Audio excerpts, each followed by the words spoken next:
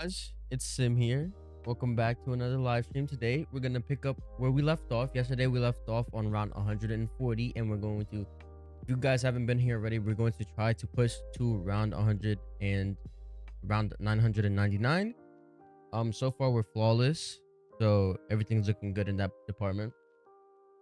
Let me just make sure that the stream is doing well and that we are actually live because I have been having some issues. Happy Thanksgiving to everybody. Hopefully everybody had a good Thanksgiving. Everybody had fun. Everybody spent it with their families. I had some fun today. Right? Like it's been a good day. I cannot complain. I think though, hold on, give me 1 sec. That is gonna be a good day in terms of grinding. Because I did take a quick nap before the stream. And so, I'm feeling rejuvenated. I'm feeling very I'm ready to go. You know what I'm saying? I'm ready to go.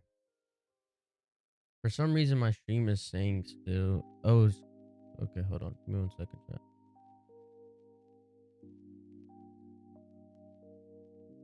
I'm not sure if we're live. It still says waiting, which is very weird. Give me technical difficulties. Maybe if I set it to 117. We're gonna see if that works. Give it 1 second, chat, because for some reason YouTube's being very weird when it comes to the stream. But yeah, how's everybody been doing? Today I decided to spend some time outside because lately I just haven't been going outside. I haven't been touching grass. I've been playing this godforsaken game. Yesterday I lost my 442 game, but it's okay because we're coming back and we're going to eventually reach that round 999. I'm not gonna give up. I'm gonna continue pushing through. So that's what really matters. There you go. Now I see the stream. Now I see that it's doing all good. All right. Welcome on in, everybody. If the stream was acting up, welcome.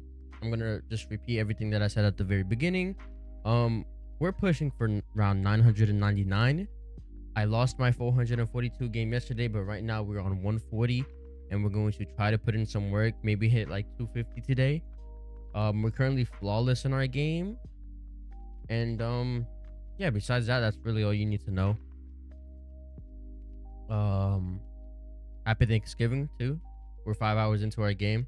Hopefully everybody spent their Thanksgiving well. Everybody spent it with their family, and hopefully you just ate some good food because, man, Thanksgiving is great for people who love eating. Like everybody gets together, whole family, everybody gets together, and just make one of the best meals that you have all year. We got to level 103 yesterday, so hopefully we can do some work here today. Because as you know, I want to be one of the. I'm not gonna say first because first is a bit of a stretch, but I want to be one of the first few people to eventually reach round 1,000 or level 1,000, I should say. I'm at 103 right now, so that's gonna like take weeks and weeks of just playing the game, and I only assume that as I continue playing, it's only gonna get harder and harder to level up. I heard something like it takes like 50 prestige worth of leveling up. So imagine that you've already done the first 10 prestiges in the game, and then on top of the 10 prestiges that you've already done, you gotta go ahead and get freaking 50 more. That's 60 prestiges in total, that which I mean I'm not really complaining about because that's one of the things that previous games have suffered from, the leveling up system, and just how that just worked completely because there was no prestiges back then. In Cold War, there was a prestige system, but it was weird. Like The second you hit 55, you were going straight up. So you know, you were always on the grind for 1,000 since the beginning of the game, right? But nah, here we got classic code prestige systems. So 10 prestiges. After the 10th you hit master prestige, and then basically another 50 more prestiges to hit 1,000. So pretty cool, not so shabby. Definitely gives you something to grind for. And on top of that, every 100 levels there is rewards that you can get.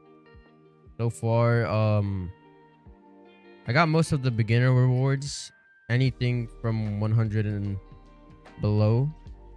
So like blueprints, reticles, attachments, skins like for your operators, and then some legacy emblems, which I think are pretty cool. Right now I'm currently running the Black Ops 3 Zombies Black Ops 3 Zombies emblem, just cause it's one of my favorite zombies. Why not, you know, take a trip down memory lane and just bring it back to the newer COD. Because I mean, this is the best COD Zombies has ever been in the longest, so why not take it back to a time where Zombies was arguably at its best? You know what I'm saying? And I'm not complaining. I love me some good old BO3. And this game is definitely delivering in that aspect of bringing back memories and just what was originally fun in Zombies, right? Like, I've been having a blast playing this game. I've been playing this game every single day since launch. There hasn't been a single day where I like haven't got on the game, which I mean, you know, speaks for itself that I've basically been no life in the game. But I mean, hey, you like something, you like something, right? Well, let me grab that insta kill and a nuke. Okay, we're cooking here. We're cooking. 2 nukes, bro. What? Okay, you see, I thought I got lucky and then I got unlucky with double nukes. Hey, but it is what it is. I'll just grab this one here in a few seconds. These nukes messed up with my insta kill, but whatever. It is what it is. Let me play it up here. Today for Thanksgiving, I spent some time with my family. We went to Applebee's. We went out. We had some pretty good meals. Listen, Applebee's have like leveled up in their service. Like, their menu is really good now. Like back in the day, yeah, some Applebee's was good, but you know, now, bro, the portion size for like what you pay for it, it's really good. I forgot what it was called. I think it was like double glazed baby back ribs, and I was thinking just to get like half a rack or a rack of ribs. I got a full rack plus some extra, which is a lot, honestly, to get 2 racks of like ribs plus fries. And I'm not gonna lie, like, them ribs was good, bro. Them ribs was honestly banging. So shout out to Applebee's for being so great. And like, this kind of ties in with the talk that we had yesterday about waiters and stuff like that. But the waiter today, the waitress, she was on a roll. Like, she was on top, making sure that we got the best service possible. And like, we talked about tipping and like how you guys tip during whenever you have like waitresses and waiters and stuff like that in Starbucks. And she 100% earned her tip. Like, you know, she got a great amount of money. Yeah, that was fun. Came home right after that Applebee's session. So back in the day, right? This was like 2015, 2016. For Black Friday, the day before, in the morning, people used to line up right outside of Target. They always used to do that, and it was fun because me and my dad, we used to clown everybody who did that. It was like, damn, why would you stand outside in the cold and like camp out the day before just to like get a coffee maker for like this 50%. Like granted, it's like 60% off because it's Black Friday, but just to get like a coffee maker, get like a blender or something that it's in limited quantity, so I'm pretty sure it's only one take home. And right, so we decided, because the Applebee's we went to is pretty close to that Target, so we decided to check it out, you know, go down memory lane. And there was just nobody outside. It was a ghost town. And you know, it's kind of like one of those feelings that you get like, damn, like times have changed. Because back in the day, at 12 in the morning on Thursday, Thanksgiving Day, everybody was lined up because they would open up Target at 3 a.m. or 12 a.m. and everybody would rush. I'm talking like hundreds of people rushing straight through the door. Everybody's fighting for a certain product that they want and all that fancy jazz. And like, you just don't see that anymore. And you know, a lot of that stuff definitely changed after COVID. Just the way that we shop and just do things in general. Like now there's like opportunities for you to go to school and do all that stuff online, when before it was either you're homeschooled or, you know, you're taught in an educational institution. Now a lot of people have the option to, hey, you know, I just want to do school from home, you know, Zoom classes, this and that. And I mean, that's fun and all, but you know, back then, bro, Jay used to like be off the rockers. I remember just walking by and driving by and seeing all those people line up outside of the Target.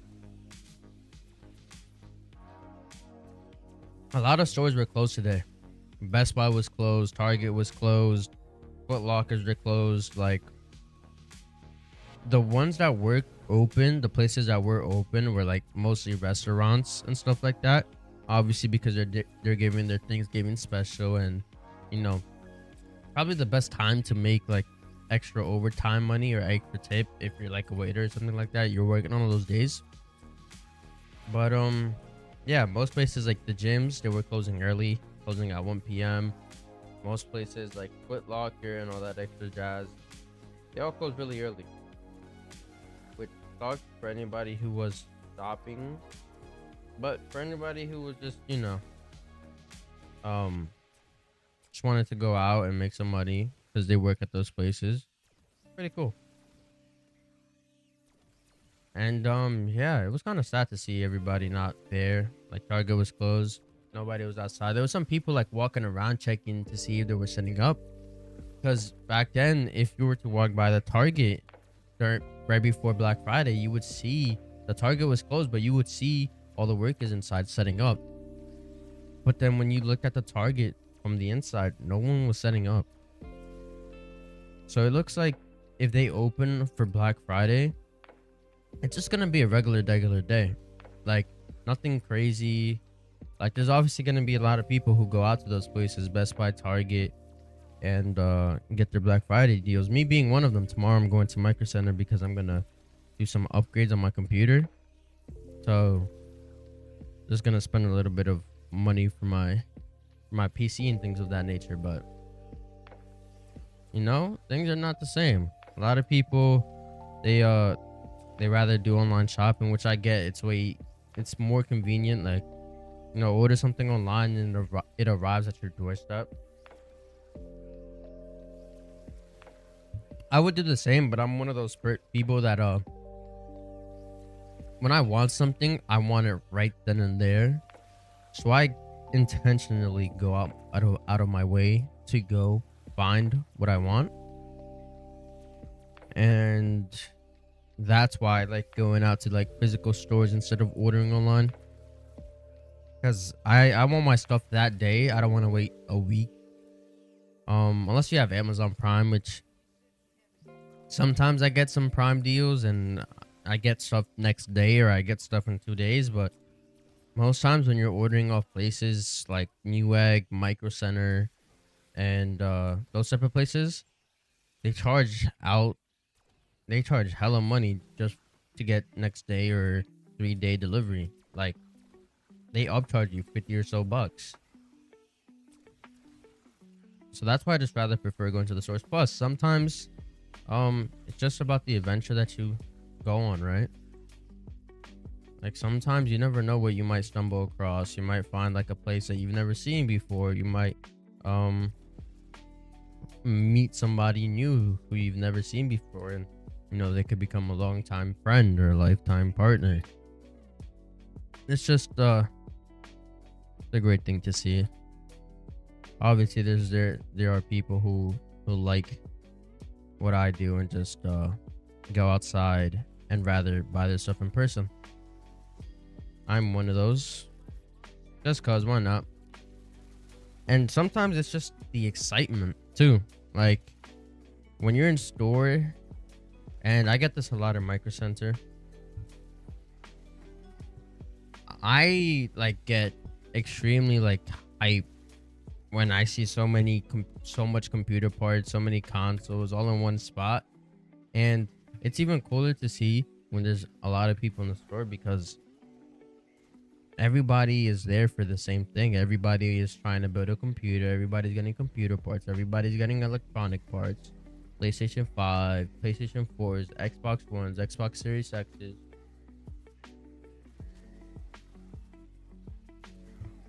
And they're just cool in general. To see so many people, so much diversity, but everybody is there for the same reason. That's cool to see. That is great to see, actually.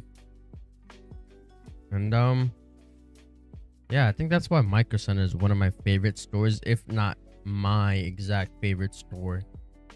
Just it's like Toys R Us, but for computers. Like imagine walking into a Toys R Us wanting all the toys in the world. Substitute the toys and make them like CPU parts and GPU parts and SSDs and consoles and all that extra fun stuff. Like you'll find some cool tech in there too. I think I went to Micro Center and I saw a 3D printer for the first time, and bro, like the 3D printers, I don't know if you guys have seen like the stuff that they can make, but you can literally make things that you know, fix problems that you have in your household, like for the tap or something. I've seen people make shoes using 3D printers. I've seen a lot of cool things that you could do with 3D printers. And I mean, low key, the filament for the 3D printers are crazy expensive. Like it's like printers. You guys ever see printers? Printers, they're expensive, sure, but the most expensive part of the printer is just getting the ink. The ink for printers is probably going to cost you more than the actual printer in the long run. That's why me personally, I just prefer to go to the library. I got my own library card and all that, and it's like 20 cents per page. And you know, I don't see myself printing that much stuff out on a day-to-day basis for me to actually go out, buy myself a printer, and manage all that ink, as well as buy more ink, because you know that's hella money. Who got that type of money? Though there's some I'm not gonna lie, the only thing that I would spend that much money on, because I think it's low-key cool, is Polaroids. The camera is like, I don't know, 80 bucks, something like that. Depends on what type of Polaroid you get. I just like the old school type pictures. Like you take a picture and then print it out right there. But the film might as well just cost you more than twice the amount of the Polaroid, actually.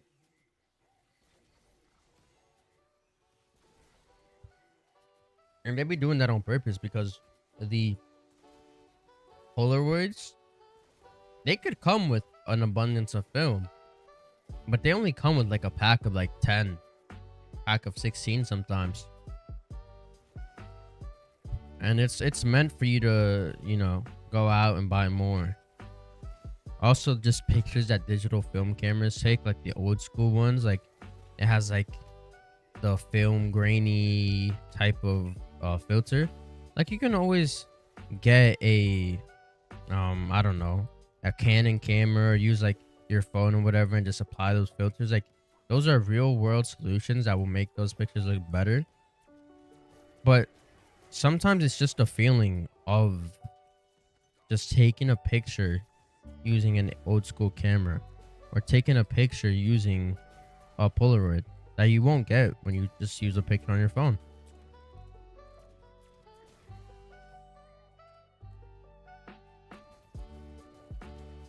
Let's go all these banglers here. Oh, my Instagram ran up. Just a cool little insight into what I sometimes think. The photography is very interesting. Canon cameras, like I didn't realize this until like, I wouldn't say recently, but like about a year ago. Cameras are very, very expensive. Like whether they're old school cameras or they're new school cameras, especially like the newer Canon ones, like you will get stunning 8K image qualities. Yes, like, you know, they're built for that type of stuff. But yo, some of these cameras will run you like $800 a band. Like they're not cheap. But I think it just depends on what you're doing. Like for example, if you're a photographer, like, and you like capturing the moment and just having memories, like it's worth it. But if you're just someone who wants to take pictures here and there and doesn't really use it, like I don't think it's really that worth it. Maybe if you're like a streamer or something and you make content and you just want to have the best quality image, that's another reason why you would get something like that. But to actually just barely use it and just have it sitting there, kind of a waste. And I know some people that have a Canon camera. You know, they're cool. They're a little bit bulky, not too bulky. Like you can obviously walk around with them and everything. Like you can travel with them. They're meant for you to be able to travel with them. Oh, I'm still on Instagram. Okay. But yeah, pretty cool. And just the technology that cameras and just everything has in general are, you know, things that 10 years ago we didn't have.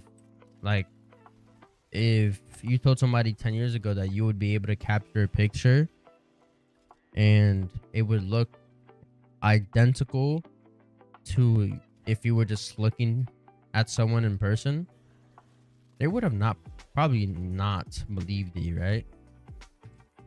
Like I don't know, like the advancements that we make, we're almost at, we're starting to see 8K quality, which I'm not gonna lie, 4K quality is already A1. Like you give me a 4K monitor, 4K game with 60 FPS, and I'm going crazy for the next few hours, right? Just cause that type of image quality and that, like, I don't know, it's different from an HD, right? Like I'm playing this game at 1080p and you can low-key tell, well, you could definitely tell that I'm playing on 1080p settings. But if you were to like search up Call of Duty Black Ops 6 Zombies Terminus gameplay 4K Ultra HD, like you'll see the difference between a 1080p game and you'll see the difference between a 4K like video. Even on YouTube videos, you'll see the difference. I think nowadays, or slowly, YouTube is starting to roll out 8K video. I know they're rolling out like 1440p, which I believe 1440p is 2K or 3K.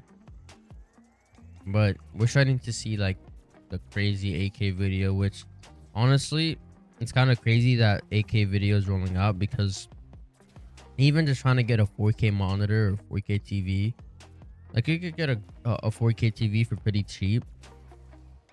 The thing with TVs are like, You have to really look at the specs. You really have to look at the specs, because there's new technology. You can get an IPS screen. You can get a I forgot, is it liquid something that it uses like liquid crystals. Oh, LCD, I think that's what it's called. You can get an OLED, which is my personal favorite. I'm not gonna lie, I have an OLED screen for my laptop. I think for me, OLED is 100% the way to go.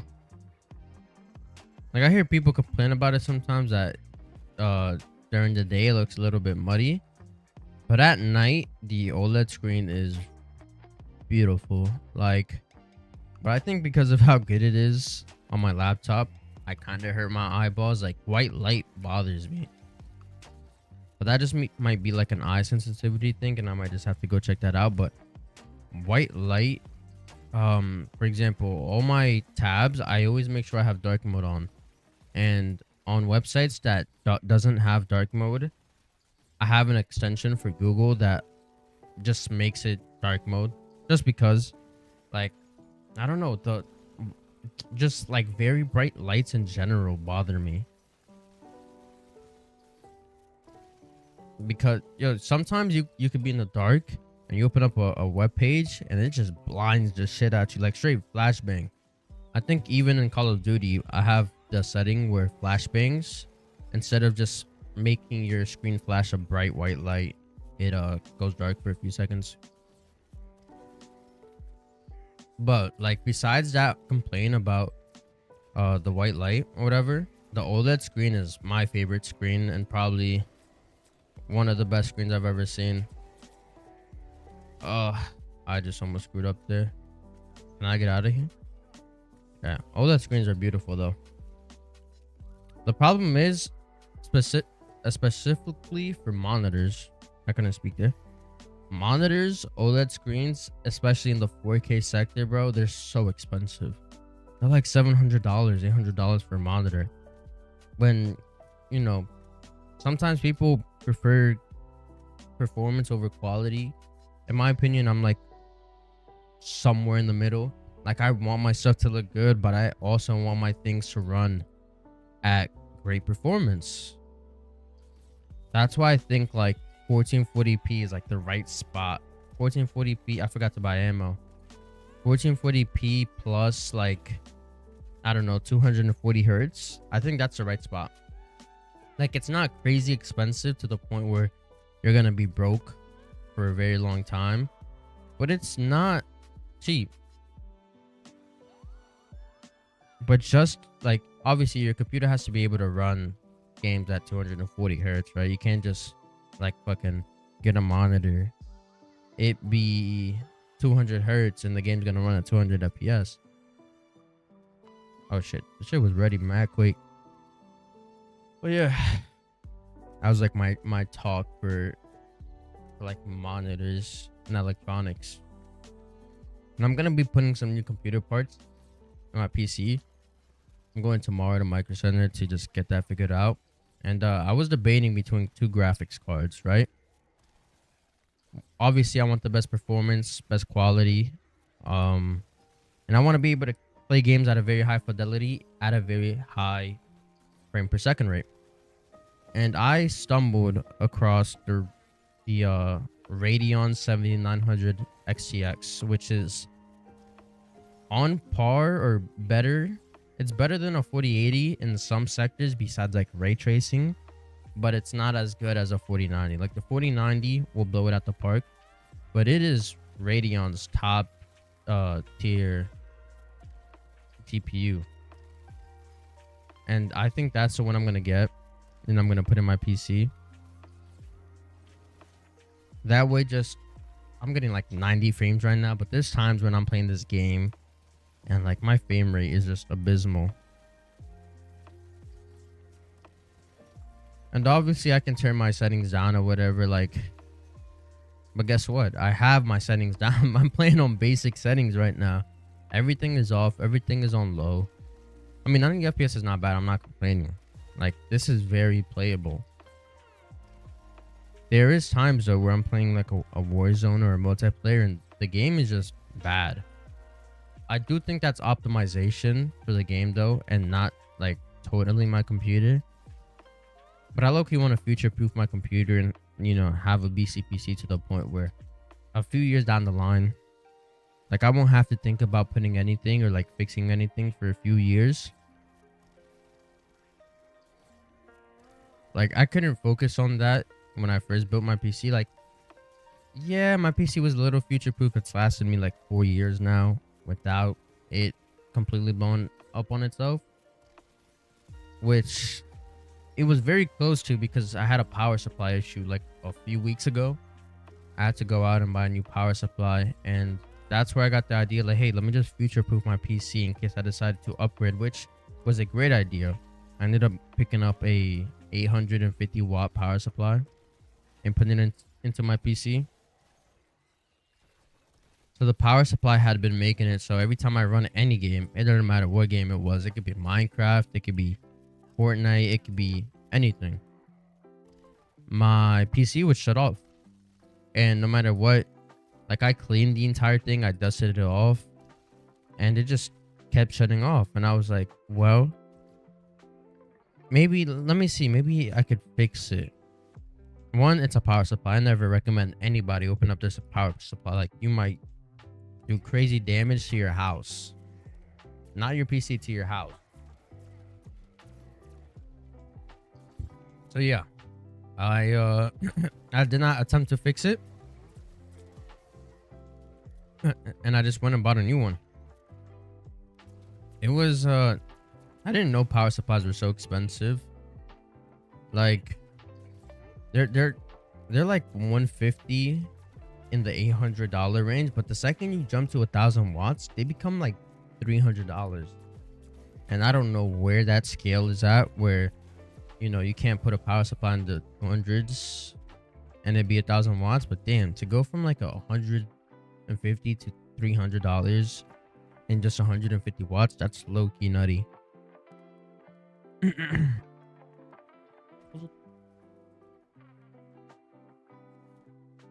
It is what it is though. I definitely bought I bought an 850. I was not paying 300 for 1,000 watts.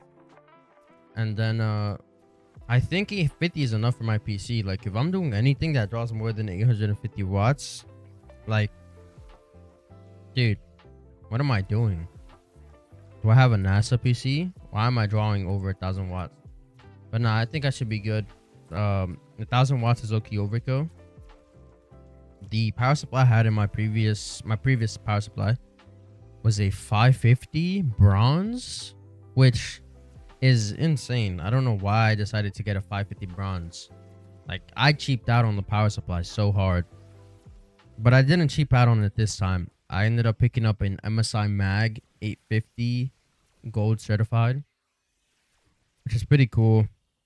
It runs like a charm. I haven't had any power issues in my PC since, and I fixed the problem.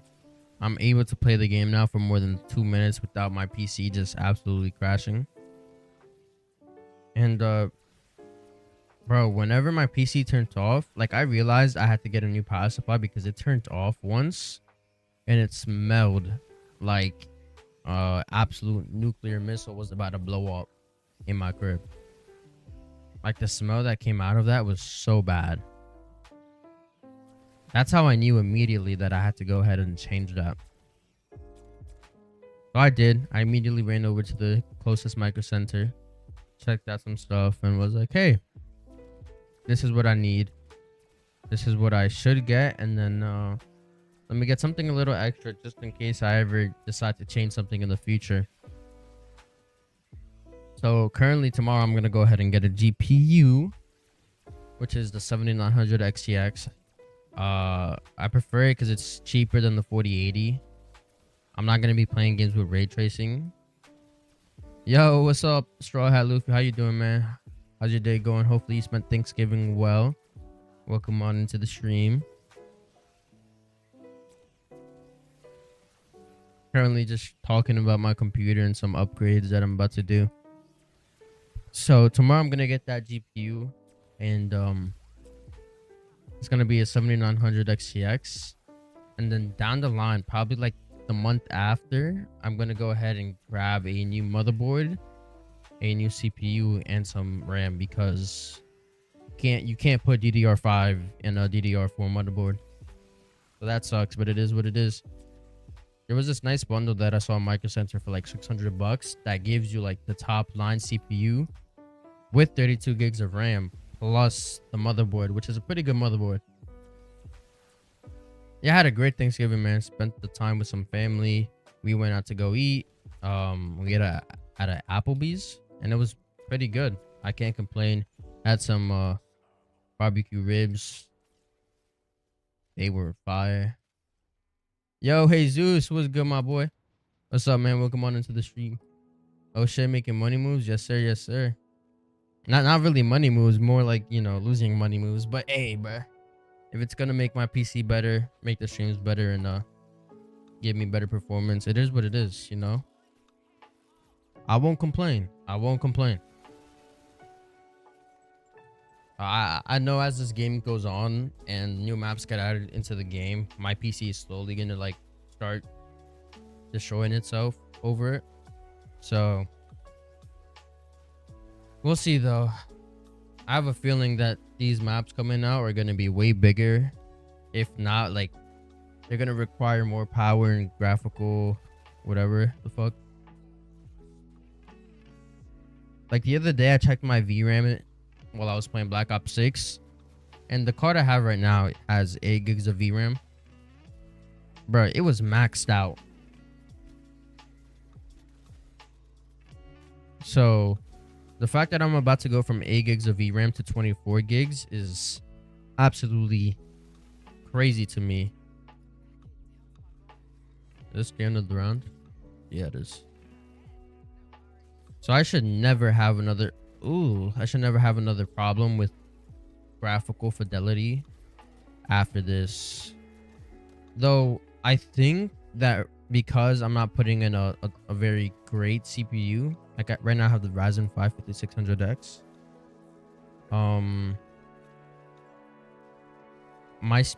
At first, like, my CPU might bottleneck, or actually will bottleneck my graphics card, but I'd rather spend more on the graphics card than spend more on the CPU. There's only like a few games that CPU are better at than GPU, them being like Minecraft, Fortnite, you know. And I don't play those games. I mean, I play Minecraft. I lie.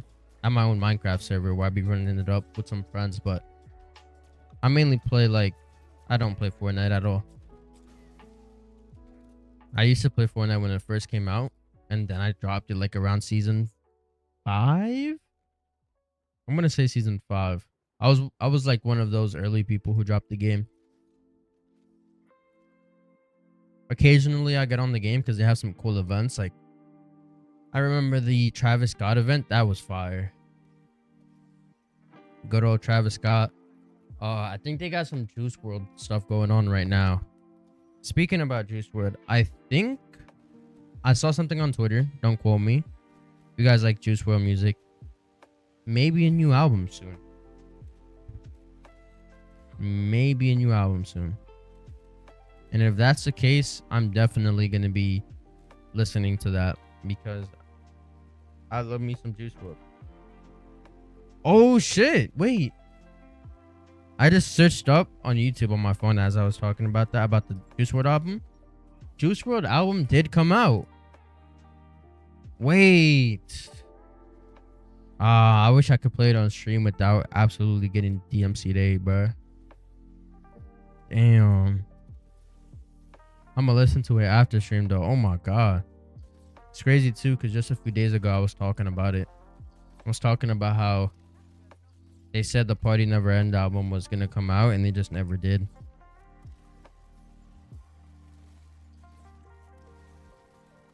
The fact that it's you know, it's finally coming out though, and it finally came out is fire. I hope we got some good songs in there. Which, I mean, it's Juice WRLD. I think there's gonna be some great songs in there. I don't doubt it whatsoever. Dude, this... Ooh, did that stun him? That stunned him. This amalgam is like, ooh, this is sketch. What do you guys think? This is sketch. Guess what? I'm okay. But yeah, well, I got an injection.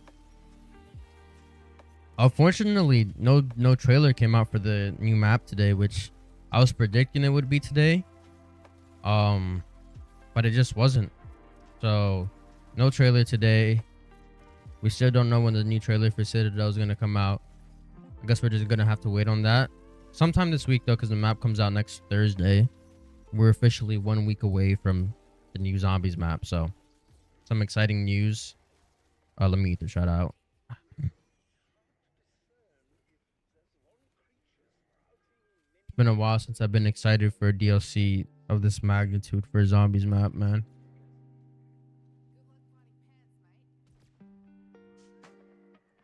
So currently I'm on about to be 150, right? I'm flawless, which is better than what I was doing before, bro. On like 150, I had like 2 downs already, bro. I think that literally just happened because, you know, I was getting used to the strat. I hadn't done it before. But on my first time doing it and playing, you know, 30 hours in one game, I got to almost 500. So I think that's pretty good. I think, you know, I got it down. I'm hoping maybe a few more rounds, like a few hundred more rounds, maybe till like 200, 300. I won't go down until then. But hey, if we can go the full way, 999, and not go down, I'm not complaining. I'm not complaining at all. That would just mean I got better at the game while doing this strat.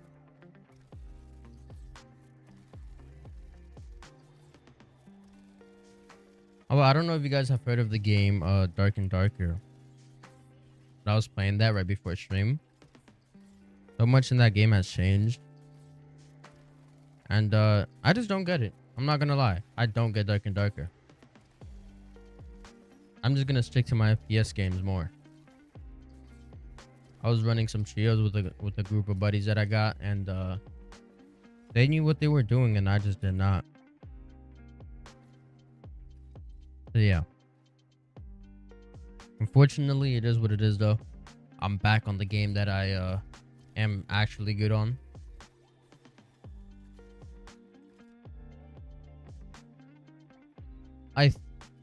I'm thinking, right, because today's Thanksgiving, or yesterday was Thanksgiving.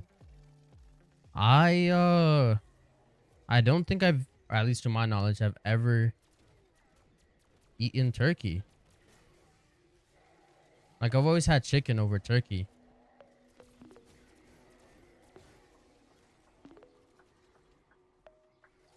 That might be weird, but I don't know.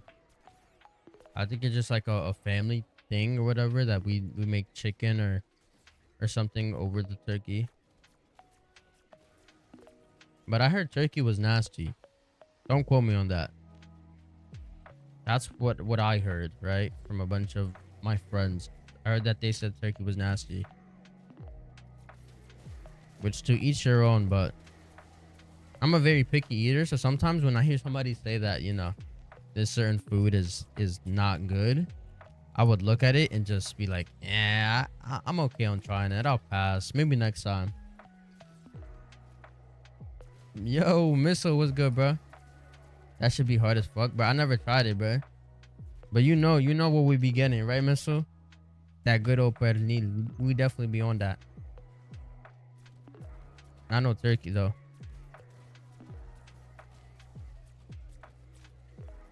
Yes, sir, bro. All the time. Everything's given, bro. Everything's given without fail, bro. Every motherfucker be waiting for Thanksgiving just to get that. How's your day, man? How you spend your Thanksgiving, bro? Was you at work today?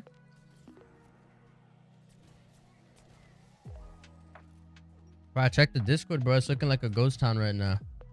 It's looking like a ghost town in that Discord.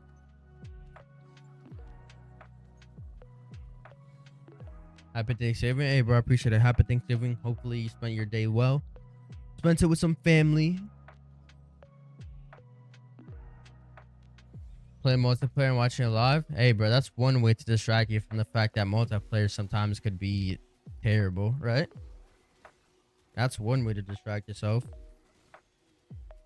I don't know about you, but each time I die in multiplayer, I crash out. Like I want to take the mouse and just fling it across the room. It's something about somebody else, knowing that somebody else might be better than you at something, that just ticks me off. You ate so much and fell asleep? Nah, I've only eaten once a day. I ate like the ribs and that's it. I haven't eaten anything else. What'd you eat? I went to Applebee's, ate some ribs. Then I came home and I fell asleep.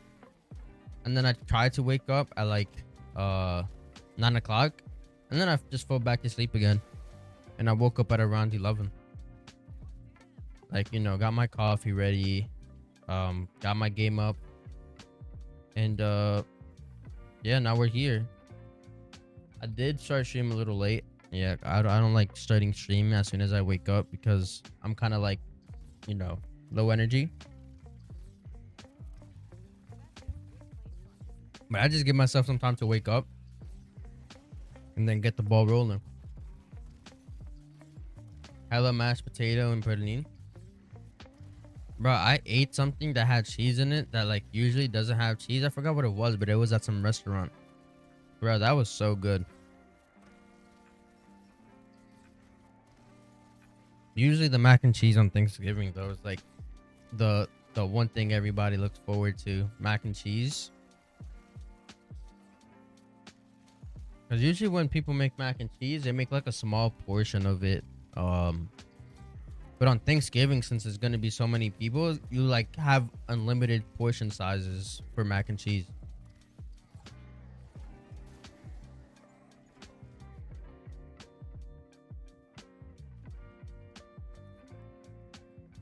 Hopefully, I haven't checked yet, but I should probably check if like someone left me some food or if they made food. Because if so, I might go ahead and grab a bite later. You know what I'm saying? Because I know like in a few hours I want to be hungry. I'm going to want something to eat.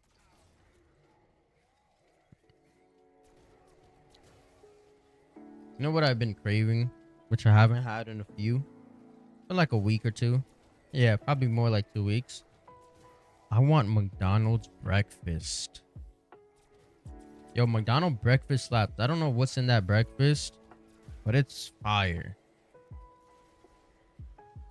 I don't know how they prepare it. Obviously, it's like frozen or whatever. But apparently, McDonald's pancakes taste like regular pancakes when you put Sprite in them. Which I have never put pancakes in regular and mix them with regular Sprite. So I don't know if that's true.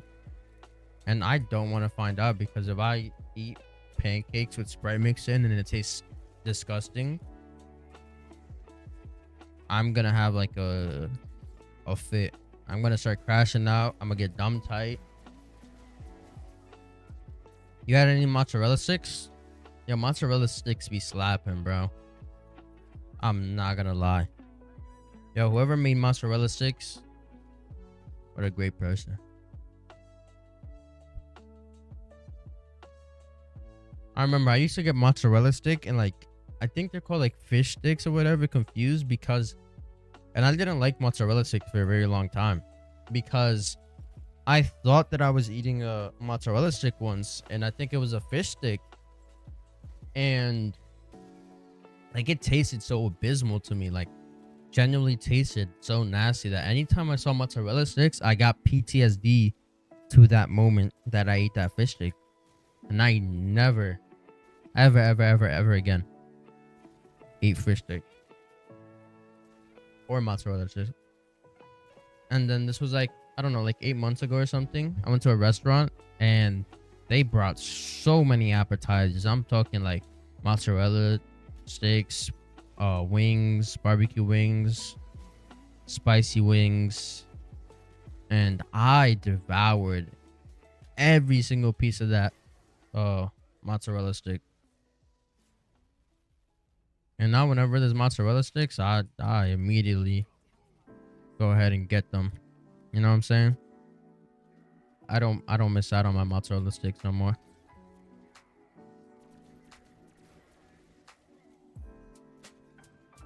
Speaking about food,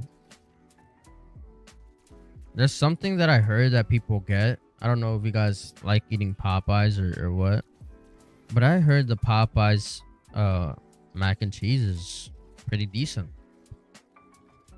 And I low-key want to try it. The thing is, when I go to Popeyes, I love the Cajun fries. Like, so it's very hard to substitute for me. Like, should I get the fries or should I get the mac and cheese? Because I heard it's good. I've never had it, but will I enjoy it more than the fries, right? And most times I get Popeyes, I'm like very hungry, like starving. So I don't want to get something that tastes good while that does not taste good while I'm starving, because I'll just end up not eating it. And I don't want to go through that pain, right? I'm just gonna pop my ejection just so I can pick up another one on the floor.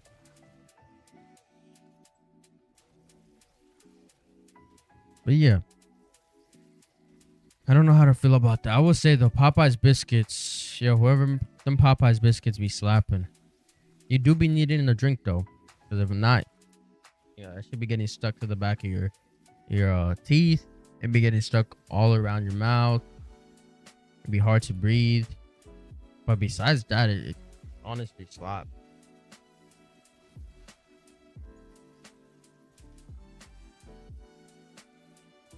The biscuits have to be warm? Nah, I think the biscuits don't have to be warm, bro. I think any like Popeye biscuit tastes good. Cold or warm, as long as it's a biscuit and it's not like, you know, if it's not incredibly like hard where I literally can't bite through the thing. Like, I like a biscuit where it's like very crisp on the outside, and when you bite in, it's not doughy, but it's soft. Like, that's a good biscuit. They be getting hard? Nah, I don't know what Popeyes you got by you, but my Popeyes biscuit, they be going crazy. Let me go ahead and grab the injection. My biscuits been going crazy. Like, I don't mind a good biscuit. There's like I forgot what it's called. I don't know the name of the brand, but you could go to the supermarket and buy like the dough. It comes in like this cylinder type container, and all it is basically dough to make the biscuits. But if you throw that into the air fryer, bro, those biscuits are one of the best biscuits I've ever eaten. I think like with the dough that it gives you, you can make like 12 biscuits, something like that. And bro, those biscuits are just fire. They're like golden brown when you make them. Like, obviously you could cook them more and they'll be a different color, but then you're just gonna have a freaking rock if you cook it even more than it already is.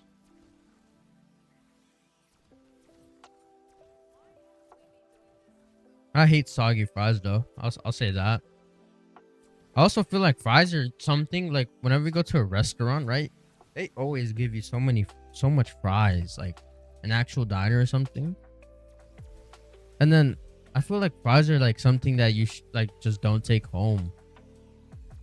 Like, what are you gonna do? Heat up cold fries and then they're gonna become soggy.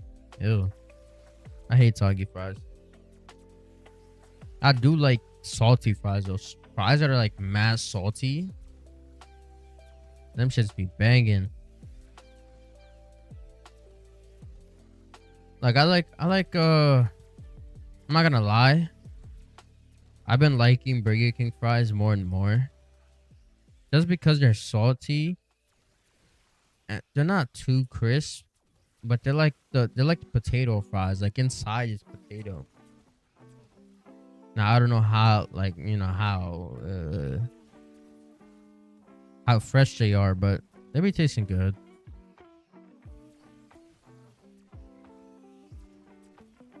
I wouldn't take food recommendations from me though. Or I mean, most times that I get food, like, it's good. Like, I've never like really eaten anything that is considered universally nasty. Besides, like, I don't know about you guys, but people dog on my opinion when I say candy corn tastes good. People love hating on candy corn. I genuinely think candy corn tastes good.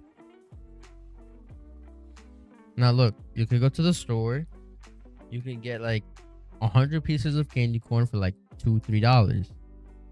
But people just be hating and be like, candy corn is mad nasty, this and that, this and that, this and that. Like, bro, no, it's not. But like, I feel like that's like, obviously that's biased. It depends on the person. It's like the question. I don't know if you guys have seen the dress where it's like some people see it gold and white, and some people see it blue. Every time I've seen the dress, I've seen it gold and white. But there's people that have seen it blue. There's only been one time in my life where I've seen that dress blue. And the second that I saw it blue, turned around and looked at it again, and went back to being gold and white. It's also like the Yanny and Laurel thing, but I think the Yanny and Laurel thing is different. Like, I think you have to be thinking about what you want to hear for that one. Like, if you want to hear Yanny, you'll think, okay, let me listen for Yanny. If you want to hear Laurel, okay, let me listen for Laurel.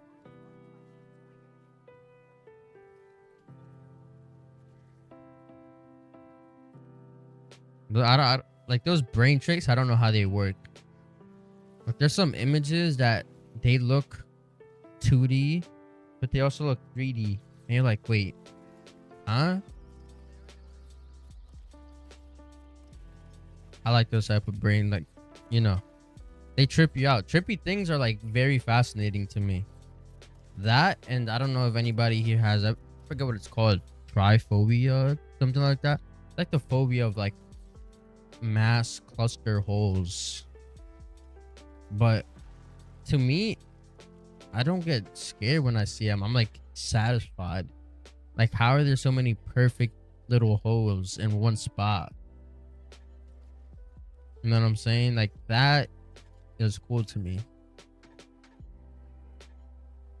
But like, that's like a fear, like a weird fear that people got. Like, I don't know what, if you guys have any weird fears. I'll tell you one of mine, right? The fear of whenever you're outside and it's raining, a strike of lightning would just absolutely like clobber you. Like, I doubt it would happen. Like, there's a very like slim chance.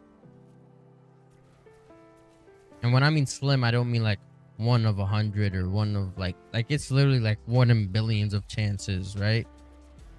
But the fact that at any moment a wholeheartedly lightning beam can just strike upon you, strike you down, and you will have absolutely zero chance to like stop it. Yeah, that would have me fried, like absolutely cooked. That's why I try to, like, whenever it's raining or thundering, I like, hopefully there's a scaffolding or something on that street so I can walk under it. I don't want to be hit by lightning. Also be hoping, that's why I also make sure that whenever I get an umbrella, it has a rubber tip at the end, and it just does not have a metal, like, because on the top of umbrellas, when you open it up, like, it has that part like sticking out, and I'm like, bro, if this thing is metal or something like that, there's gonna be a way higher chance of a lightning strike just absolutely taking my shit. What's another weird fear I got? I used to have this. Okay, so I never had a fear of elevators, but because one time I got in an elevator with someone who was scared of elevators, that turned on my fear of being scared of elevators. Now, I recently, like 3-4 months ago, got rid of this fear. Right, like very recently. But it's like sometimes you're in the elevator and you start hearing like creaks and freaking. You can hear like the you can hear not strings, but you can hear like the car being pulled, and it's like, yo, this thing can fall down on and like take me out any second now, and I will have nothing. Like, I'm stuck in this box, and it can start free falling at, I don't know how fast the elevator free falls, but it could start free falling, and I have nothing I can do about it. I don't know. Like, I've seen there's different things that you can do to save yourself in a falling elevator. Oh my god. Whoa. Wow. I don't know how it kicked me out of the elevator. That's crazy. Like, I've seen people say, hey, what's it called? Like, you lay flat on your back or something while the elevator's falling down, or just jump before it hits the ground. One, how do you know when it's gonna hit the ground? Second, if you jump while it hits the ground, I'm pretty sure that's not what you're supposed to do. I'm more than 100% certain that is not what you're supposed to do. Because if you jump and that shit slams down, I only assume you're gonna go flying. Like, I'm not a physicist or nothing like that. Like, the most I know about physics is like an object in motion stays in motion unless the force is acted upon it. You know. Yeah, that's right. I'm smart. I understand my physics. But nah, on some real shit. Like, that's all I know. And you know, yo, we back at it. Hell yeah, we back at it, man. How's it going, bro? How's your Thanksgiving been? But yeah, bro, we're going crazy right now. We're on 154. We are still flawless. I haven't taken it down yet. I'm not looking to take it down yet. Just chatting about our fears right now. I was just talking about how someone gave me the fear of being scared of being in the elevator. And this happened when I was like, oh man, I was probably like 11 years old. And I was in the elevator, and this friend that I had was scared of the elevator and was like, oh, I'm scared that it's gonna fall or whatever. And me, being the dickhead I am, I started jumping in the elevator, thinking it's a game or whatever. And then all of a sudden, the next time I got into an elevator, I was like, what if it falls? And I was like, that's weird, because I've never had that thought in my head, or if I've had that thought in my head, it's never actually scared me. But I never picked up the top gun. All of a sudden, the thought of just this elevator just going down dumb quick just came into my head. I was like, shit. Like, now it's not bad. I'm not really too scared of elevators now. But if I do start hearing creaks and shit, which at my college, right, there's 6 elevators right on the first floor. There's one elevator, I've been in every single elevator, but there's one of the 6 that whenever you're in it, bro, you hear it cranking, you hear it like pulling the cart up, you hear all that extra stuff, and it's like, yo, this shit is on its last limb. Like, that cable might snap in 0.5 seconds. And it's not like these floors are not like two floors, 3 floors. Yo, if this cable snaps, you're free falling in an elevator 14 floors down. Like, you are cooked. There's no way around it.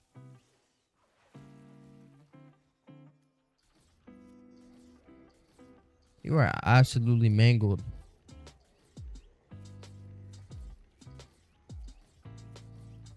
How'd you spend your Thanksgiving? Wild? Everything good? Hopefully you got some good food. I know I did. Got some restaurant shit. I think my mom made food, but I just haven't seen it yet. I've just been here chilling. I just woke up, so My Thanksgiving was good, bro. I went out with my dad and my brothers. We went out to go eat in the Applebee's. It was kind of like a tradition we haven't had in the last few years, that when we were kids, we used to do it all the time. And so we, we went and did it today. We went to the same Applebee's that we used to go to as a kid. And it was fun. Like, they moved the Applebee of like a street down. They renovated it. It was like, the menu is way better than it was before, and the service was just immaculate.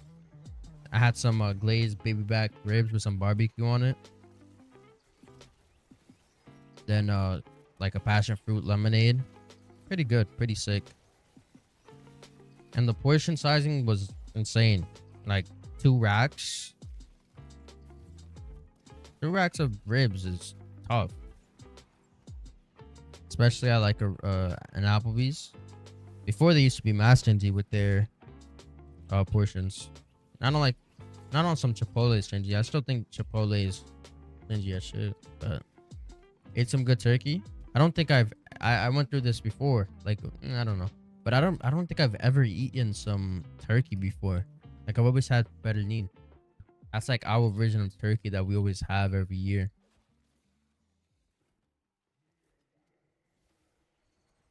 I heard that it's hard though.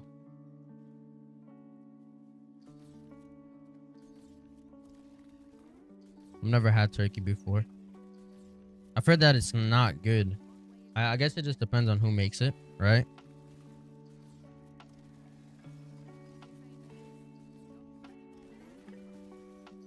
I'm one of those who, if I hear something is not good, I would never put it in my mouth. Pause. I don't know about you guys, but I have people suck at making it. Comes out dry as fuck. Yeah, I heard that's why people don't like it, because it's dry. For me, I'm a big texture eater. Like, not only does the food have to taste good, but if the food tastes good and it has horrible texture, I won't eat it. Like, I like a good texture. Sometimes, like, the texture of a food is mucky and it's all like, when you see something that should be like extremely solid, and then you bite into it and it's just very chewy. Like, it just messes with my brain. You gotta be good for, yeah, bro. You gotta have like someone who really knows how to make it, and someone who really knows how to make food. Their turkey would be fire. Anything they milk would be fire. Mac and cheese is like, I don't know. Mac and cheese is so fire. You know that you're getting some good mac and cheese when you start swirling the spoon in the mac and cheese. You could hear it. It sounds like you're playing with like slime. Yeah, texture for me is everything. If it doesn't have good texture, like, it needs to make sense. Like, biscuits, right? I was going over that earlier. Like, I like that on the very crust is hard. Like, the outside of the biscuit is like not obviously tough, but it's a little crispy, and then the inside is like nice and soft. Not doughy, but it's nice and soft. Like that to me makes good food, and it tastes good, right?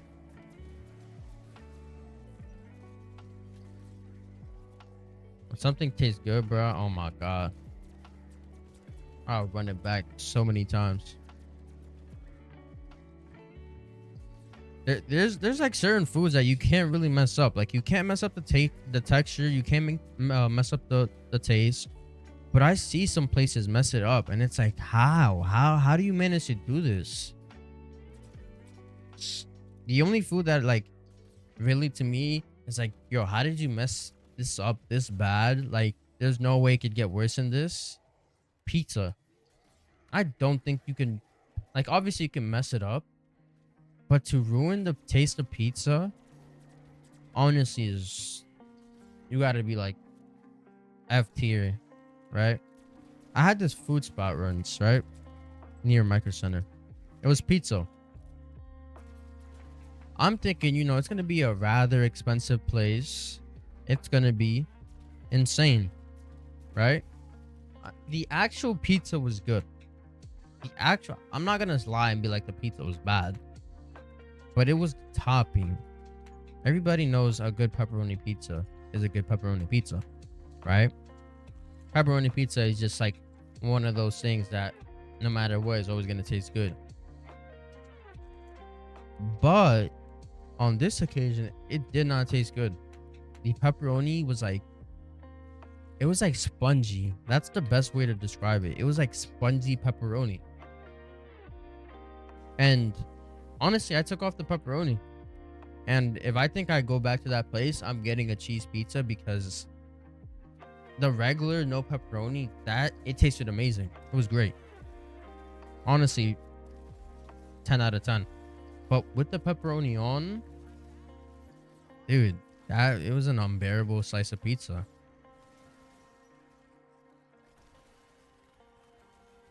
I think you can't mess up pizza unless it's like your first time making it, right? And that's different. Like, everybody's not a pro in the first time.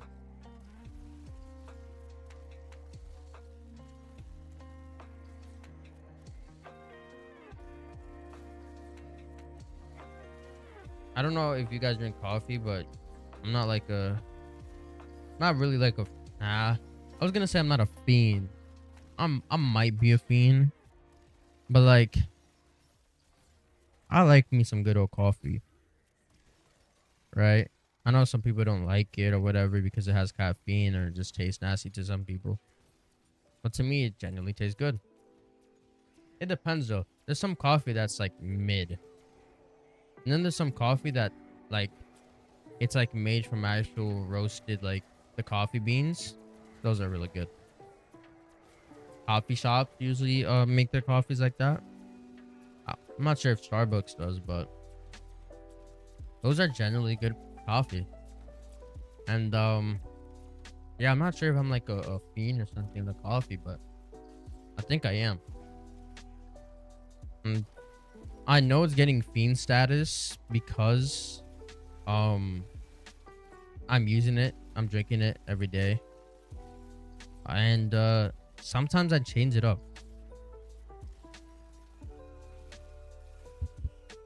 Like, you know, you like something a lot when you start taking that exact thing and start changing it up to make it like different, and you still enjoy that different thing. I'd be experimenting putting like a caramel and cream into my coffee, just straight black coffee. Like, there's a lot of things you could do with coffee. I don't know. Dude, when is this round gonna end? I feel like this round has been going on forever. We don't even have 200k salvage yet. It's okay though. Yeah, I think we're gonna be here for a very, very long time doing this strat. Probably like 250 before I like fully just start spamming streaks. I might just go for 1,000,000 salvage, honestly. Maybe that should be a goal, get 1,000,000 salvage.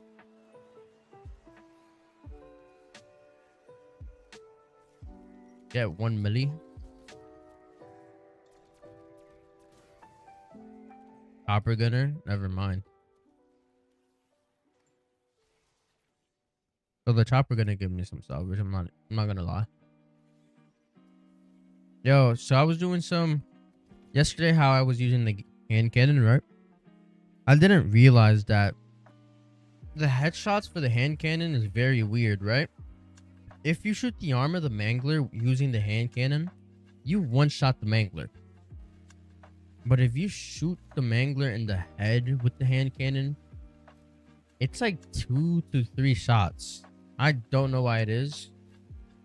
Maybe, like, I know the cannon is obviously their weak spot, but really?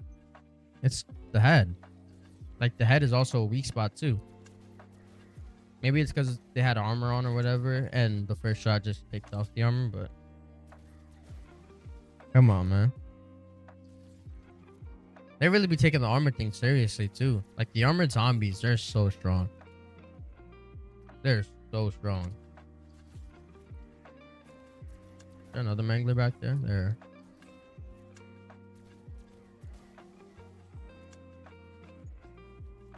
Oof. All right, 157. We have one injection and a key.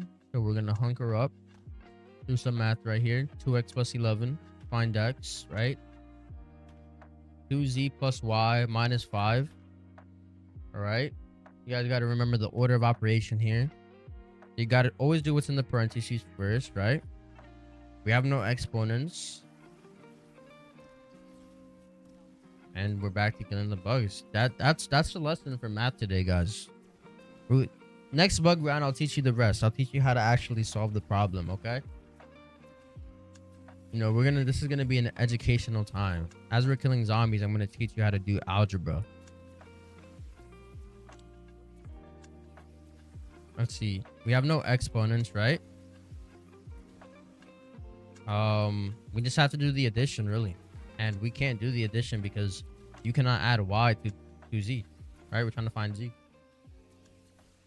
So let's multiply -5 by y and 2z. That's -10z and -5y, right? Y'all not listening though. It's not an equation though. That's all I know from my expertise, guys. I'm sorry. No more math. It's over. Yo, I'll be struggling in math. I'm not even gonna lie, bro. Friends, letters and shit and math is not fun at all, bro.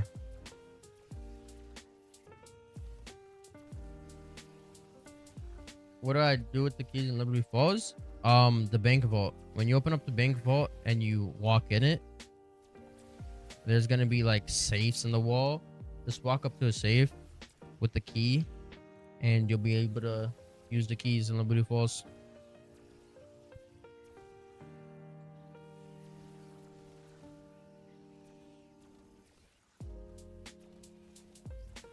That's how you use them keys. And different rarities just give you better items. How close are we to completing the hit list event? Are we close?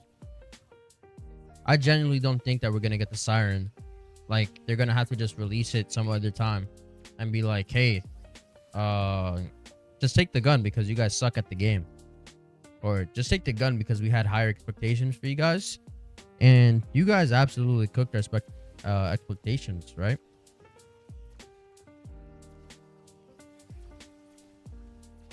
Are they spawning right behind me? Wait, what?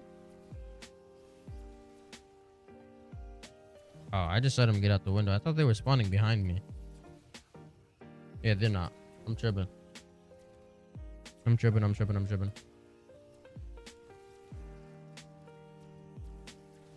I was watching another person play, right? And man, it was unfortunate because they also went down on like 500. Like, it was an unfortunate down for them. It was the end of the round too, so it was to a mangler, and he was trying to kill the mangler with his knife. Didn't realize he had no armor plates, and that really just screwed him up. Like, he got one tap. I don't know what jug augments he was running, but I'm pretty sure he had 300 HP, so he had probiotic on. So the fact that he was one shot by a mangler with no armor is low-key insane. But him meleeing made me want to go ahead and pack a punch my bat. So I might just go ahead and pack a punch it. No reason not to. I mean, I have 130k points.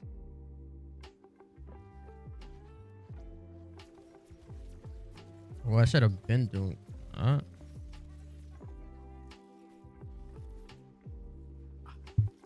Jesus, were you able to use the key?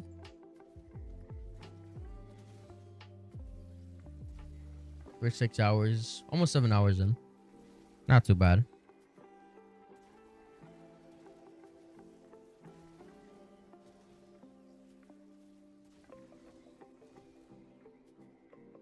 Not too bad, not too bad, not too bad.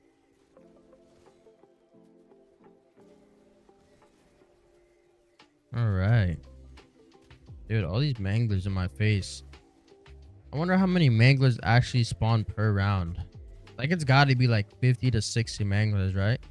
Because I kill so many manglers. You're able to get it? Nice. All right, great. that I could help you.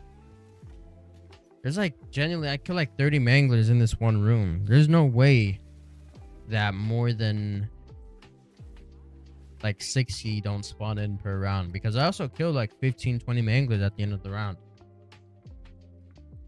We gotta be hella manglers. Is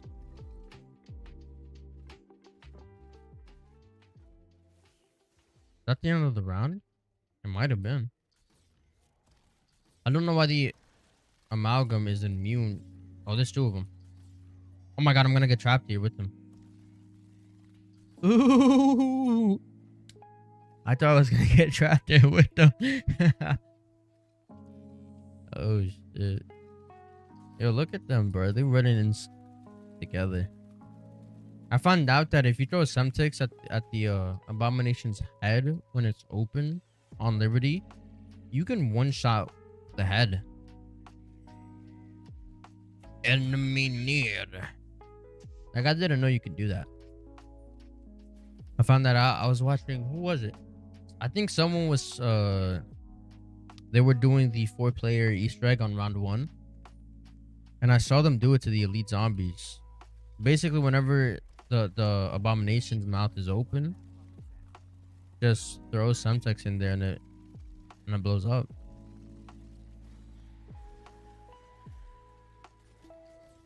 Pretty cool that the attention to detail is there for the game. Bro, if this guy grabs me, nah, he shouldn't. Nah, he shouldn't. Oh crap, I'm getting blasted. All right. Yo, they're like quadruple blasting me. Yo, this fat zombie's crazy. He has like such a ugly zombie model. Damn.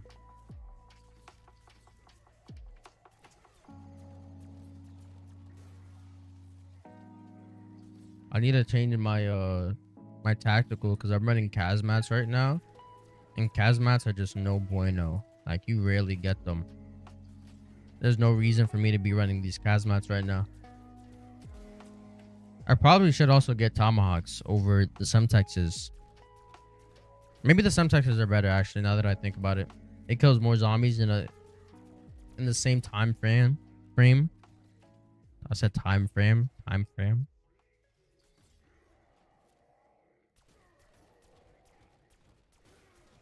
Best opinion, how to level up your guns quicker. I figured that just going for the camos, because when you go for camos, you get bonus XP on there for your gun and your level. Just going for camos.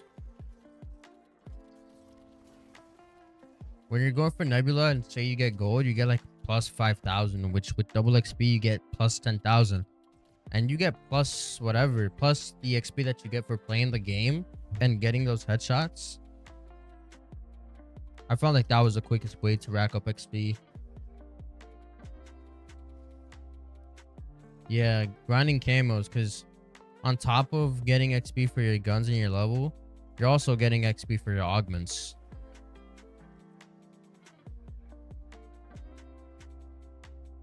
And while you're at it, you're getting closer and closer to Nebula. So, I mean, who doesn't want this beautiful skin right here? Oh, hold on. I gotta get into the elevator first.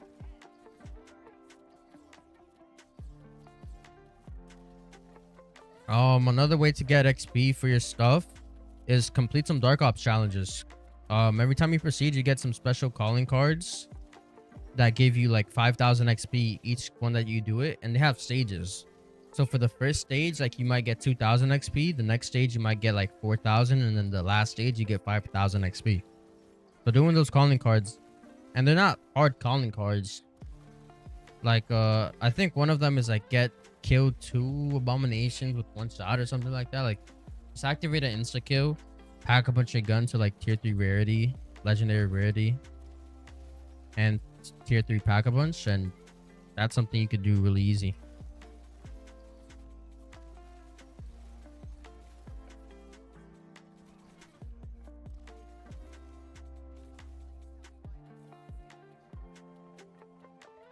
Level 107. Moving pretty quickly here on the levels.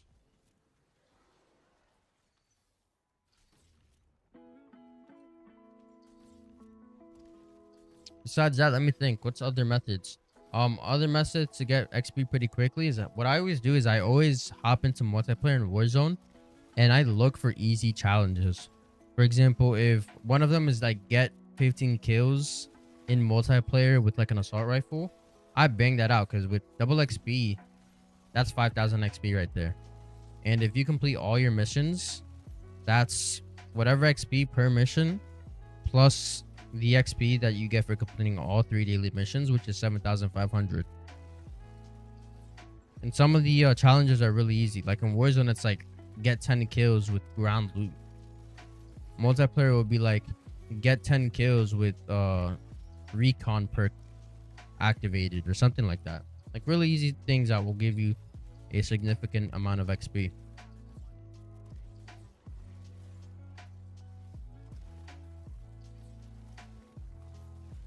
I'm trying to think what else might be able to help. I'm assuming you've done the Easter egg for both maps in classic mode or just like the standard mode of this game and in directed mode. I think they give like 5,000 XP each. And then the directed mode Easter eggs are pretty easy as well.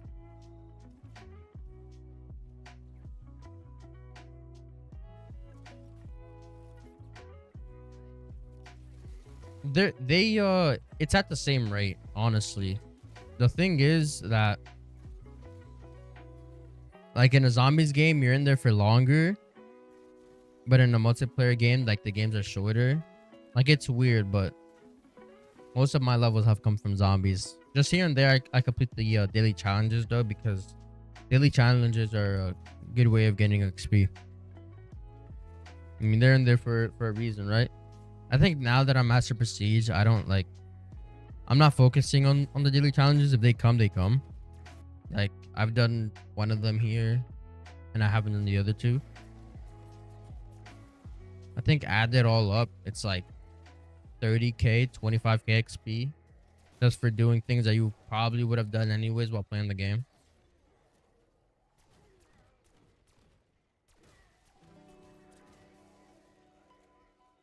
Nice chopper gunner.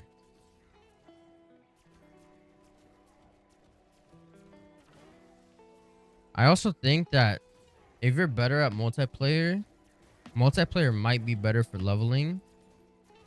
But if you're better at zombies, then it's better to just go multiplayer, because if you're going triple negative or like double negative and you're not getting that many kills, like that's gonna have an effect on how much XP you get per game. Same thing in Warzone. If you're not getting that many kills or if you're not winning games consistently, that's gonna have a crazy effect on how much XP you get per game. Or on zombies, it's low-key just the highest round, like, you know, the higher the round, the more XP you get. I only got 600k XP yesterday from getting from 0 to round 140. Like, it's not a lot. And it would have been way less if I didn't have double XP on. I think for zombies, the method is low-key either directed or just round 30 and then quit. I always be going for headshots too. Not only do they give just the most amount of XP, but they gave a good amount of points. Trying to think. Besides that, that's really all it is for XP, right? Whenever there's no double XP, when you're in a game and you know that you're gonna be in a game for an hour, just pop that token. If you feel like you're only gonna be in that game for 30 minutes, then just pop a 30-minute token.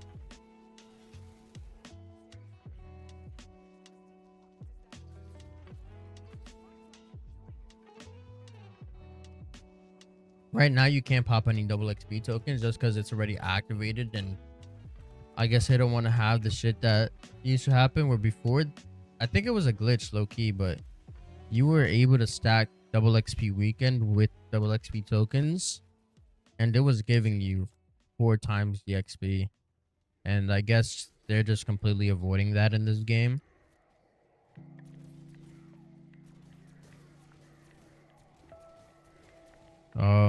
Any other things for XP? Not really.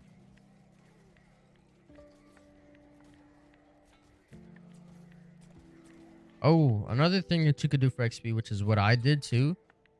When you're using a gun, like I know there's some reticles that you might like you might prefer the Kepler red dot over the Kepler magnifying one or whatever it's called. But use different reticles on your gun because each reticle has reticle challenges attached to it that give you special reticles, and they give you XP for unlocking those reticles as well. So there's no reason to skip out over that, because if you're gonna use the gun anyways, you might as well. And it's not like a crazy amount of kills. I think it's like 1,000 or so ish. I might be wrong, but you do get XP for unlocking reticles, and I just think that the reticles are cool. There's like, I run the one that looks like a nuke symbol, Loki. I run that one, and there's like a purple box. Those are really cool in my opinion, so I run those. But yeah, that's it for XP basically. Just play the game. Play the game, do your challenges. For calling cards, daily challenges, and camos, reticles. You should be fine. You'll see that you'll slowly start to climb up through the procedures in no time.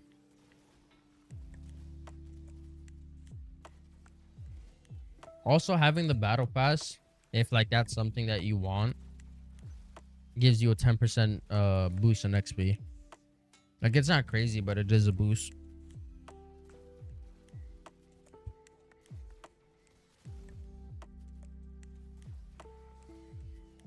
If you have the Vault edition of the game, you should already have the battle pass. I don't know if you get more XP though for having Black Cell.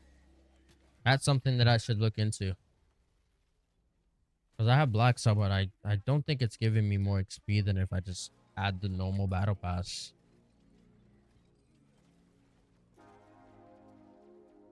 Oh, this is the song that always pops up that I like listening to. I don't know, I kind of like the synth. But yeah.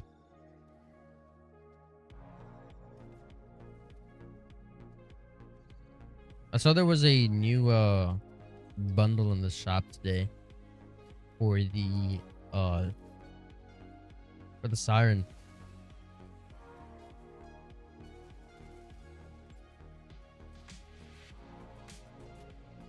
It was alright. It wasn't like nothing too crazy, but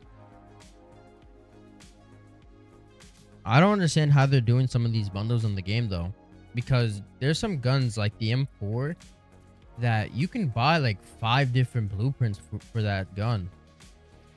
And there's also some guns in the game that genuinely just don't have a single blueprint. Like the XMG has a lot of blueprints. The M4 has a lot of blueprints. So I don't know how they're going to be diversifying what gun gets more blueprints or what guns need a blueprint, but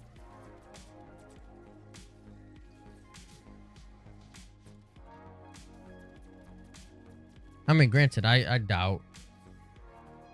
The reason I'm saying this is because most times, like, people don't like going for Nebula or Dark Matter or Abyss. And the Master Crafts that Treyarch be putting out, sometimes they are better than the actual Mastery camos. Sometimes, like, they'll put out a gun that reacts with how many kills you have in game. They'll put out, like, a gun with a really cool and smooth animation. And sometimes they just put out some garbage that nobody cares about. That is also an option.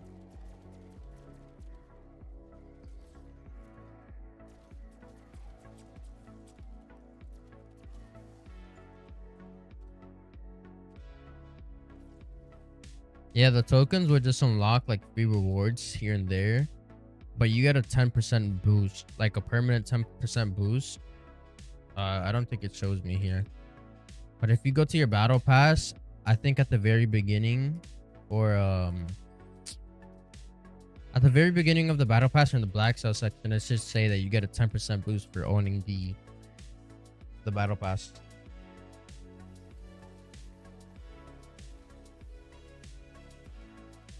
Like, it's not crazy. I don't know if it's worth it. Like, I haven't seen specific testing done to show if it's like 100% worth it just to buy it for the double XP or the 10 times that you get. 10%, not 10 times. But if you want, what you could do is use those battle pass tokens on the double XP, on any double XP tokens that are free in that pass.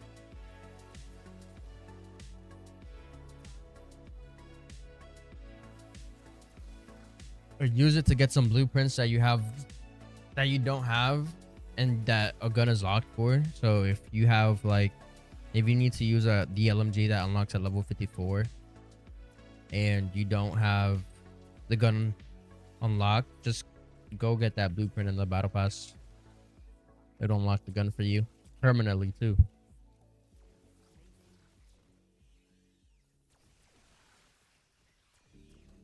Which is a pretty cool addition to the game, because obviously they could have just locked it and been like, nope, you have to reach this certain level. But if you own a blueprint, you should have access to the gun.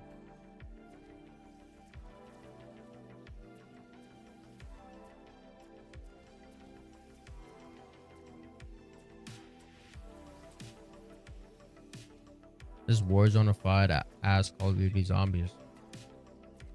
I'm looking at this at the HUD, and I'm like, damn. Like, back in the day, we just had points, the picture of the character, and like grenades and ammo count. Now we have a field upgrade, we have a score streak, we have armor plates, scrap. Which honestly, I think scrap, if it was used for other things, like besides score streaks, it could have a place in older school zombies. It just depends on what it is. Like, if they would have if they took the old school system and added like the pack-a-puncher 3, they could have been like, to pack-a-puncher you need this amount of points plus scrap. The scrap like just serves a purpose to upgrade your gun, and you know,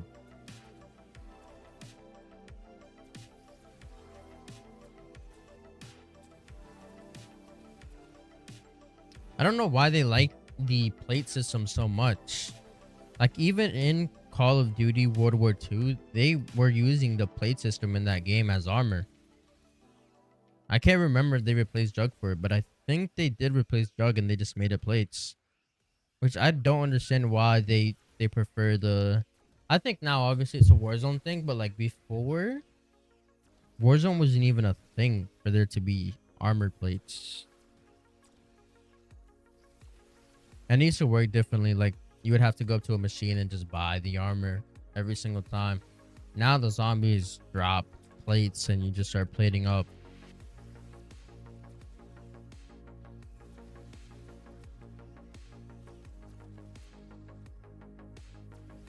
You prefer the zombie shield? Yeah.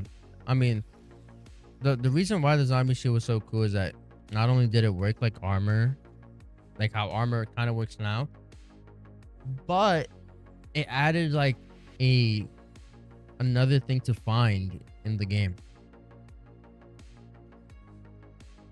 Like, it was part of the not part of the Easter egg, but it was another side Easter egg that worked good for the game.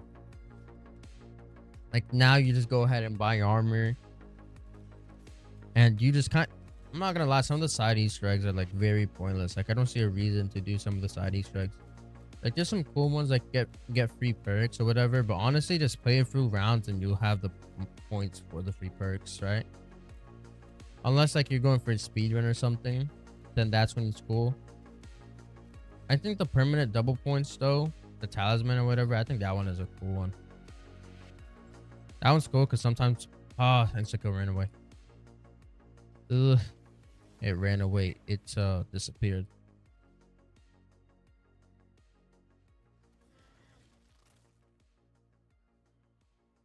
Were you spamming? Dude, that sucks that you down on 102. Were you spamming from like injections, or were you just not getting salvage from the elevator? Because right now I'm on 163 and I'm getting salvage from the elevator. I'm on a 123k salvage right now. The only time I'm really like using my own salvage, because obviously I'm trying to get to a higher round, but the only time I'm using my own salvage is when there's an amalgam bumped in. Even then, sometimes like, you know, I get crazy and I decide not to use my salvage and I try to actually uh kill the amalgam with my wonder weapon. 'Cause it's possible. I've done it multiple times, but like if you don't want to go ahead and craft, oh shit. If you don't want to go ahead and craft it, you could just do this, but it's very sketchy. I'm just gonna eat this shroud. Kill him there. You only use one injection and you're still not getting salvage.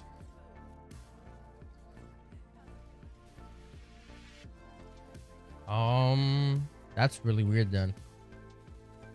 Because right now salvage, a bunch of salvage is dropping on the floor for me. How much salvage did you end up with by the end of 102? Like 50,000, 40,000, or way less than that?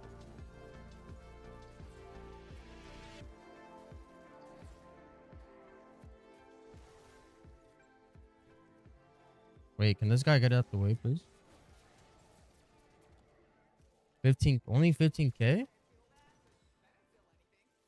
Wait, that's actually really low. Hey, yeah, that's really low.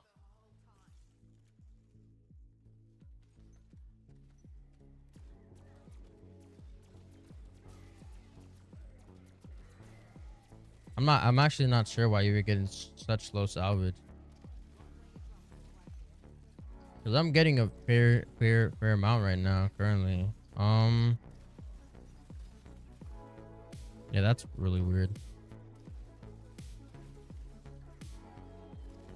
You could just chalk it up to like, you know, unlucky zombie drops, but that might like just be a bug in the game. Did you save and quit at all during that game? Like to see if maybe it was just bugged out?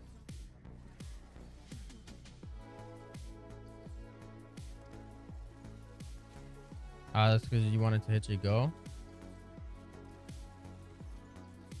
I mean, yeah, I mean it's expensive. If you were spamming a lot of injections, then you might have just racked up. Like, you might have just used mad salvage.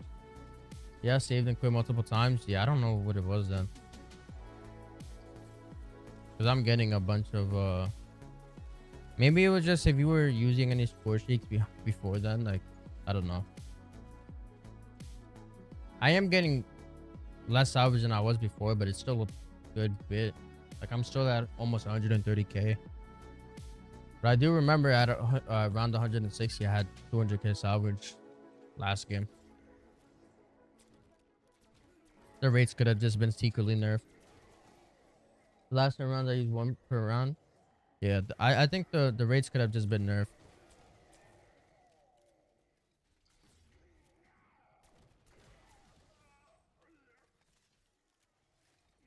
I would have to take a look at my last game to see how much salvage I had on 160. Because not only that, but I think by round 160 I was already spamming salvage, and I have not even started spamming yet.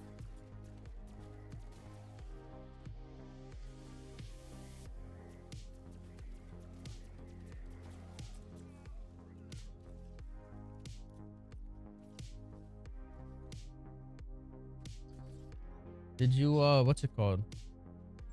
Was it like a crazy bad down, or was it like, you know, a respectable down?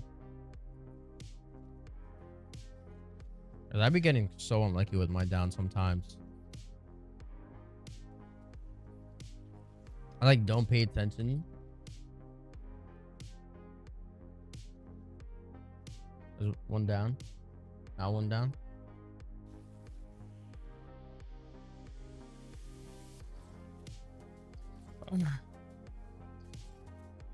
Like if it was something crazy, like I don't know. I saw someone go down earlier on round 500 because at the last with the last mangler in the map, he tried to melee the mangler, and he had no plates and he got one shot. Like that right there is a very unfortunate down.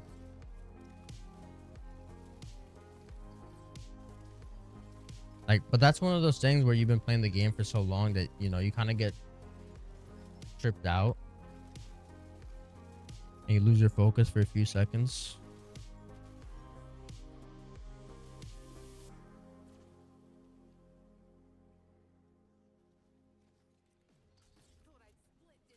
Yeah, I'm gonna go around. There's too many zombies right there. Let me hit the armory while I'm at it. I've been hitting the third one. Yeah, I'm going back to the second one. Your locker is just not for me. I'm having superstitious moments where I think that the second one is the most luckiest one. That's just my superstition though, and what worked for me. I also have, I don't know about you guys, but in my games, I always get an insta kill right before a bug round, like right before the vermin rounds or right before parasite rounds. And I don't mean like I get the insta kill during the round, mid round. No, I get the insta kill like 5 zombies before the round ends, and like it's a trend that happens in all my Liberty Fall games.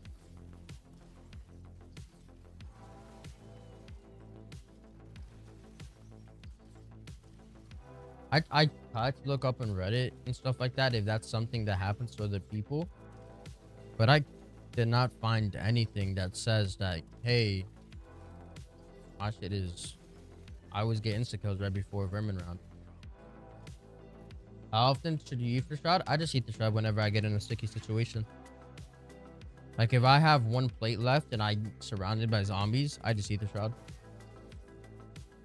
Or if I'm like in a spot that I know if I just don't eat the shroud, I'm gonna go down. Like you'll know when you're surrounded by a lot of zombies and you can't really get them all. That's when I eat the shroud.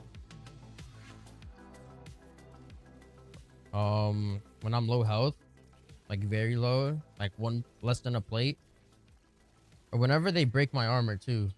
When they break my armor, I eat the shroud no matter what, just so I can run to a crafting bench and get some more armor, or just pick up anything on the floor. 999 on Liberty, bro, go for it. Liberty is a fun map. And I also eat the shroud too to go get ammo. Whenever I hit 0, I eat the shroud.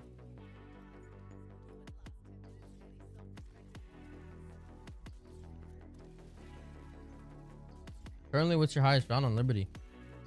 I mean, if you've been past like 55, like, you know, that 999, that's basically it right there. The strategy is no different from 55 to 900, right? Once you get the salvage, you go into the bowling alley and spam for the rest of the game. You're good. You just gotta have the right augments and just mentally be prepared for what you're about to go for.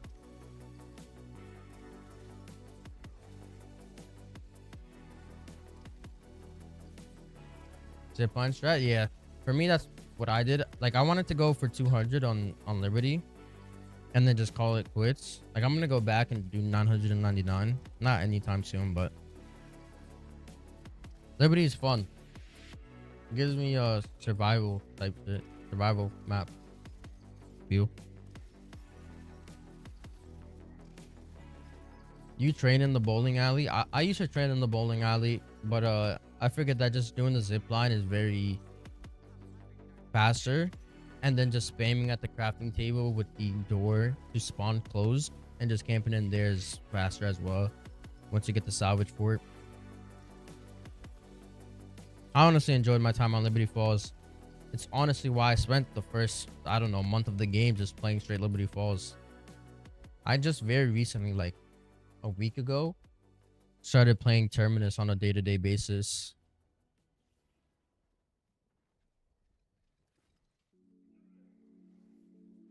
me buy a plate real quick. But I think, to me, from all the Terminus I played, this is just more of an in-depth map and just more complicated, and that's typically what I go for. Not like crazy complicated where like, bro, I gotta bring up a tutorial on everything like Blood of the Dead, but this is like nice, in-depth, but very easy to understand map. Whereas Liberty Falls, it's easy to understand, but it's also easy to play. But that's what makes it fun, because the map is very well designed. My mouse is acting weird again. I don't know what it is. It might be the sensor or something, or the mouse pad. I don't think it's the mouse pad though. We'll see tomorrow.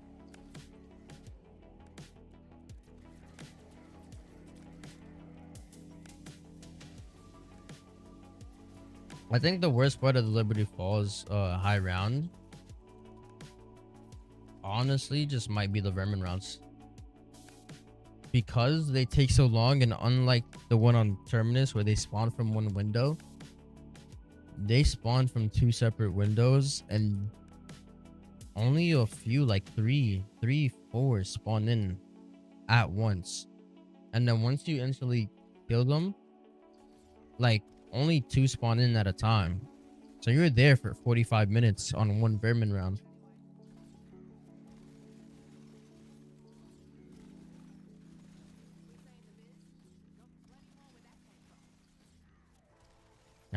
Yeah, that's happened to me before. That's when I just had to switch up my strategy.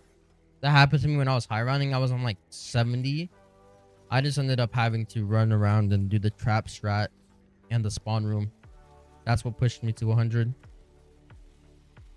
But it took like 7-8 hours. When I think you could just do, you could do around 100 on Liberty Falls for under 3 hours.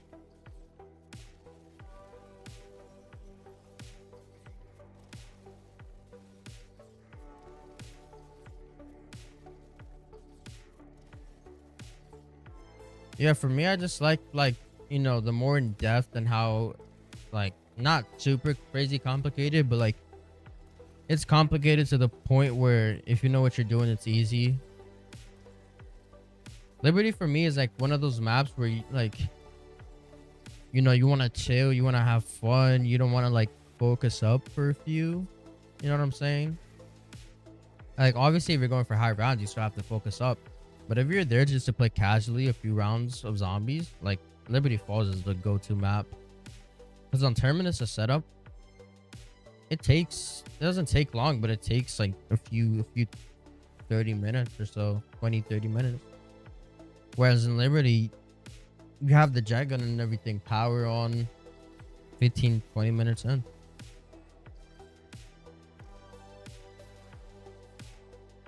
And the fact that both maps, that's what makes Black Ops 6 Zombies so good and so unique, is the fact that both maps are built like that. They're built in a way where both of them are not complex enough to the point where you have to spend a half an hour setting up. One is harder, one is more in depth, one, you know, takes longer time, and the other is like, hey, casual. Jump in there, have some fun, shoot some zombies for a few, take a break, and then if you want to jump into the more complex stuff, hop on Terminus. That's what makes BO6 so good. It's like how BO3 had Shadows of Evil, and then if you didn't want to play Shadows, you could just play the Giant.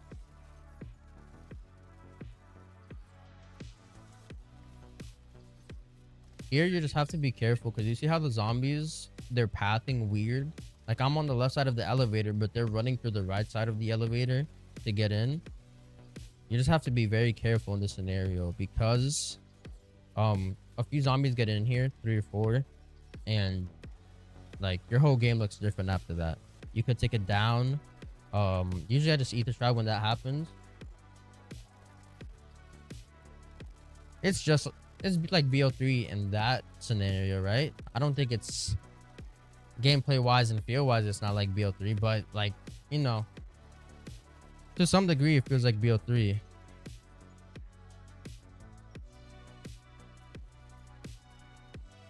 People just have to open their eyes a little bit more, like throw out the whole BO3 is the best zombies. Like obviously it's the best zombies, but give BO6 a chance. Like we're not in 2015 no more. We're in 2025. You think Terminus is the better map? I think so too. But I think that Liberty is also an A-tier map.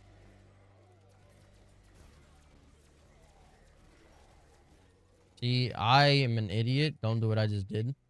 I thought that I still had insecure and I didn't. And I almost just paid the consequence for that.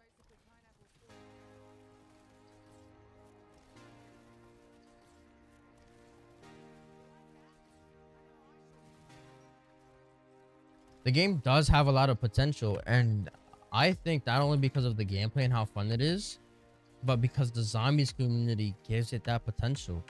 Like the entire zombies community is at the best it's ever been in a long time. I think if you look at YouTube views and just the reception to the game, this is the best launch and the best reception a zombies title has had ever to date. Like not BO3, the best game that had the best, like, not reception at launch, but hype for it was BO4. Like BO4 in every aspect, YouTube views, live stream views, people playing the game, everybody, you know, was hyped up for BO4, and we're seeing the same thing. I don't think on the level as BO4, but we're almost there, if not like exactly there with BO6.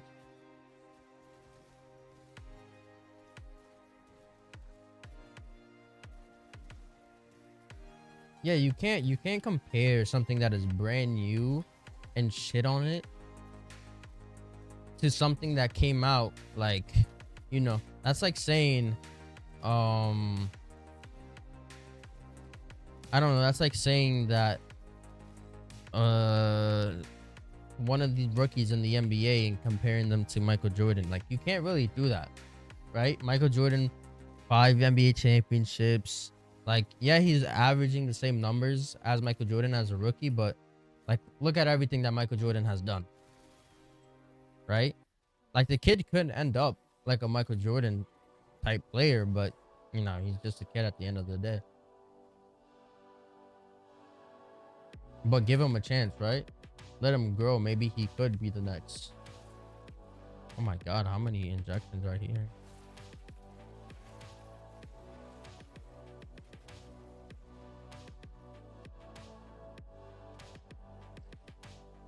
My heart is beating out my ass right now. Oh my god, I don't want to take it down right now.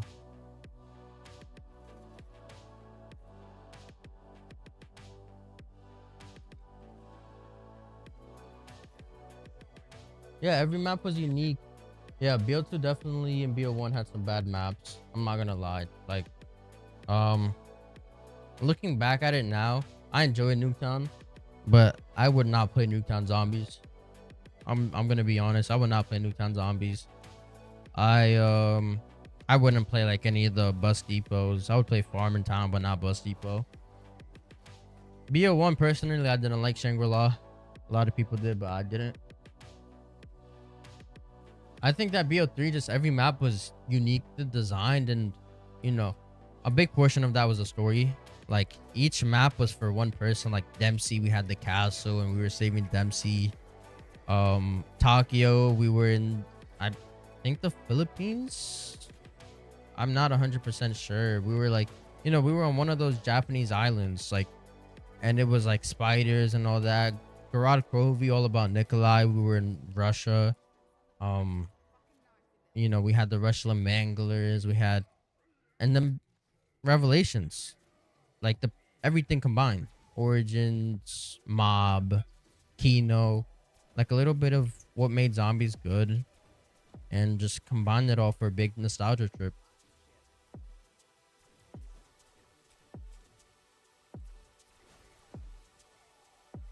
I haven't heard any leaks specifically about Citadel's high rounds, but I think like right now, Treyarch has the formula and they have everything they need to um elevate this game to newer heights to make it one of the best zombies experiences we've had ever.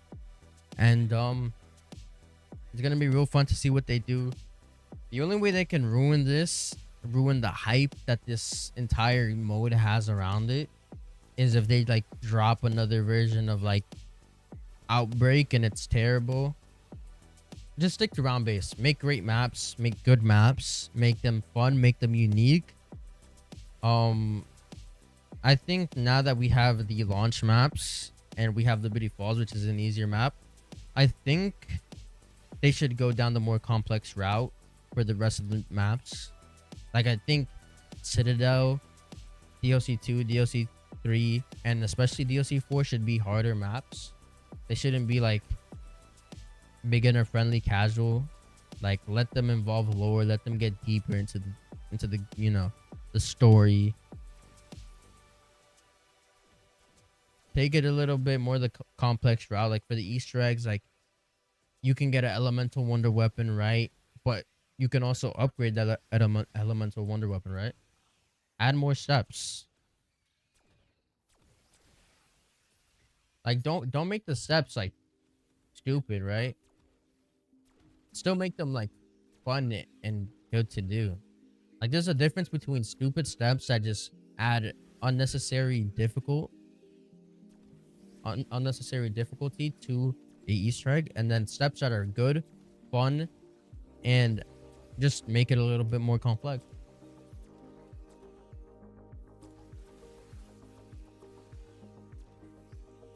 Yeah, Sensible is definitely underrated. In my opinion, I know this is a hot take, I don't enjoy Garage Provi as much as I enjoy Zetsubo. And if you would have asked me that back then, I would have said Garage Provi is better. And I also would have said Garage Provi is the best map in Black Ops 3. If you ask me that now, easily Shadows of Evil is the best map. And I enjoy Zetsubo more. I also think that Revelations is a good map, and I enjoy Revelations as well. Which I know a lot of people, you know, have their gripes with Revelations because instead of it being a new map, it's like a bunch of maps combined.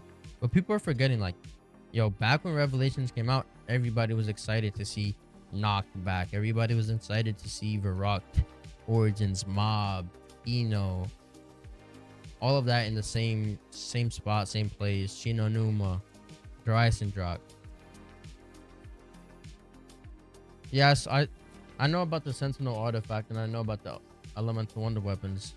I hope that they're like fun to use and not dumb. I hope that they're broken, but not broken to the point where high rounding is like sitting in a corner and spamming a button for 900 rounds. And it takes some thought. This, like, you know,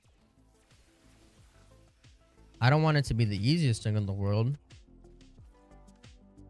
I would classify Liberty Falls being that easy thing in the world. Like, you just sit there with the jet gun, you tap it. Like, you don't really run out of ammo with it until you do. And when you do, you jump off the roof of the Alamo and just run back on. And by the time you're on, you have ammo. I'm excited to see what they do with the Sentinel artifact because it's giving me vibes to back in Black Ops 3. Right? Shadows of Evil, you do the Easter egg, Richtofen comes and takes the summoning key. We didn't know what he needed it for until the DLCs where he collects the souls of each of the characters, which they might be doing for, you know, the Sentinel artifact. He might take the Sentinel artifact and look for the Chaos story. He might look for the Chaos people. He might look for Diego. He might look for Scarlet. That's a very real possibility, and that's how I feel like. You see how we have 4 players as a playable zombies crew? I feel like they're gonna expand on that and make it like a 8. Not like you'll be able to play the game with 8 players, but they'll be like the set crew is actually 8 people. just like how they did in Alpha Omega, where the crew was, you could play as only 4 players in one match, but the set crew was actually Primus and Ultimus, and you can combine them, and they were part of the actual storyline. Yeah, it's basically BO3 in 2025, and it's exciting because it's not the same premise story that we've been told 1,000 times. It's the Dark Ether, right? Which before Black Ops 3, we barely knew anything about the Dark Ether. Like, the Dark Ether was its own separate entity that was like forbidden. It was like the forbidden side of the Ether storyline. And now we're in the Dark Ether storyline, and there's so many things that can happen because we have Samantha, we have the whole Samantha and Rick Toffin like dilemma going on right now. Apparently Chaos is gonna get involved. We know Primus is coming back next year. So many things could happen.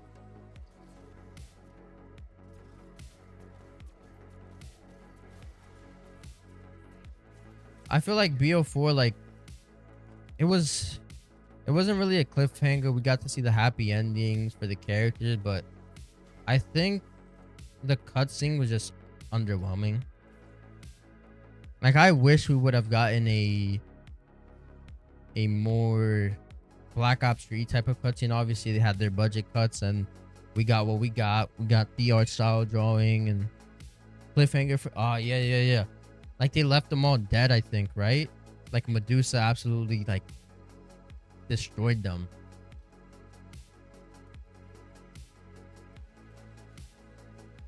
I should go back and play Black Ops 4 one of these days, because I'm not gonna lie, I have 0 playtime on Voyage of Despair. Besides, like, when the game first came out, I jumped in it and backed out. I also have 0 playtime on Ancient Evil because at that time I dropped out from Black Ops 4. I was done with the game. I played a lot of Dead of the Night. I played Blood, obviously. I played Classified. I played there was a 4th map, 9. I definitely played a lot of 9. I came back for Alpha Omega, but I never stayed long enough to see Tog or Toten. So I also never played Tog.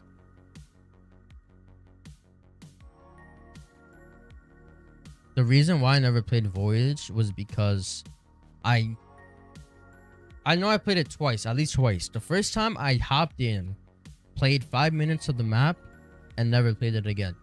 The second time I actually attempted to play the map, like how it's meant to be played, and every corner of that map looks the same.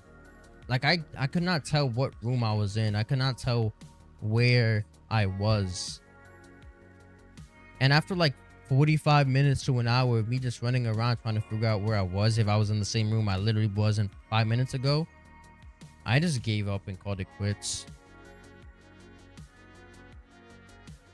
I did hear Ancient Evil was good, and I saw like the Easter egg and all that.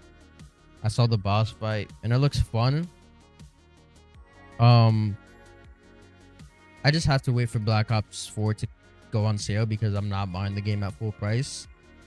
But once it goes on sale, I'll probably end up picking it up. That and Black Ops 1, because I don't have Black Ops 1 on Steam.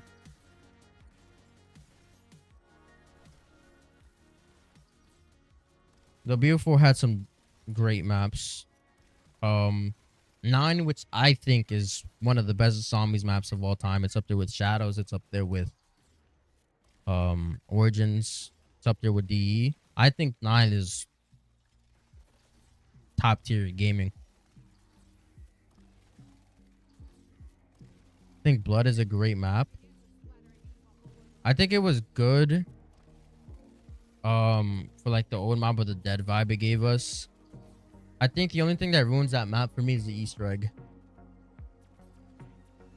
If I overlook the Easter egg and just think of the map as a whole, it's a good map. Like, it's a fun map, but just that Easter egg really kills the vibe for me, like, really hard. And it's like, it's one of those things like how I was talking about earlier. Like, I hope the Easter egg is like are complex, but the steps are not stupid. The steps in Blood for the Easter egg, they were stupid.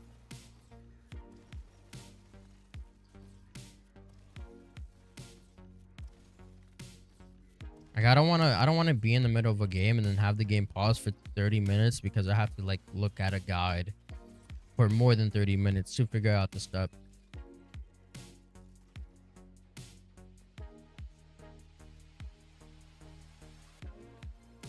I mean, yeah, I mean, the challenge was there, but in terms of replayability, I don't think I would spam that. I wouldn't spam that Easter egg. Like, there's the one Easter egg I like spamming is 100% Shadows of Evil. Like, it's get the 4 apothecans, right? Turn on power. Once you turn on power, right? Go ahead, build a sword. Upgrade the sword. Get the book. Oh my god, I'm getting very lucky with my gumballs today. Near death and raindrops. I don't know what the Easter eggs for Togg or Toten and Ancient Evil or Voyage actually look like. Oh, I almost just died there. I don't know what those Easter eggs look like. I can't really comment on them. I have like the faintest memory on Alpha Omega. I think that's the one we had to do like the Avogadro shit. And at the end, it's like you go to the little MPD or whatever and you interact with it, and that's the end of the Easter egg. I can't remember how I feel about Alpha Omegas, but I do know that 9 was fun. I enjoyed the elephant boss fight. Like 9 was great.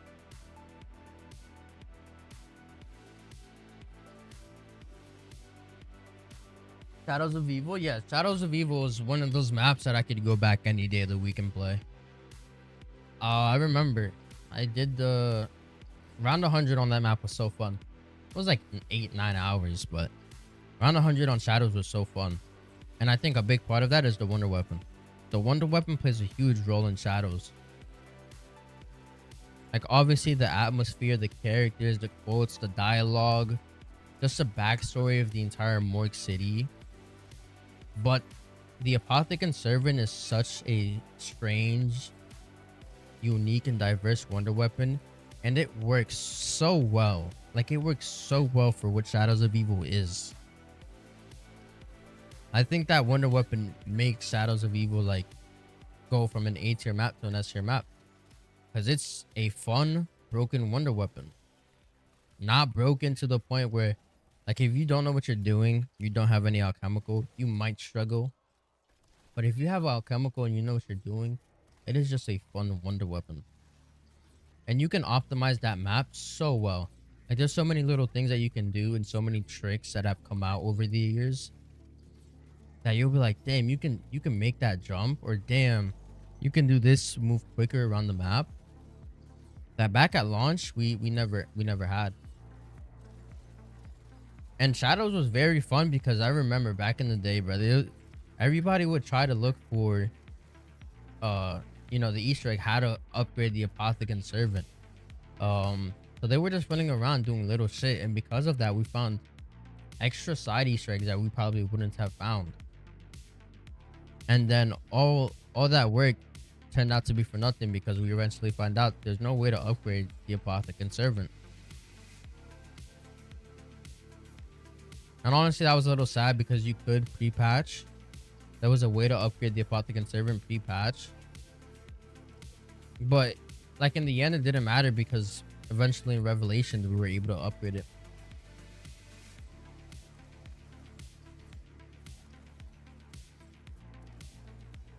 No, I think people need to give Shadows a chance. My dad is like that. Like, my dad barely likes Shadows, but, like, it's not like something he would play. He's more of, he's more of a casual player. And his favorite map, he says it himself, is the Giant. But it just depends on the type of player you are. If you enjoy more casual stuff, you're gonna enjoy the casual maps. I always tell my dad, Shadows is the best map in Black Ops 8. He's like, nah, it's the Giant. Like, no, it's not. It's Shadows of Evil. I think the second best map in Black Ops 3 is obviously DE.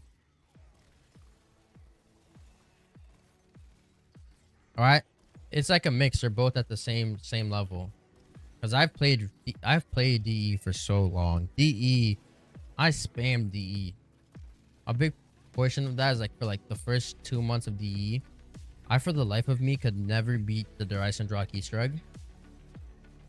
And it was one of those things that once I beat it for the first time, like I probably had like 70 fatal attempts on that Easter egg. But once I beat it for the first time, it was an Easter egg that never left my memory.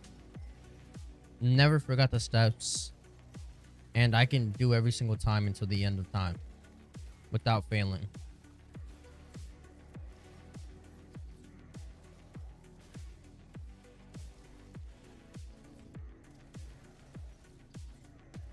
Gotta save your ammo using the sword. The sword is fire. I like the sword. It's way better than like the other specialties that we had.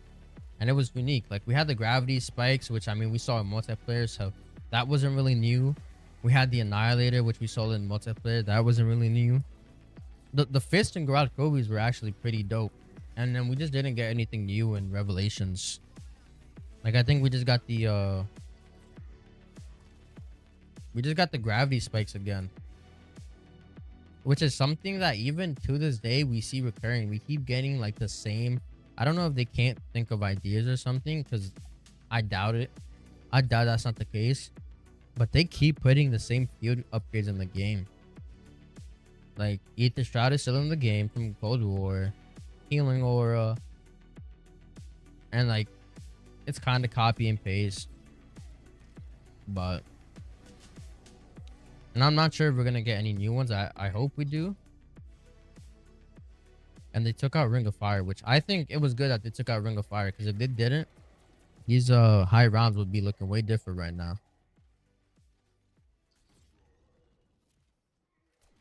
Oh, you think DE is overrated? Wait, I've never heard that one. Wait, why do you think DE is overrated?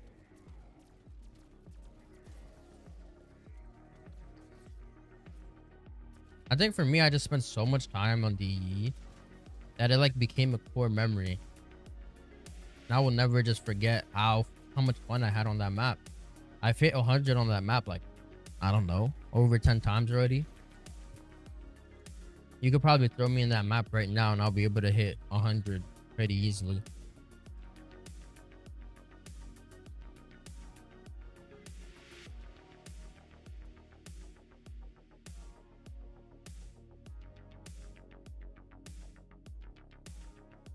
I the origins topic is kind of iffy for me, because or DE does the same thing that Origins does basically. Like it has the same aspects of the map. You literally have the same mini boss. You have the Panzer in the game. I think it's like a more refined version of the Panzer. Like way better than and less annoying than the BO2 one was, but like that's what makes BO2 hard. It gives you the elemental bows, which are like the equivalent to the elemental staffs.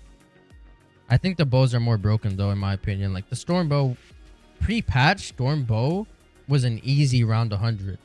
Like easy round 100. Anybody who got the storm bow, and God forbid that you played DE with randoms, because if you played DE with randoms, they were never doing the dragons for the bow, and all of them would sit right next to the storm bow. That's just how broken it was. And I expect to see something like that in Black Ops 6 with the swords. People are going to be camping the strongest sword or whatever. DE is like Origins and Mom Had a Baby. Basically, that is basically what DE is. I think what I like about DE is the story behind the map. The story behind the map and the Easter egg. because the replayability on that Easter egg is very fun. Like you have the whole 935 and all that. You have Dr. Groff. So much lore implications there. Like, this was before we knew what we were there to do. Like, we knew that we were there to get Dempsey's soul, but like you can kind of see it take a toll on Dempsey as you do the Easter egg. Like, if you play as Dempsey, like, he has some hard-hitting quotes here and there. That's like, damn. Like, he wants to be tough about it, but, you know, there is some empathy for what he's about to do. You always see Dempsey as like this strong American like guy, you know.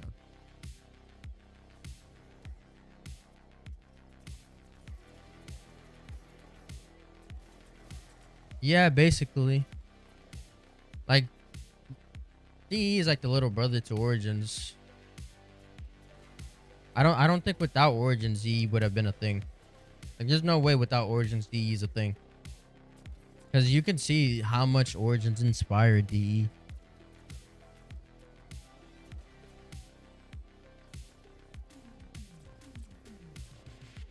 But I think that it does what Origins did a little bit better. I might spend more time on D than I spend Origins. But I also think you could chop a lot of that up to the fact that the gameplay and just the feel of the controls in Black Ops 3 is better. Because I also sometimes would rather play the Origins version of Black Ops 3 version of Origins rather than the Black Ops 2.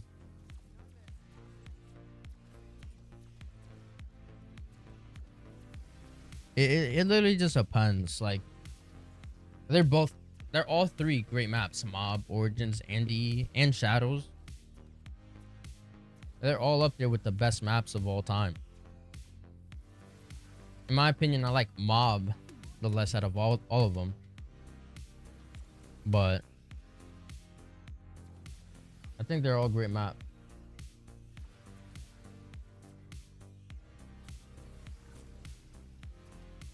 Origins is the Goat Zombies map. I did spam Origins in Black Ops 2. I did spam a lot of Origins. The worst part is that I did not know how to play Origins. So the way that everybody plays Origins to have like a good Origins experience was not the way I played. Like I played uniquely.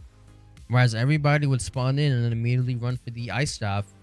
I was spawning in, spending 15 rounds doing nothing with the MP40, and then going to build the lightning staff on round 20.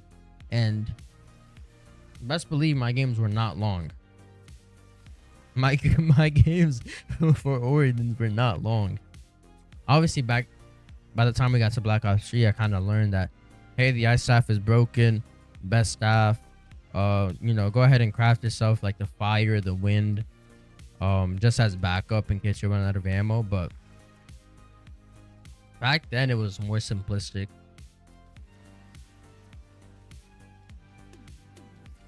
Yeah, originally I never, like, a lot of people never knew what they were doing for Origins. It was just a brand new map, like something we've never seen before.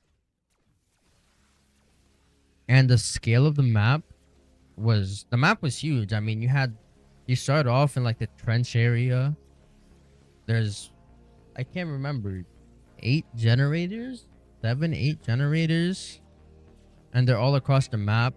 And like the game makes sure that you never forget about the generators, because in like 15 rounds you have to go back to generator 3 because the Templar zombies are attacking it, or you have to go back to generator 6. And depending on where you're at on the map, that adds an extra level of challenges, because hey, you might not need to have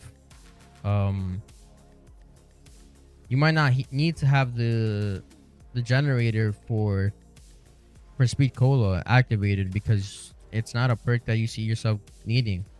But you definitely need the generator for quick revive open, because if you go down, that's the first perk you need.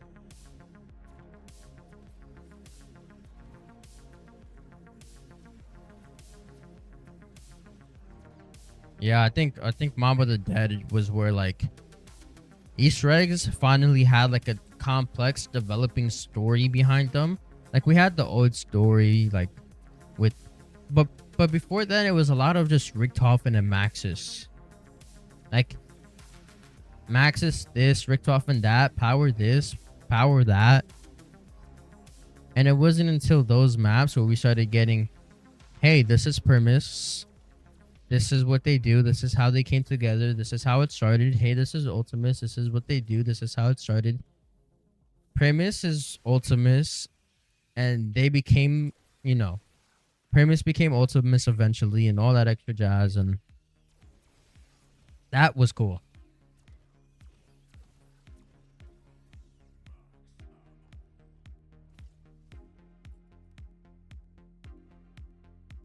Now, I would say I've never gone for a high round though on Origins. It would be dope to go for a high round on Origins, but I've never done like an actual full, hey, let's go for like 100 on Origins. Like if anything, I'm getting to 40 on Black Ops 3 and I'm backing out, or I'm like getting absolutely destroyed. But I've never sat there and been like, hey, I should probably go for 100 on Origins, which I probably should because I have 100 on a lot of Black Ops 3 maps. Like I think DLC 1 through 4 I have 100. I have 100 on Kino. I can't remember if I did it on Ascension, but I know I want to go back and get it on Moon, because the Moon one just seems like something I would do. Like I said, Shangri-La is something that I've never touched. Even in Black Ops 3, I never touched Shangri-La. Like it was just inferior to all the other maps. Then you can do the quote unquote knocked Easter egg, just get a Perkaholic and shop him free and open up the map. That was the true Nocturne and Towen Easter egg in Black Ops 3. Yeah, I've seen people doing the round 100 with the ice staff in the fire tunnel. I've just never sat down and actually did it. I think a part of that is because I actually never got to it, because the way I was doing my high rounds at the time was I was doing them in order. Like from Shadows I was going to the Giant, from the Giant I was going to DE, from DE I was going to Garad Crovey or Zetsubo, then Garad Crovey and Revelations. And I just never got to Origins. I think Origins is on the bottom of that list when it comes to the map selection. So I just never made it down there.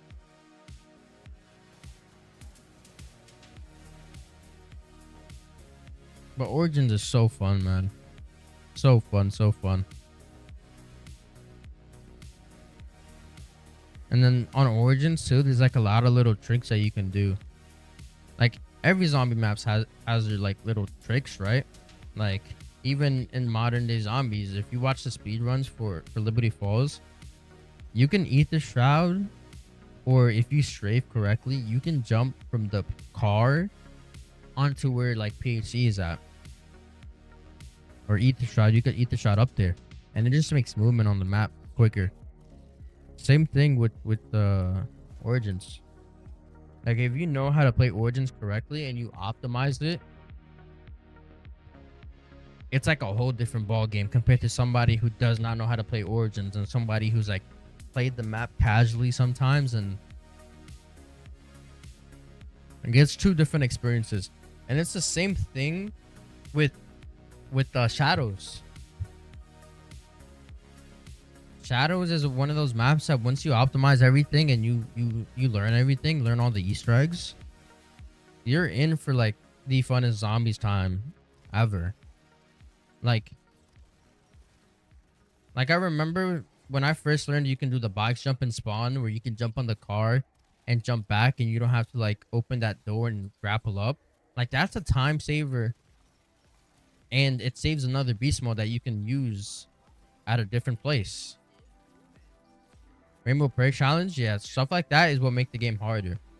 Like I remember even nowadays I do stuff to make the game harder for me. Like on like I know it's Modern Warfare Zombies, but on Modern Warfare Zombies I have a video up for it. I loaded into the game. I don't think it was really that hard, but it just added a degree to difficulty in the game. I loaded into the game with nothing, and came out with some pretty decent stuff and managed to survive all the way through.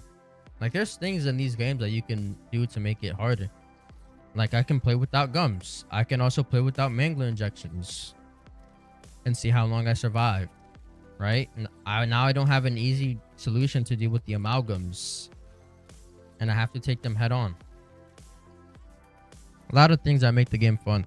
The Rainbow Prick Challenge was like a thing because, like, now I have to go ahead and wait to the end to get quick revive. I have to wait like a certain time before I can get jugged. So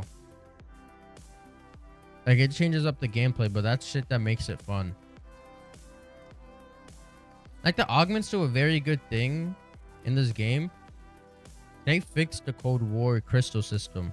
Like, I know people like the crystal system in Cold War, but because of it, you just have a lot of like buffs and you don't have any nerfs. Whereas now you pick and choose, like, do I rather have this buff or this buff? Do I rather have more HP or do I rather have a zombie shield that does nothing because it's garbage?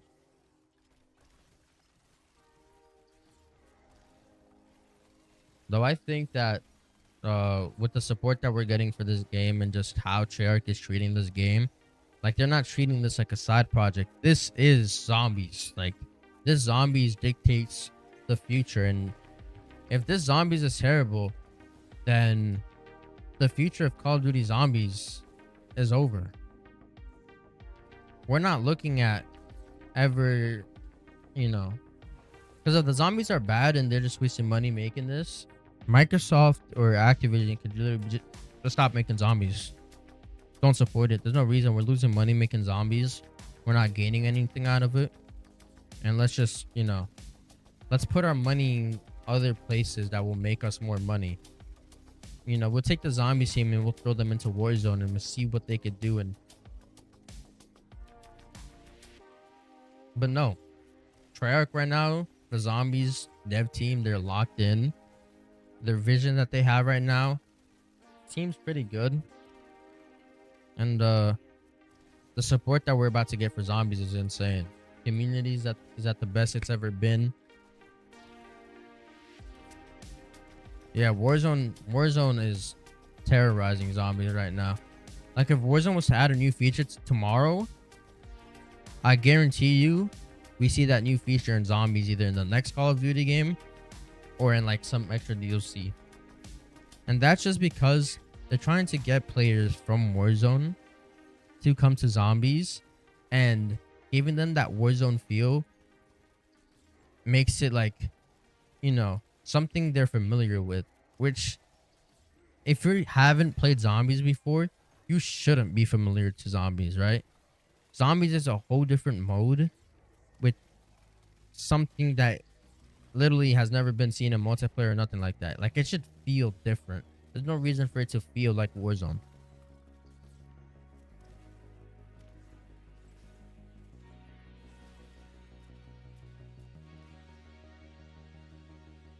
I think maybe one day we'll get to the point where they see like what we see, or Activision lets them have the zombie mode. I almost just took it down there. Like, they let them have a zombie mode without all these Warzone features. But for now, as long as Warzone is a thing and it's like Call of Duty's most precious IP and making them so much money, they're gonna continue to add a bunch of Warzone in zombies. And not only in zombies, but in Call of Duty in general. Look at the campaign. I haven't touched the Call of Duty campaign in Black Ops 6, but just knowing from what they did in Cold War and other Call of Duty titles, I know that the campaign has been Warzone-ified. Like there's got to be some Warzone aspects in the campaign, and that's just because they're trying to make the game feel similar and familiar to those who play Warzone, so they can, they could show off, hey, our Call of Duty main game that costs $70 is like Warzone. You should go and try it out and see if you like it. Because Warzone is free, whatever. And, you know, if they can make all the players that are on Warzone come and spend $70 on their game, that's ultimately helping them out more. And because of it, consumers, you know, zombies players and people who like their campaigns. Like, there was a point in time where, because battle royales were the thing, they discontinued the campaign. Black Ops 4. They dropped all campaign support. How crazy would that be if next year they decided, hey, because we're going to send our campaign team to work on Warzone, we're not having a campaign. Like, when that happened in Black Ops 4, that was like one of the biggest things that happened up to date. The fact that, you know, not only that, because they worked on the campaign. Like, the Black Ops 4 campaign had already been in development. It had been play test already. The story was already laid out. All they had to do was add it to the game. And midway through development for that campaign, they said, hey, look, battle royales are the thing that cool kids want to play these days. They're the next big thing. I think we should do one. And they completely took that team on campaign, told them to disband the project that they've been working on for so long, that they probably spent overtime hours when they could have been at home with their family. And they made them, in just a few months, make a battle royale. And because of it, that's how we got Blackout.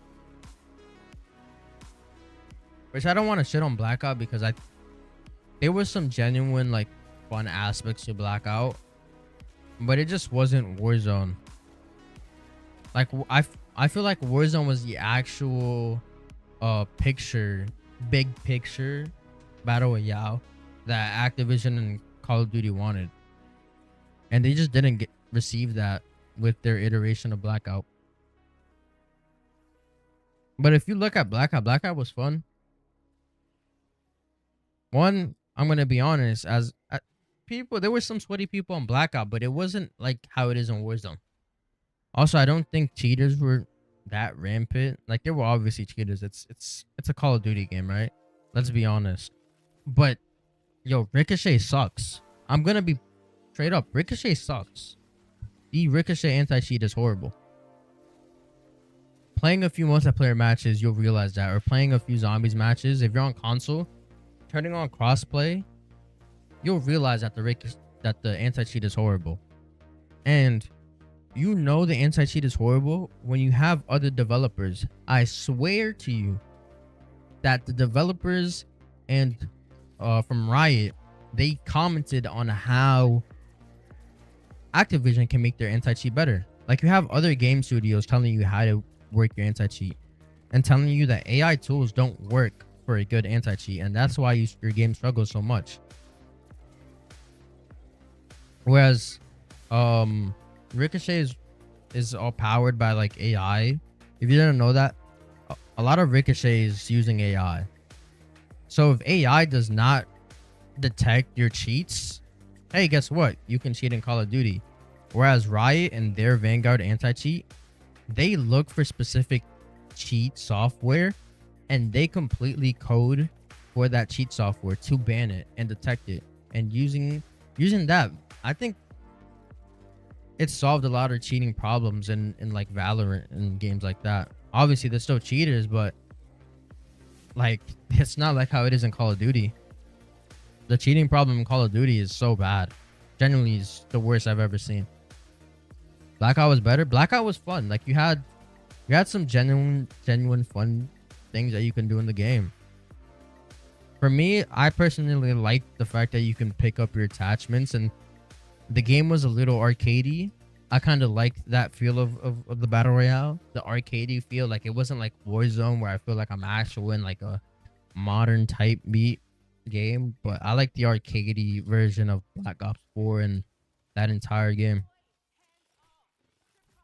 But yeah, the fact that, you know, you have another company like Riot telling you how you should work your own software and how you should develop your own game, like, you're not a multi-billion, like, we're not talking even about millions anymore, multi-billion-dollar company that has been around for the longest time. Like, Activision wasn't made 5 years ago.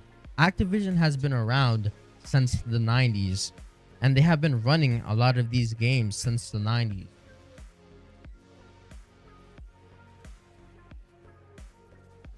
Yeah, like they took a lot of what made Black Ops and they added it into the Battle Royale.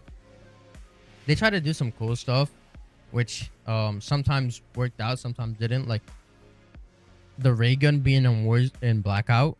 They had the ray gun in Blackout. Like if you went to some of the zombie locations, you had zombies chasing after you. Like you had, if you went to Verrückt, you would come across a Blight Father or two.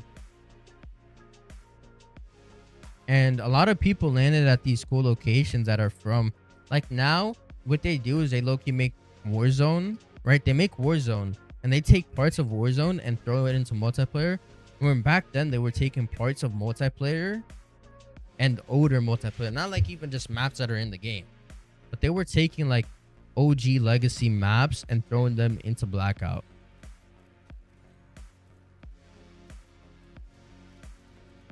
Which at the time was cool because you saw some of these things in a battle royale which you never thought you were gonna see. I think right now like the maps in Warzone are dog shit. Like Caldera was so bad. Caldera was so bad. I think I forgot what Call of Duty was that. Was that Cold War? Cold War Vanguard or Caldera was the map? Whatever it was. That whole Warzone era was generally the worst I've ever seen. And I don't know why. At least Fortnite gets it, right? Like, I like to shit on Fortnite sometimes, but at least Fortnite gets it that sometimes there is a place for, like, the OG Fortnite.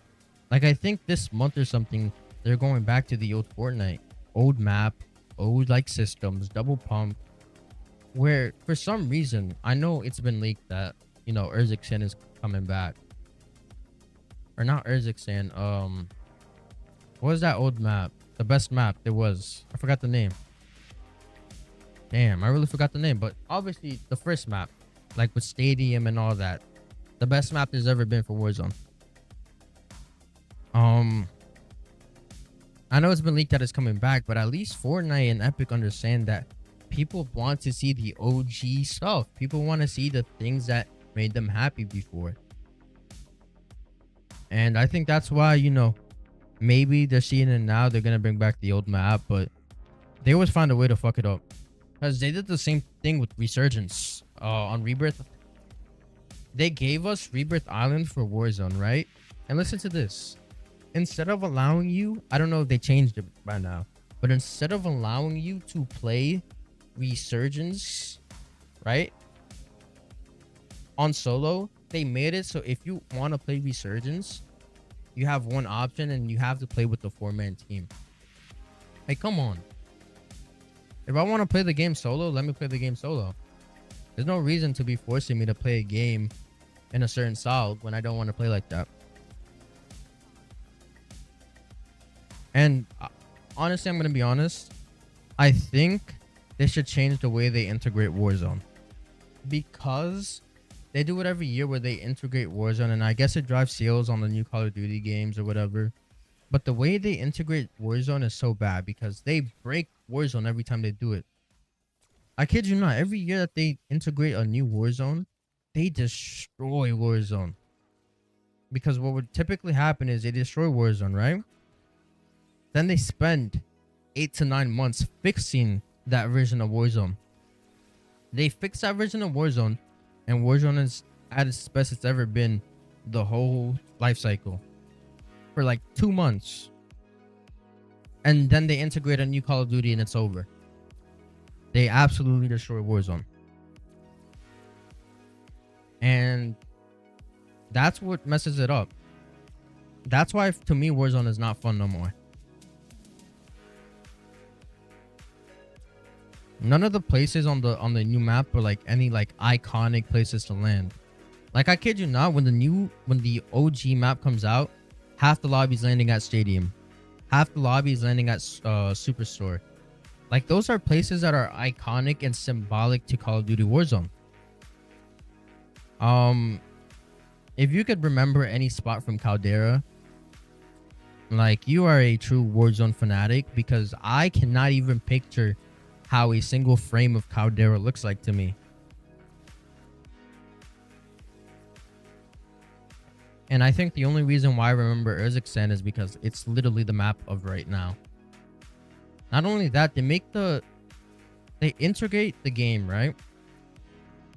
Obviously, now you have Modern Warfare 2019, or not Modern Warfare 2019, Modern Warfare 2, Modern Warfare 3, and Black Ops 6 guns in the game.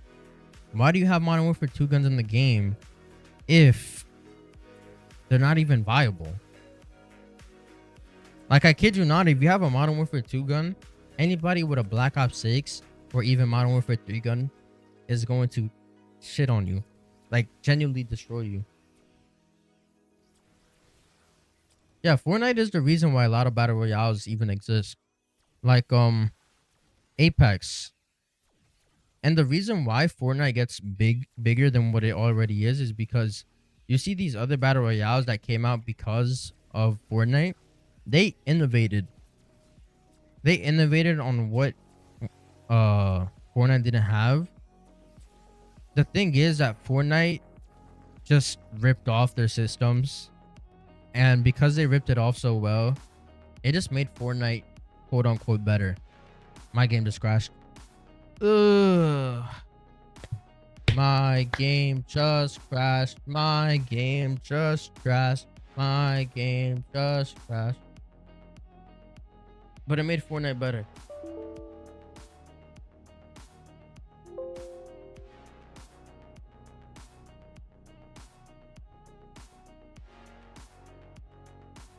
It's alright. It's just gonna save the game. Hopefully I don't have to go through the bug round again, but it should have been a new round by the time the game crashed, so I don't have to go through the bug round again. Yeah. Honestly, the crashing stuff is gonna be fixed by tomorrow. Like I said, I'm gonna go tomorrow and get a new parts for my PC, so this shit should not be happening no more. Gonna fix a lot of my problems that I'm currently having. But yeah, the fact that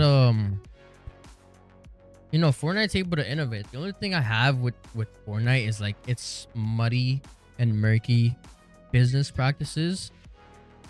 But you know, a lot of companies have that, right? Like especially Activision. Activision's the biggest one. I mean, look at the store right now, bro. I mean, look at this shit, bro. Yo, we're a month into the game, bro. You can already run around as an animal in the game. You know what I'm saying? No, I'm not gonna lie, I kind of like this skin. See, this is the problem. They add skins like this, and I like it, and just like a lot of people, and that's how they get you. Like, look at this shit. Nah, that shit is tough though. I'm not gonna lie. That shit is tough. Nah, they did the big one. I was talking mad shit. But yeah, go back into the game. Game freaking crashing on me. Oh, I almost just hit the squad by accident. Dun. We're on 178, so we're looking good for time. But yeah, man. Like, if Warzone doesn't get... Because Warzone is at a place right now in time where it's been out for so long and it has its own community that I don't think Warzone is gonna like die out. Like, Warzone would have to have a terrible fall off for Warzone to completely die out, right? For it to go to like the fact that 100 or like barely 1,000 or so people are playing the game at a time. But I think Warzone is gonna be around for as long as they support the game.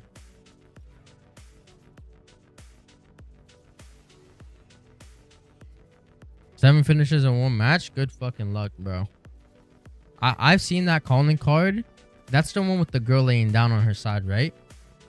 It looks cool, but no one can pay me. I mean, obviously you could pay me an amount of money, but You cannot like force me to sit there and try to go for 7 finishes in one match. Because bro, the shit is just like, you'll get so close and then something dumb will just happen. Like, you'll get so close.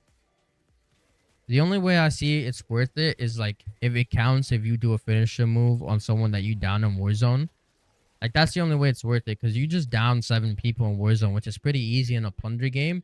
Get 7 finishers, and you know, you have your calling card. Do you feel like that's the brightest operator?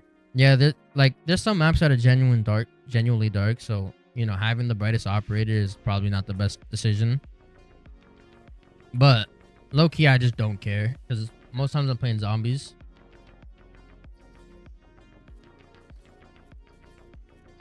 But low key, I care more about the blueprints and the skins, because I'm never playing the game in third person.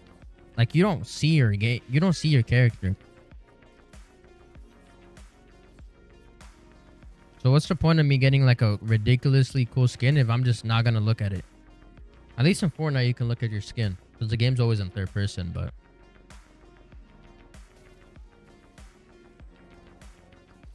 enemy near. Yo, there's some finishers in the game that are so cool, but like, yo, the reason why like I just don't care about them is how many times am I gonna hit somebody with a finish on a day-to-day basis? Like, I doubt people get more than 3 finishers on a day-to-day basis. Like, actually not trying for it. Like, they just come randomly. Like, you'll flank the map on one of these 3-lane maps. Like, you'll flank around and you'll find someone just looking into the abyss with their back turned. Like, that's the only time I'll ever get a finisher. But if I'm actually like, you know, I think the dark ops in this game are pretty fun though. They're like weird and quirky. Like, who's like on an actual like real life scenario, right?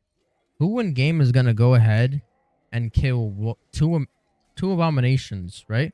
Because to get 2 abominations right in a single match, you would have to get to like a higher round, right? Like in the 30s. But to kill 2 abominations with 1 shot, like, you know, you have to go out your way to do something like that, unless like you just decided to do something randomly for the fun of it. Like, I like stuff like that, stuff that gives you a challenge that you have to go out your way, and not stuff that you do. Because what's the point of like having a challenge and it's something that you would just do while playing the game? Then it wasn't a challenge, it was just something that you're gonna do while playing the game. Takeout is so good. Is that the game mode in multiplayer where it's 3-lane maps, but it's like the size of shipment?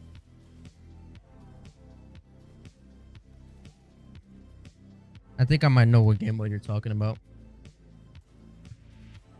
Those are good for like UAVs and shit like that. I know there's one map in the game that it's like in a apartment building, and it's just like you can only move 3 spaces to the left, 3 spaces to the right, 3 spaces back, and 3 spaces forward before you find somebody.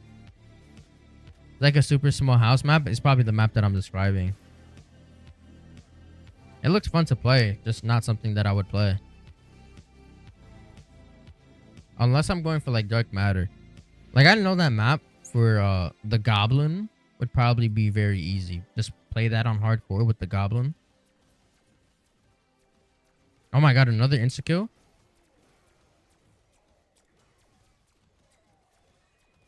Wait, this round is gonna go by so quickly.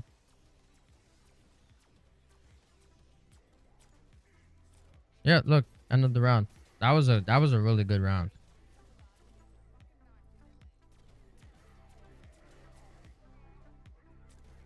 Are you going for dark matter? Or are you thinking about going for that?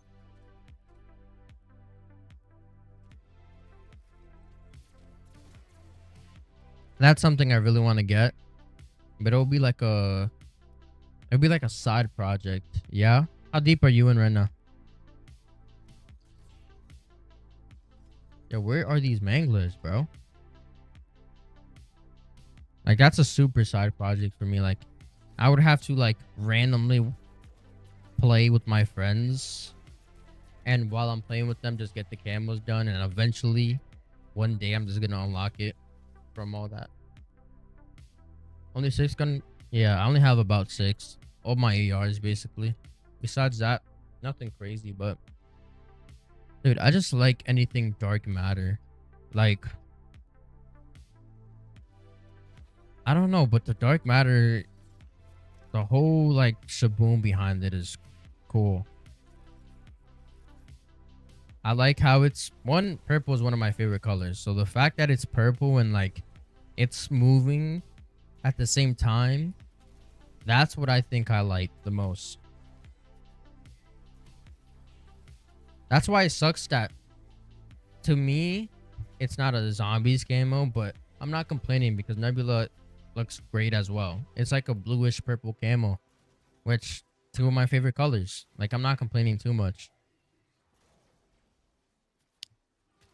The only thing I would really complain about Nebula is just the time it took to get it.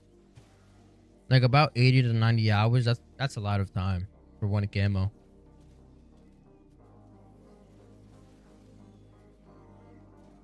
But low key, like, you know, once you get the camo, you spend 80 hours of the game initially getting the camos, but after that, like you never have to do that ever again. Like that's one thing that you do once and it's over, right? So just enjoy it while you do it, because unless you manage to lose your Activision account, or like you go from unless you manage to lose your Activision account or play on a different console than what you originally started, you're never gonna have to go for that grind ever again.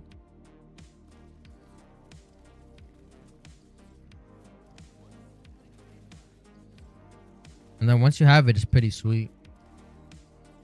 Here and there, maybe like once DLC weapons come on and you want to get those Nebula, I'll go for them. But like I don't care too much to do it as to get Nebula for the gun, because most times I might just not even use the gun. But I care about it for like XP. Like it genuinely gives you so much XP to do Nebula. By the time I was done with Nebula, I was Prestige 9.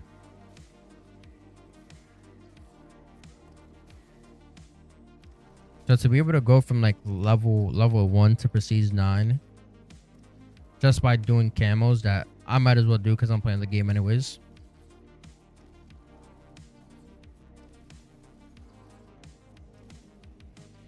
The launches took a year off your life, dude.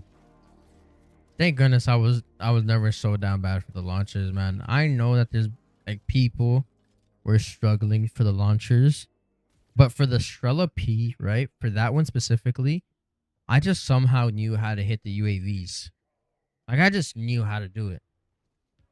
I even made a video on it back in the day because I know genuinely a lot of people were struggling, and I was able to do it within like super quickly. But to get banned for hacking for no reason is crazy, bro. What? Like you gotta be a demon at multiplayer to get banned for hacking, bro.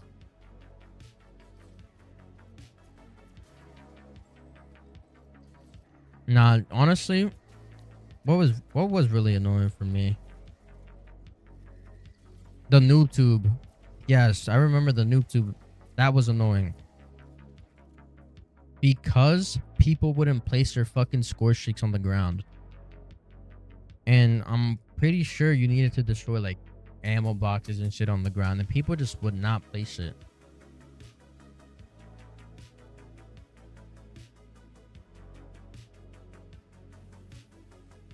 I think right now Call of Duty is like, I think my friend's been chat banned a few times. Like I genuinely don't know what he's been saying in his games. Like it could have been some crazy shit. But I also did see something on Twitter like the chat monitoring has been like stronger now or whatever. Why do we need, like, I know that the Call of Duty lobbies could get crazy, but to the point of chat moderating, like that's insane. Back in the MW2 games, MW2 days, bro, people would not survive those lobbies. Black Ops 2, multiple people had a mic, bro, and like, you know, they caught you like being weird. You know, that entire whole game chat would be turned up.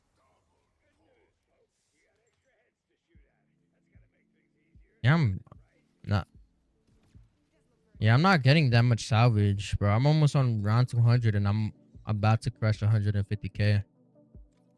They must have nerfed salvage drop either with the wonder weapon or like, you know, because I only have not even 150k, 145, and I'm about to hit round 200.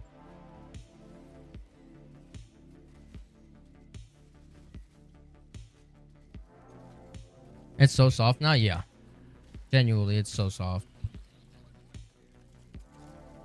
The fact that you can get chat banned for like even cursing, like you don't even have to say nothing crazy. Like you could just curse once. Like if I say fuck, I might get chat banned. At that point, I just have chat disabled because I know like I might get mad and just call someone a bitch. And I think it's basically off one report. Like if someone just reports you once, like it doesn't have to be a spam report thing. Before, like you would have to piss multiple people off and they would have to all spam report you. But like if you get one person to report you now, like it's over. You're chat banned. I thought I got shadow banned the other day, bro. Cause I dropped like a few games back to back 20 bombs on Warzone. And then my shit was stuck saying connected for a very long time. Like for 15-20 minutes. I thought I was perma banned until I just restarted my game. Not perma, but shadow banned.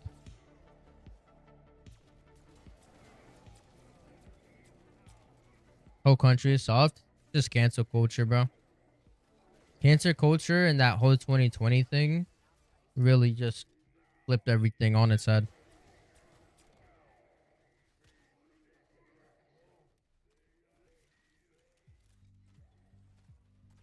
Definitely COVID. That's like a very strong effect that COVID had on society and people now today.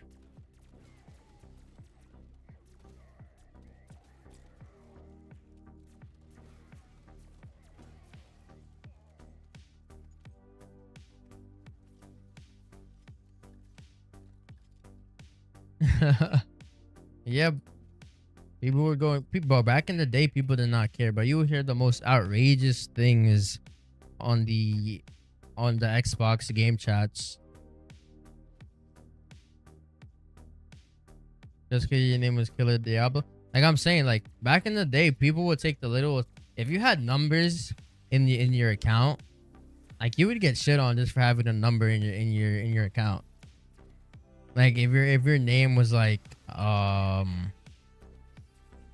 Master Slayer 353, people would cook you for just having 353 in your name.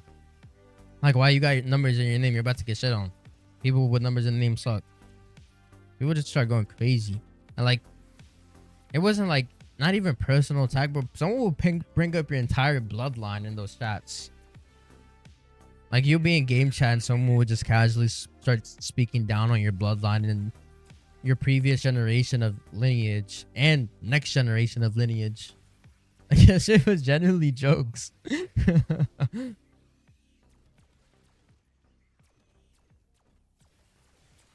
shit is funny though. It is what it is though. Hopefully we'll get to a point where chat moderation like isn't a thing and we can just, you know, have good old fun Call of Duty. But until like a new game comes out that pushes those boundaries and pushes those limits, we're not getting anything like that in modern day Call of Duty. It's just a new time. Like we're not back in 2011. We're not back in 2008, 2009, right? Kind of just how the cookie crumbles. which is unfortunate for a lot of people. But it is what it is. You know what I'm saying?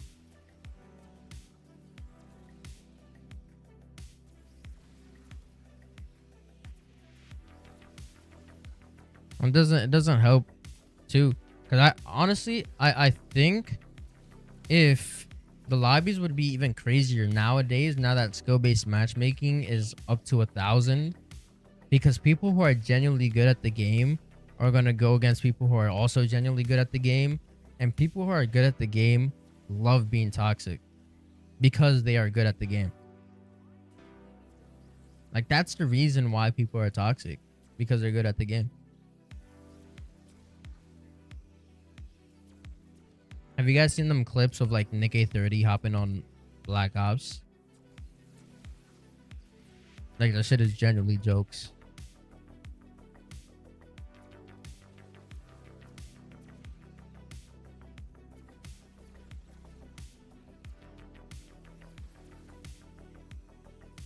It's always fun to see some drama here and there. Like, it sucks seeing drama with people, you know. Like, when there was that drama in the high rounding community, because someone disconnected, or because someone restarted their game because they took it down because lag, and then someone DDoSed him. Like, that's a different like type of pain, because the guy played like 900 rounds of zombies and then got DDoSed for like something he couldn't control. And it wasn't like a DDoS like, hey, I'm gonna boot you off the game and you're not gonna play this game no more. Bro, his Wi-Fi connectivity was gone for like 4 to 5 days straight. Like, it was bad. Dude, you know what it means to have no Wi-Fi for like 5 days? And that's crazy, because a lot of people's like lives run on Wi-Fi. Like, some people work online, some people work, go to school online. All that because of a zombies game. Like, it's okay. Like, it's fucked up. It's just, you know.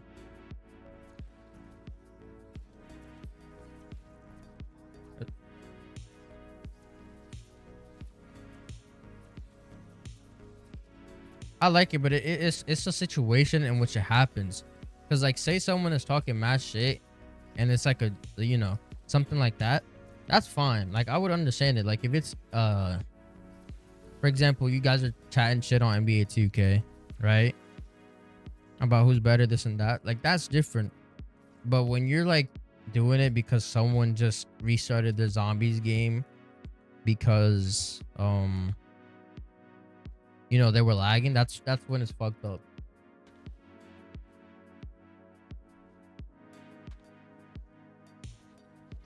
Sometimes you just can't control your Wi-Fi, especially when you're streaming the game. Like, it takes very good Wi-Fi to stream the game, and I believe he does it on multiple platforms, so he takes even more Wi-Fi. And sometimes it's not even his fault, it's just the game servers. We all know Call of Duty servers are ass, right? There's nothing great, nothing good that comes about these servers.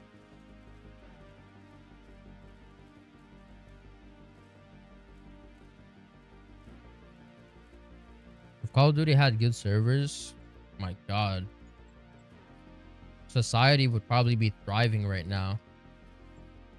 Like, we would have flying cars.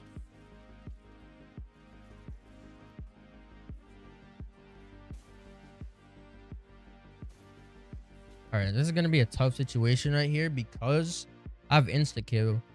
Oh wait, I got my ether shot back. What the fuck? I just used my ether shot. How I get it back? Wait, what? Does the nuke do that much on the?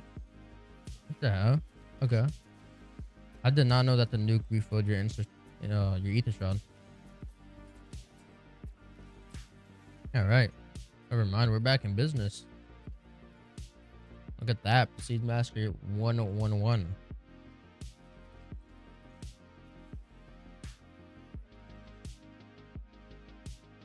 It is what it is, though.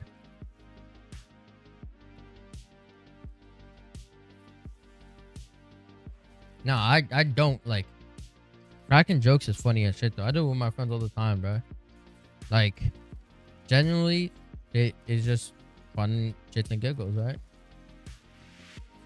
But a lot of people just can't take a joke. and then they cry about it. And the worst part is that they get their ways most of the time. Like, you cannot do nothing about it. Fucking dumb, but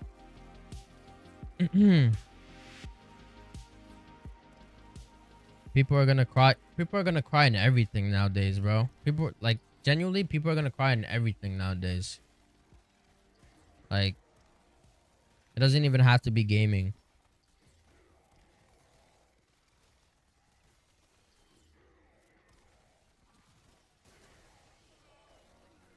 It's just the way society has evolved.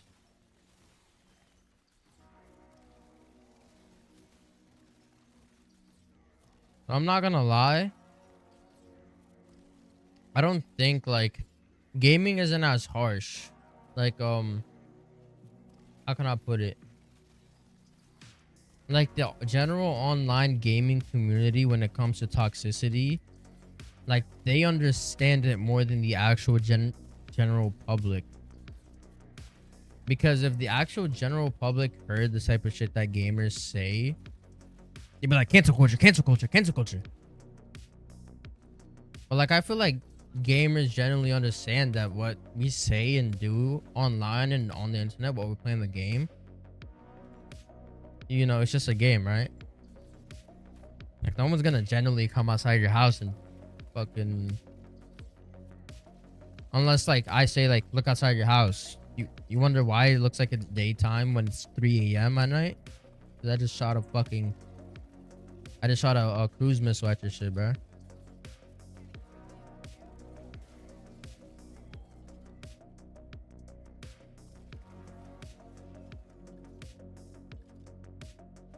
Alright, 183. Yo, we're still flawless. Almost 200 rounds in, we're still flawless. We're doing so well. So incredibly well.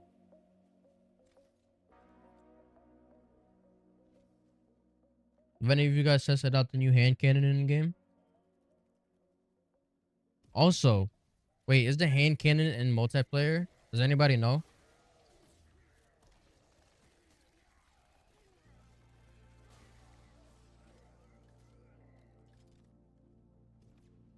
I didn't take a look. It might be in Warzone too, but I'm not sure how good it is. I'm guessing if it's in Warzone, it's busted. But if it's in any, like, can I set it up a match right now? Of zombies or multiplayer? What you want right now, multi or zombies?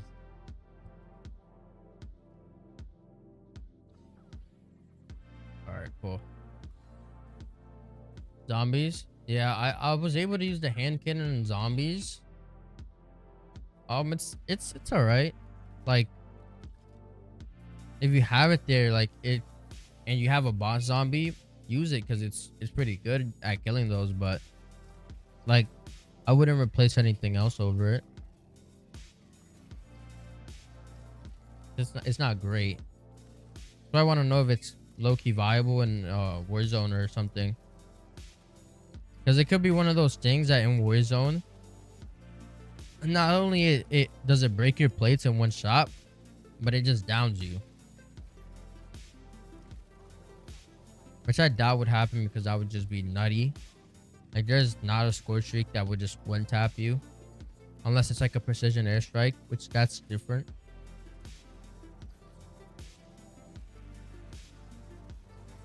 Oh, there's an amalgam in here.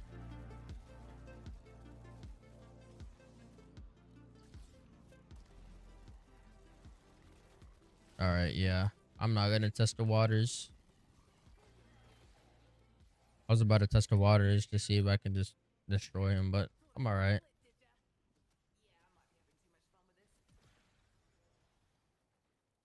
It would be crazy if I was able to not only go. He fucking grabbed me, bro.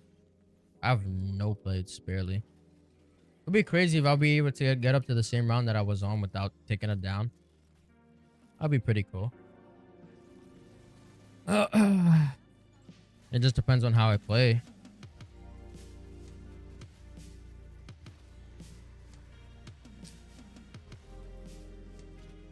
want to touch on like, yo, so I have a Switch, right? I have a Nintendo Switch, and I like Nintendo, but I don't. And I'm gonna tell you guys why. Nintendo has some very scummy business practices, like very anti-consumer business practices, right? If you guys don't know, every time they have a new console, they close the eShop, and you cannot play games cross-console. So if you have a Wii, you can't play those games on the Wii U, I think. Same thing on the 3DS. And what they do is, like, after they stop support of the 3DS or whatever, they close down the eShop. Meaning, you can't buy any games on the 3DS unless you go out your way to buy the game. Now, there's two things about DS games, right? Some games are very rare, and because of that, they're very expensive. Another thing about DS games is that they're very easy to fake. What people do to fake the games, right? Unlike CDs and stuff like that, they take the cartridge of the game. With the cartridge of the game, they can do one of two things. One is very easy to notice than the other one, but they can take the ROM, download it on an SD card, and just have a cartridge that just reads the ROM off the SD card. And that's how people... That's one way people fake the games and just, you know, resell games. The other way is that, and it looks very like, it's more realistic than the other one, than the SD card, and harder to tell. Like, they download the ROM and they just install an SSD into the cartridge. Like, not a great SSD or whatever, but like a hard drive big enough to collect that data of the game and run it on a cartridge. And it's not just like DS games that do this. I don't know if they do, if you know, people have started doing it on Switch games, but they do it for Nintendo 64 games. They do it for DS games, 3DS games. It's very easy to fake one of those. That's also why a lot of people, like, they end up going to jail and shit, because Nintendo is very strict with their games and their IPs in general. Like, you could be a random nobody. I'm a big DS guy, I didn't know. Yeah, if you a lot of people, that's what they do. Like, the rare games, if you ever find like a rare copy of a game that isn't, like, there isn't a lot out there, and you see it on like eBay or something for very cheap, most likely assume it's not a real copy of the game, and it is a copy of, like, a fake copy of the game, essentially. Like, it's still Pokemon Silver or whatever, but it's not like the genuine cartridge that Nintendo made.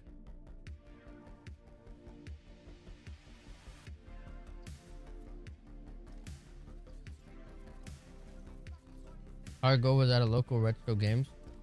Yeah, that's why, like, there's these websites called DK Oldies, and like genuine, like, websites that refurbish these types of games. That some of their cartridges are like that.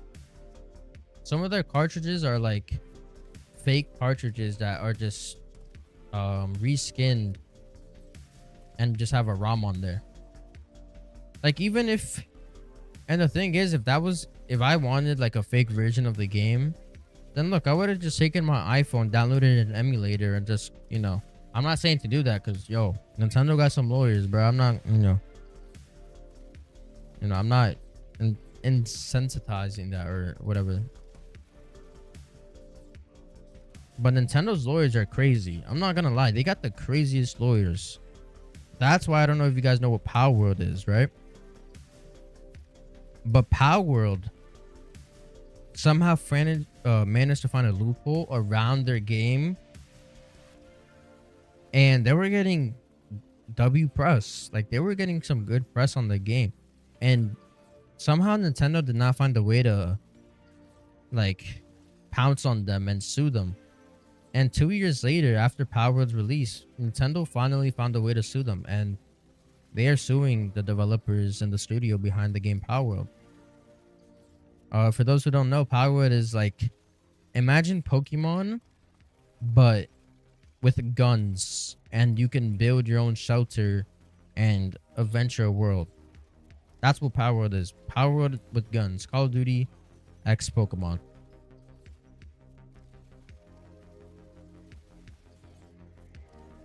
I had a 3DS. I remember like I want a game, not a GameCube. I want a Game Boy. But those are the most times Game Boys, like actual OG games, are faked. That's why I don't get it. But I do want a Game Boy. Also, sometimes I don't know why, but people decide to like just overprice them for no reason. Like I seen a Game Boy for like $150. Like the most I spent on the Game Boy is 100. But it's like a solid, like you want to play an old Pokemon game, because I enjoy the old Pokemon games, like Pokemon Red, Blue, Yellow. I enjoy those games, and you can play them on the go.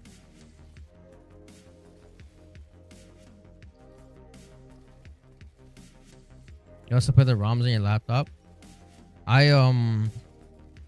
Back when I had an Android, I used to have the ROM for Fire Red, and I just used to run it all the time.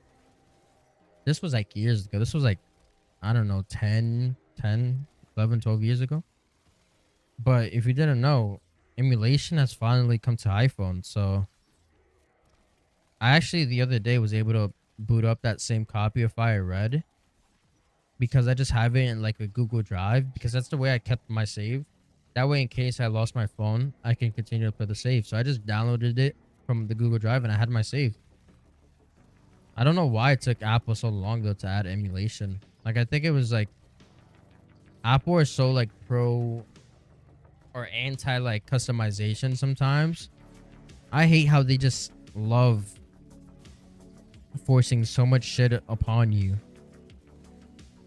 And the thing is, Apple, like they hold back on a lot of features that Android have, and then 10 years after Android have them, they decide to add them in and market them as brand new ideas that they've created for their new phone. Like, to be honest, the only reason why the iPhone has USB-C right now is because Europe forced them to have USB-C, and it was just cheaper to make one phone with USB-C for all than make one phone with Lightning port and one phone with USB-C. Yeah, I still think that it's crazy. What's the most rare DS game? There's a lot. There's some games that people have not heard of. So like there's like one copy floating around the world. But then there's some games that, like, you know, they've sold thousands and thousands of copies. Like I would not mind to get my hands on like a sealed version of Zelda Ocarina of Time. Like I would love to have a sealed version of that game, original. Hell yeah. They do that every year. But usually like around now they're careful because their stock prices have been going down. Like their iPhone 16 Pro Max, their iPhone 16, their entire line did not sell well. And some people that did buy it ended up returning it. I've had the same phone for like 4 or 5 years. I had like the iPhone 12 or 13. And I was like, it's time to get an upgrade. And that's the only reason why I got the 16 Pro Max. Yeah, they're smart, but there's scums for that. But a lot of people, like regular, normal, everyday people, they don't look into that stuff. Like things that I would know, some random person who spends all their day, like, I don't know, they wouldn't know about that stuff. And that's how Apple gets a lot of people. Like the fact that you still need to get the iPhone Pro Max Special Edition to have 120 refresh rate on your phone is crazy. 120 refresh rate should be something that ships out of the box on every iPhone, starting from the iPhone 14.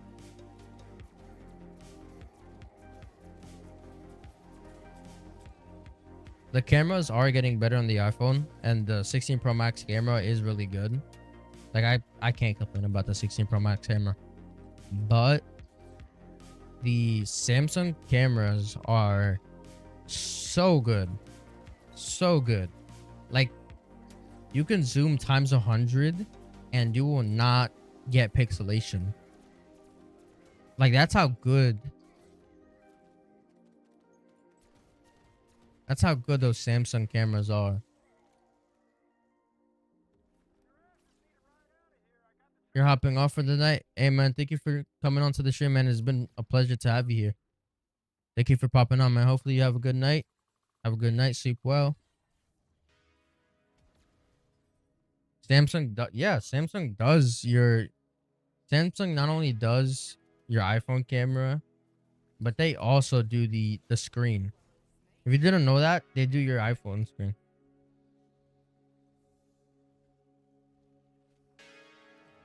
There's a lot of shit that Apple has that they get from Samsung.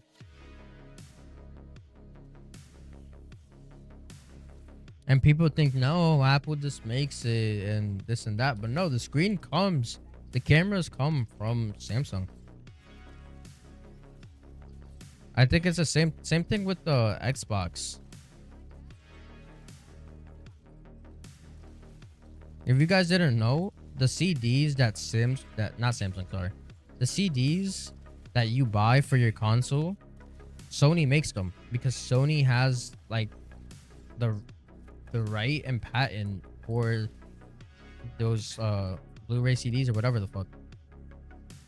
So every time you see a CD on shelf at a GameStop or something, that is something that Microsoft had to pay Sony money for to make. Yeah, for me personally, I would get a Samsung. The thing is that so many people have an iPhone, and like it's weird to have a iPhone and text somebody on an Android. Like you get green bubbles, like the phone is just weird towards people with Androids. Also, Android started doing some weird shit that, the reason why I liked Androids, right, was because if you didn't know, on Android, right, when you send pictures and videos, for example, say you took a video at 4K, right, they wouldn't compress the video. Like the video wouldn't lose its quality to send it over messages. Now they started compressing the videos. So now videos look uglier and murkier than they used to.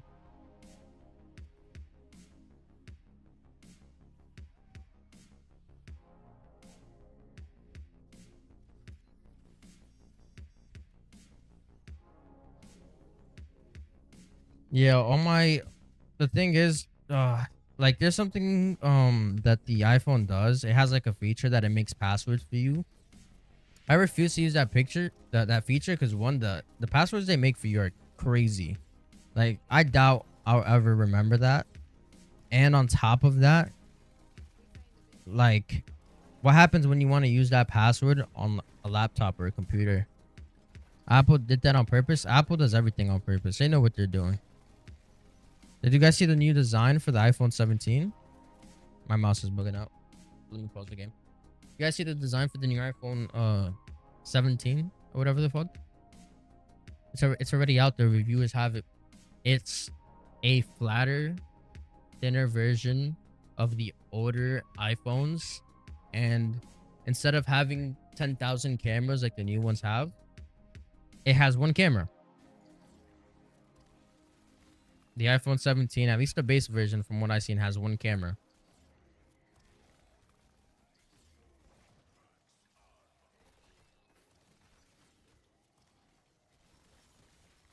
I'm not gonna lie, I like some of the colors on the iPhone, but like some of them are just weird and ugly and just not for me. I like darker colors. So like the titanium black they have, or like the dark silver, like those are genuinely nice colors that I would see myself. Right now I have the titanium gray. Whatever that one is, that's the one I'm currently rocking. That one is a very good color scheme on my phone, and I like it. I like it so much to the fact where I have a clear case on my iPhone.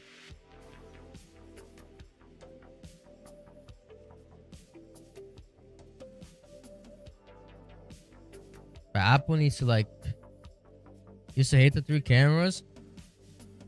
Honestly, the one thing I hated about it is like whenever someone took a picture, like which camera do I look at?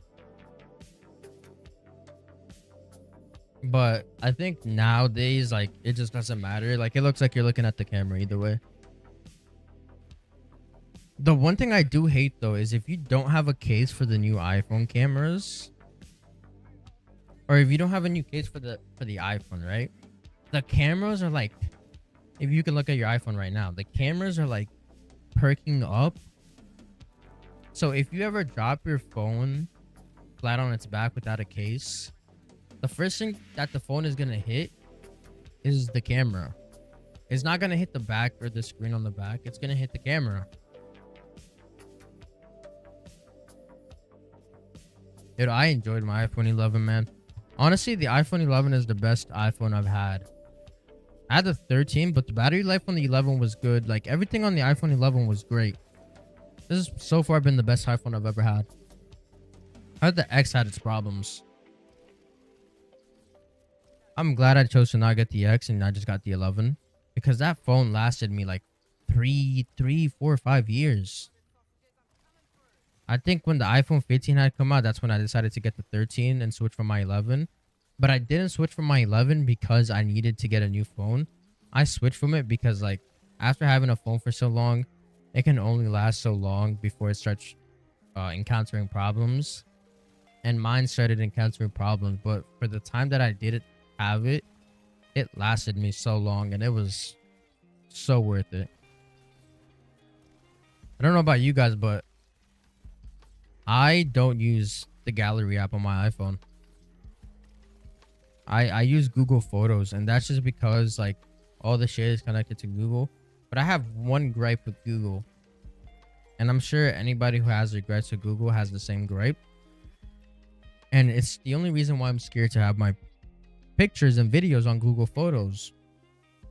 Google has a tendency of starting up a good or generally new service and then out the blue for no reason canceling it.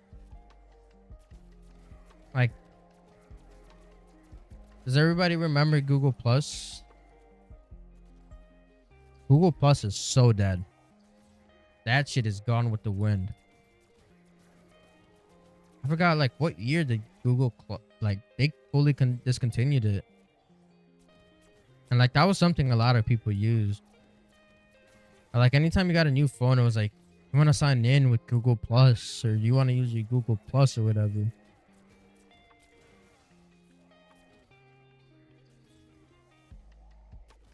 But the fact that on Google Photos, all I have to do is sign into the account and have my pictures stored anywhere, and it doesn't compress the pictures, so it's original quality.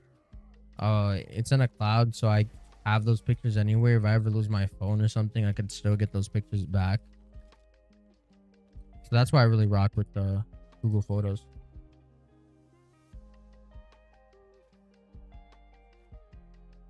And the thing is, like, yeah, you could do iCloud or whatever, but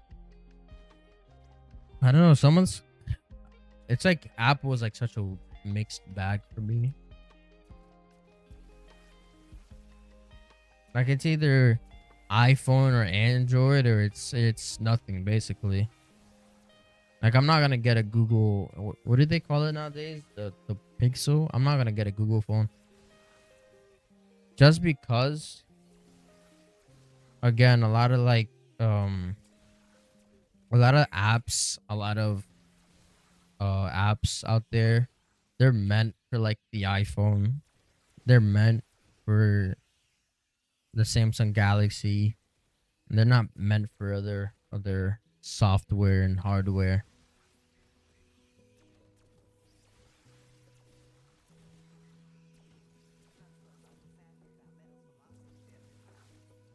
And I don't think that any other company that ever comes out will ever be able to compete with Apple or Samsung. But competing with Apple is very hard. I mean, they were the first um main company to do mainstream phones. 2007, the original iPhone or iPod. Yeah, the original iPhone actually. When Steve Jobs announced it to the world, like that was a big moment in history. That was almost 20 years ago. And look how far we've come now in 20 years.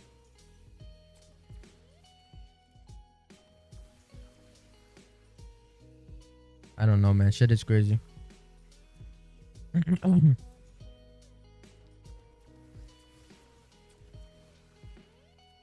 We're almost on round 200 though. Yes, sir.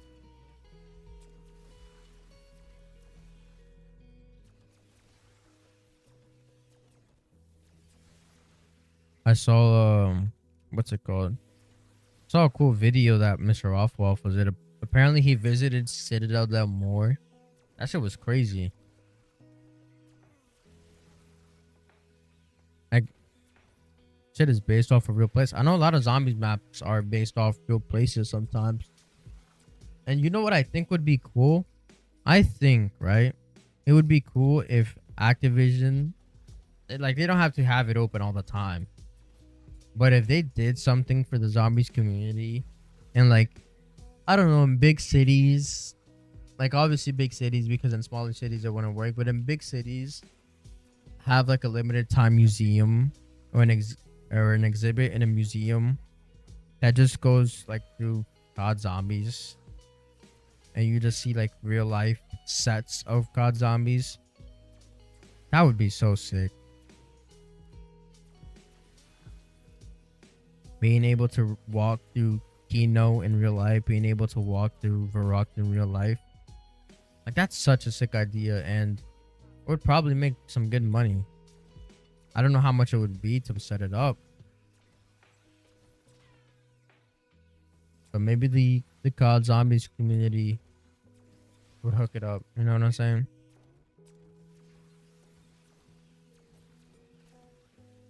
Dude, all these flies, bruh.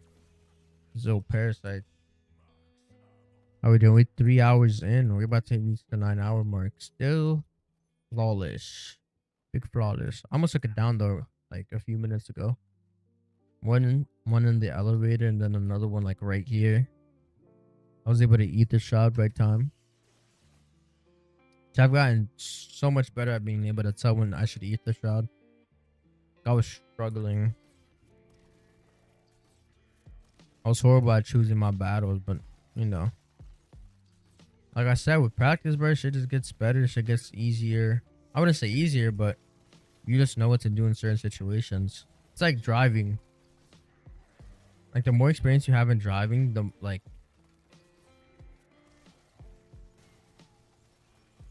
better your reaction is when certain situations happen. The better like you move in traffic.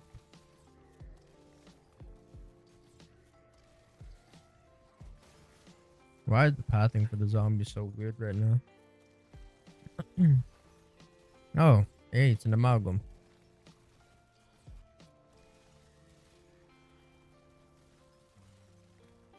Wait, I want to see if I could just kill it with my wonder weapon right here. I don't want to go and use my scrap right now. Oh yeah, I'm definitely killing it.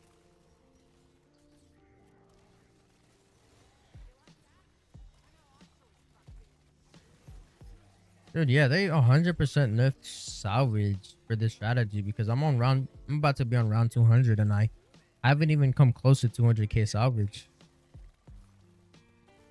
Or maybe they just nerfed it for the Wonder Weapon. Who knows? Because I'm picking up the salvage on the floor. Like, I'm definitely not skipping out on the salvage.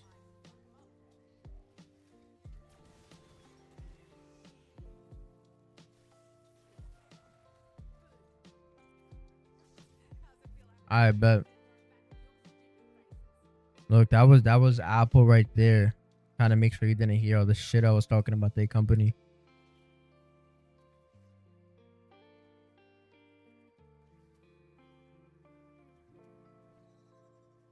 Nah, I got, bro. I don't know about you guys, but AirPods do not last long. Like they last like about a year and a half before you have to get a new pair. I've had like 4 pairs of AirPods, 5 pairs of AirPods already, lifetime, spanning between different generations. And I've never got AirPods because, oh, a new generation of AirPods have come out. Let me go ahead and get them. The reason I've gotten AirPods is because the last AirPod I had broke, or like the sound started degrading to the point where it was unbearable. And then I had to go get, dude, this game is so loud.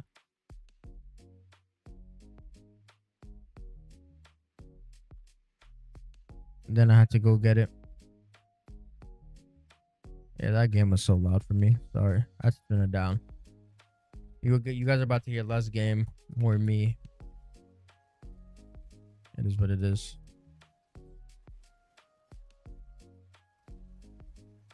Yo, what's up, man? How's it going? How's it going? How you doing? Welcome on into the stream. How was your Thanksgiving? Everything good? All right, let's take care of this guy.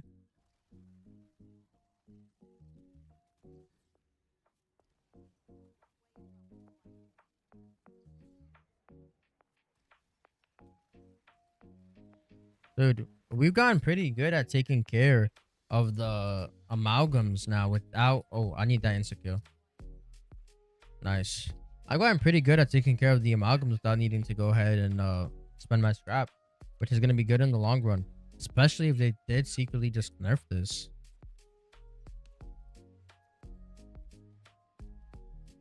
We could just sit here and just like mindlessly shoot this gun. We're just talking about how Apple has some business, has some scummy business practices. That's what we've been on right now. We're talking about how like they hold features and shit and then claim them as new features. Like Android didn't have them for the last 10 years.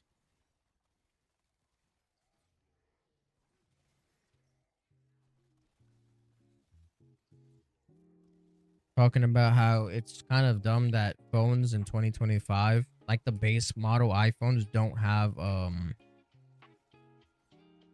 they don't have 120 hertz, which should be the standard on all phones, considering every Android phone, no matter what the standard version is, has 120 hertz, right?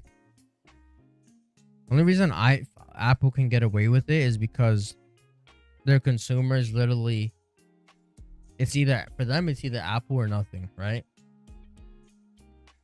They rather have an iPhone than have a Samsung Galaxy and get fucking bashed in public, like, ew, you got an iPhone, or you got an Android, what are you doing with your life? Like, bro, come on. Besides that, the only thing that's different is the support, like when you're texting people or you can't FaceTime, but there's ways around that. Google Duo, WhatsApp, like apps like that, you can deal with that type of stuff.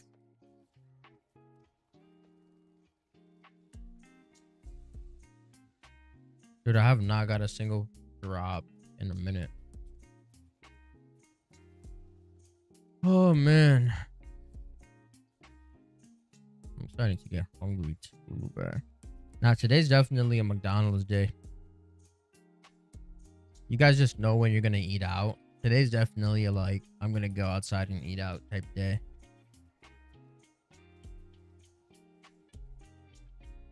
Gotta treat myself. Might as well, right? Everybody has their days. What gobble gum I got? I've been getting really lucky with my gobble gums. Been getting the ultra rare ones. Let's see. We got stock options anywhere but here. Useless ass gobble gums. All right. Oh, I should have gone to use my. Oh shit! I should have gone to use my injection. Bro, you want some canes? Look, I want some canes too. Guess what? I've never had canes, bro. That's man. I wish I could get canes. I still have yet to try it. And I went to New Jersey to try it, and I ended up getting Chick-fil-A instead because my friend never tried Chick-fil-A. The day I get my hands on canes, bro, it's over. It is over completely. Completely. Did you have anything for Thanksgiving? Anything like special that you don't have on a day-to-day basis? Or same old, same old?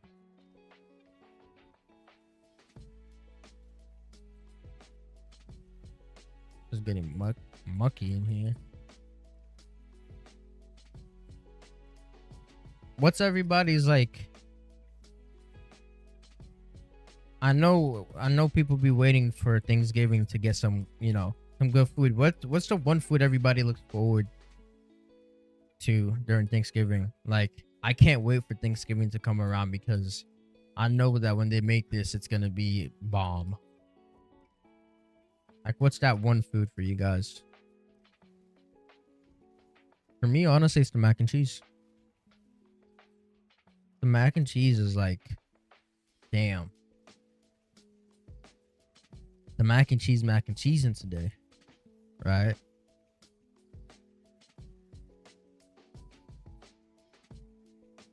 Can't complain with a good old mac and cheese.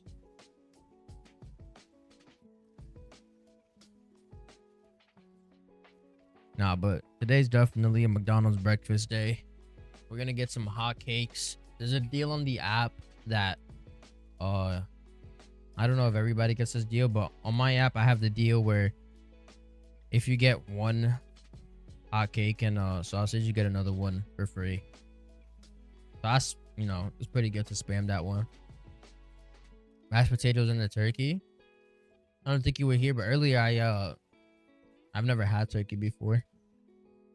I heard it's really dry and I've just never tried it. Just depends on the person making it. Like, usually my family, it's like tradition for them to make pernil.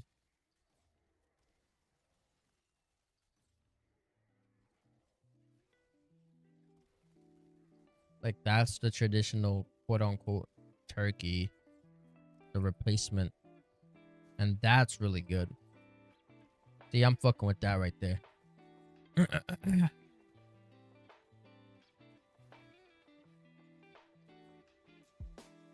All right.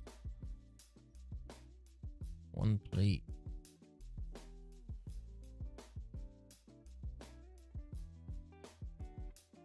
Wait. Can I do that again? Wait, how did I do that?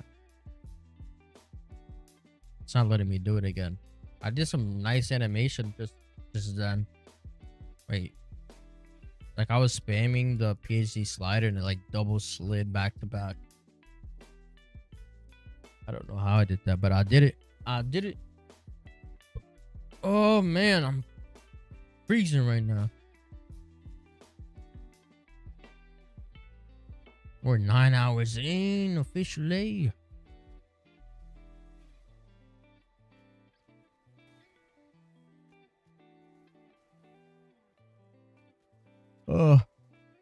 I don't know. Yo, I gotta start hitting the gym again.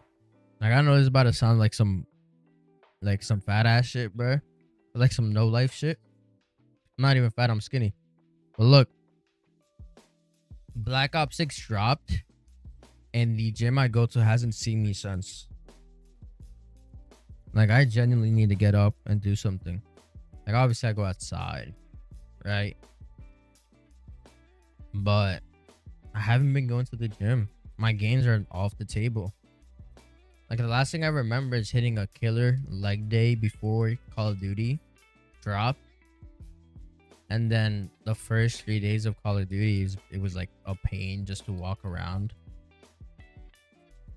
And then the gym hasn't seen me done. I don't know about you guys, but for me, the gym is like I could go a month straight and not stop going. And then one day I stop going once because I need one day off because I've gone for 2 months straight. I go one day and the gym don't see me for another month. Again, that's just a bad habit. Like I'm not disciplined. And that's something I have to work on, just being more disciplined. Because honestly, going to the gym is fun, bro. Especially if you got a few friends with you. Everybody's trying to push for PRs and shit until like, you know. But hitting the gym is genuinely fun. Though, you know what's not fun? Planet Fitness during the summer. I'm going to tell you guys why. Planet Fitness does this thing during the summer where it allows teenagers to come to the gym for free. I'm talking from like the age of 13 to like 21. Now look, it would be cool if they didn't come in groups of 7, weren't so loud, didn't take up every machine, and like, hey, that's the machine I want to use, but I can't use it because they're cycling between 7 guys on one machine. So they're going to be there for an hour and a half. And they're not even focused on working out fully. They're there talking to each other, chatting shit, while like, I'm just trying to get a workout in and just leave. So that's annoying. So I just started going to a different gym instead. And I can't say that situation is any better. It's a tiny bit better, but it's not wholeheartedly better. Like there's gyms out there, and I think like it just depends on where you live, right? Like if you live in a big city, the gyms are just hell to go to. But if you live like in a town, your workout is probably looking nice, right? Like you go in there, you hit your hour and a half, you hit absolutely everything you have to, and you do it hard. You're in and out in an hour and a half, and you had a good lift. Your your gains are going up. But bro, big cities and going to the gym where there's a lot of people, it will take like 2 hours, and you're still not done with the workout. And it's not even your fault. It's other people's fault. It is what it is, though. The problem is like the good gyms that have like not that many people. One, they have not that many people because the actual membership sign up for those gyms are crazy. Like Equinox, I think it's like $240 a month. Yo, if you're spending $240 a month on the gym, like I expect you to be bodybuilder type, or like just a gym freak, right? Like you're going every single day and you're getting $240 worth. Also, I think there's so many, like there's a lot of good amenities. Is that what they say? Amenities? English? That you get like free towels and shit. Like, obviously you're not gonna get the same experience out of like a Planet Fitness, but if you're going to like an expensive shit, like you're gonna get somewhat your money's worth. Like machines that actually work and aren't always degraded. People that are not annoying.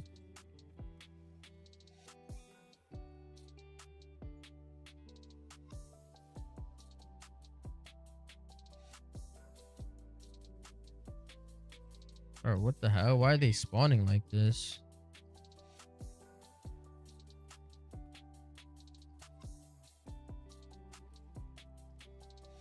Bro, it's 5 a.m. What the fuck? Wait, when did it become 5 a.m.? What? Oh, time is going by so fast. I do forget that I start stream late. Like I stream on a later time. Like no matter what I do, like sometimes I wake up late, so it's just the way the cookie crumbles. Like if I wake up late, the stream is gonna be late. if I wake up early, I'm gonna have an earlier stream, right? So I think we're gonna start getting into the territory here where, because I took a nap at like the wrong time, my stream is gonna go up to the morning, but because of it, like the time is gonna be fucked. But eventually it's gonna fix itself. I want to have a good schedule and not have like a schedule that's gonna fuck my shit up.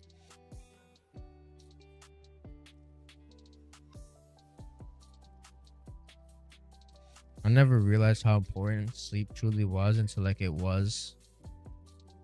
I think I read about like sleep depth and all that. Basically, if you you're supposed to get 8 hours of sleep. Like, that's the typical amount of sleep a person should be getting every day.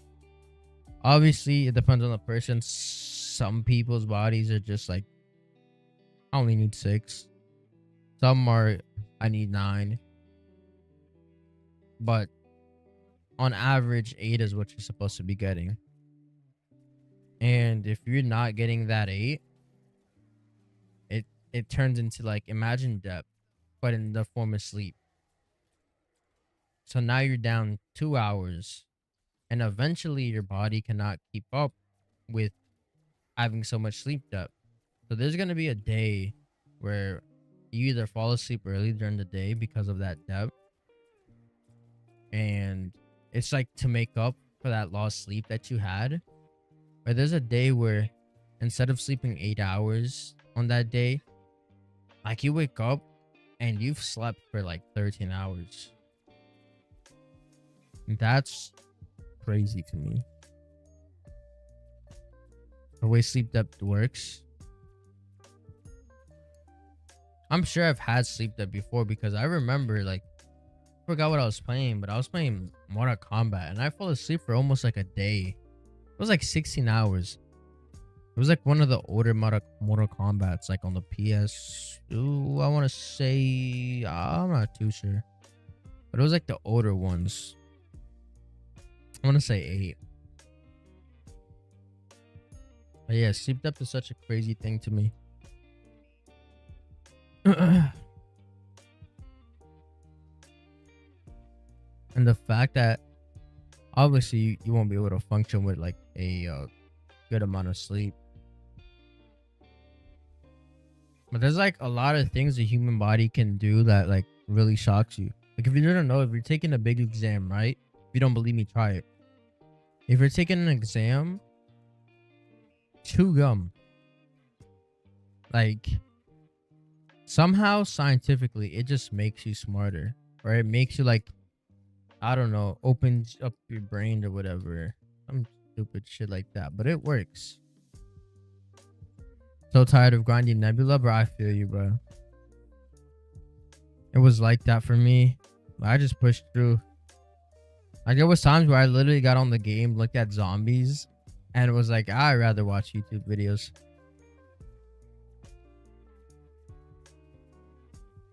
And I feel, because this is my second run of doing this right here, I feel like I'm gonna be the same thing. That's why I'm just chatting about some random bullshit while just playing. I'm playing zombies talking about sleep.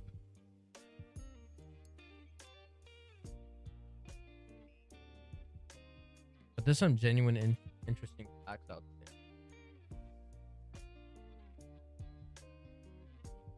there. I remember I got taught that and I didn't believe it, and then I tried it and I blew that exam out the park. How's your progress looking so far on Nebby, on Big Nebby?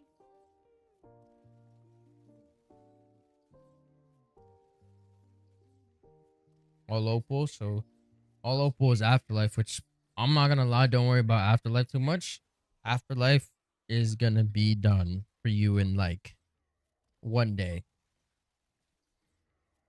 Afterlife's gonna be done for you in one day, and then Nebula is gonna be all done in one day. And that's about it. You're done with your Nebula grind, and you can just relax and play the game how you want to play. It's a one-time thing, so enjoy it while it lasts. You know what I'm saying? At least enjoy the grind, because once it's over, it's over. Unless like you get banned and you have to restart.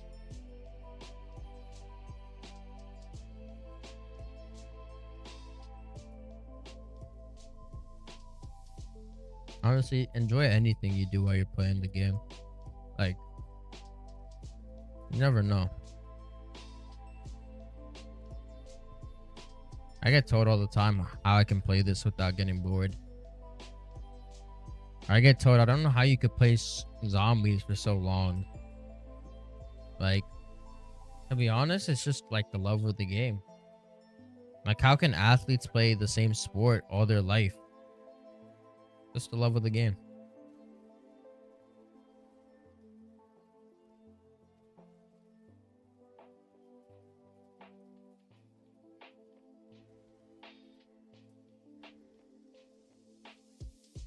You see the bullshit I just went through? That could have been like a terrible death for me.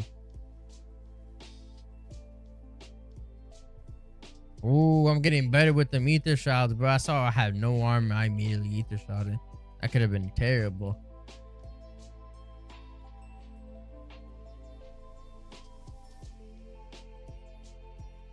I think I'm about to like reach upon. I'm about to descend upon 10 days or 11 days of playing the game. Like on my leaderboard account. Which is just wild to me that Black Ops 6 has been out for that long for me to have that many days played on the game. And the fact that I've enjoyed the game as much as I have, everybody in general has.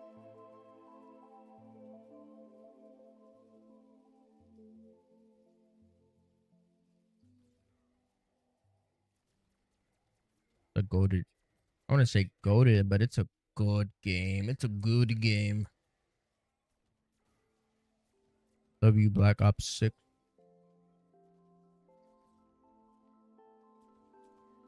I feel like Dark Matter is gonna be such a grind. Just cause Dark Matter is like it deteriorates your mental while you're doing it.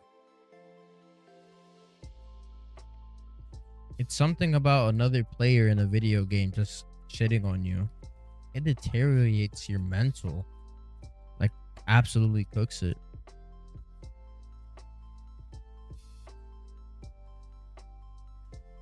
And I don't know if on multiplayer it's like this, but on zombies it is, or on Warzone it is. But your camos sometimes depend on other people. Like in Warzone, you have to kill somebody who has a UAV active. That's annoying to have to depend on somebody else for your own grind.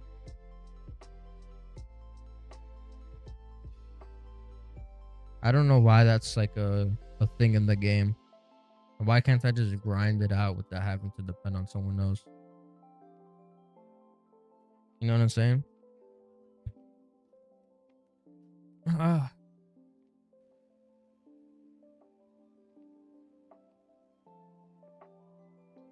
big nebby though.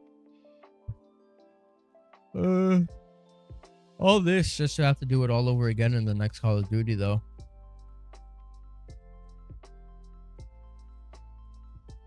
But it's alright.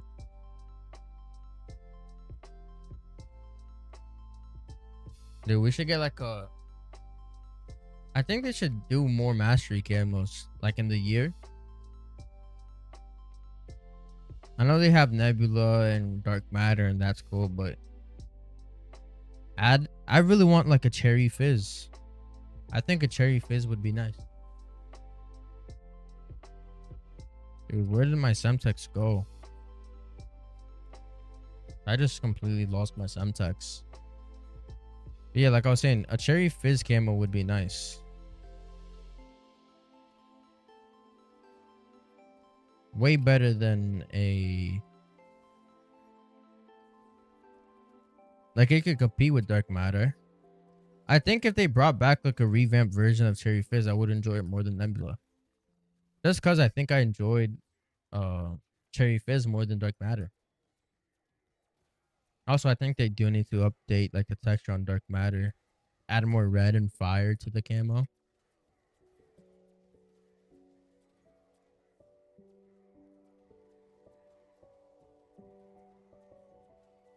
Or make it reactive. I think a reactive camo would be fire. Like Black Ops 4. Like, don't make it similar. Like, copy the homework and shit, but make it reactive.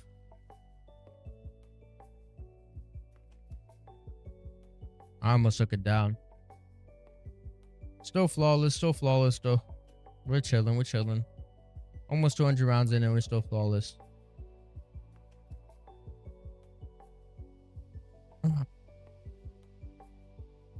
Dude, but we're low on salvage, bro. There's no way. Did like a patch come out for the game recently or something that nerfed the salvage drop rates? Cause not even 200k in 200 rounds, and I haven't been spamming injections, like crafting injections.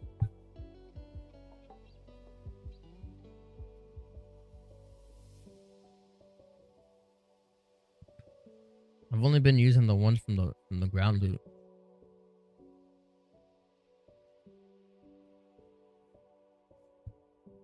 Which I'm not even getting that many ground loot injections.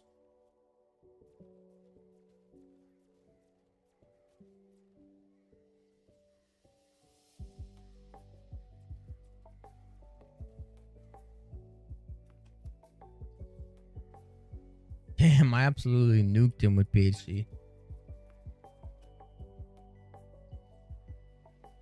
Oh, there's one right there. All right, cool.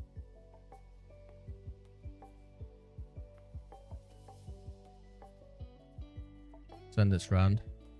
193. Not bad. Oh, wait. There's still another one. All right. This is 193 right here. Still flawless, so we're looking good. We are looking good. I think if I ever take it down, right? Just like a matter of one. I think that's like my reset point. Like, just take a break from the game. Cause like I play on my mood, right? So taking it down would really like turn my mood down. Like it was just like so depressing. And I wouldn't want to play it. So I would have to just take a break if I ever go down. Just cause, why not, right? I'm not trying to lose everything. I went down like, okay, I got to 422, but if you guys weren't here for it, I went down a lot of times in that game. I went down like 7-8 times in that game. A lot of it was like, you know, my mistake, but a lot of it too was like, I had full armor and I just got shot by a mangler and I died somehow. Like very weird stuff.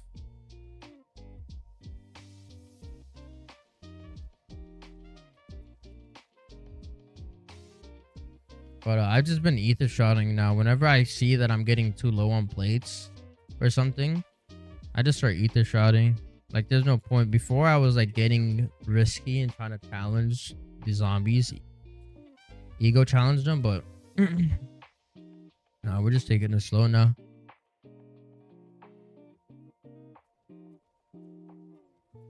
Also that, and on top of the fact that last game, when I first started for the first 300 rounds, I wasn't using the chopper gunners I was getting off the floor. Like I was still changing up my strategy. It isn't until now that like I got the strategy down and I'm, you know, playing the way I'm supposed to be playing if I want to do this.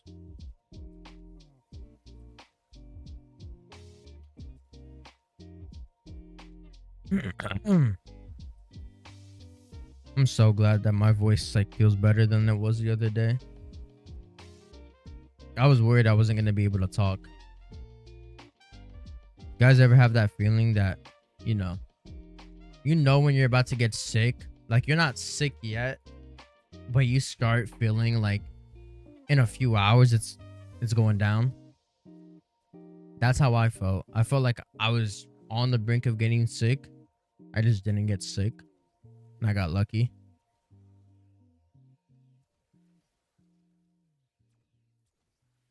All right, let's go get some more ammo. Yeah, I hate feeling sick. I'm not gonna lie to you. Like before, I would want to get sick just to get out of school and shit. But like, it's just not worth. It's just not worth what you go through.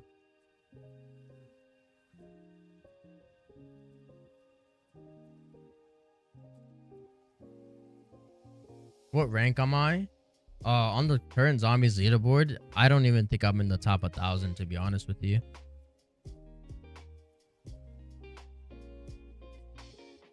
And I also appreciate the kind the kind comments about me being a great player. Thank you, thank you.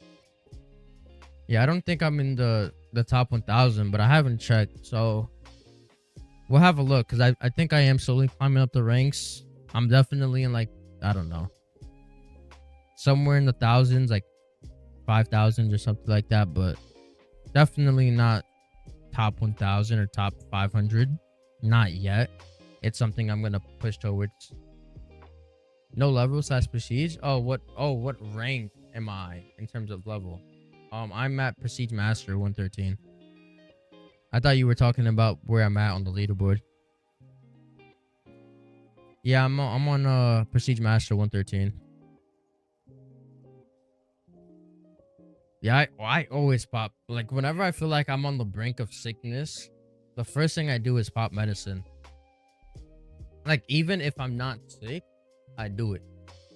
Just cause I don't, like, I hate the feeling. It's such a ugly, mucky, yucky feeling. You're sluggish, everything hurts.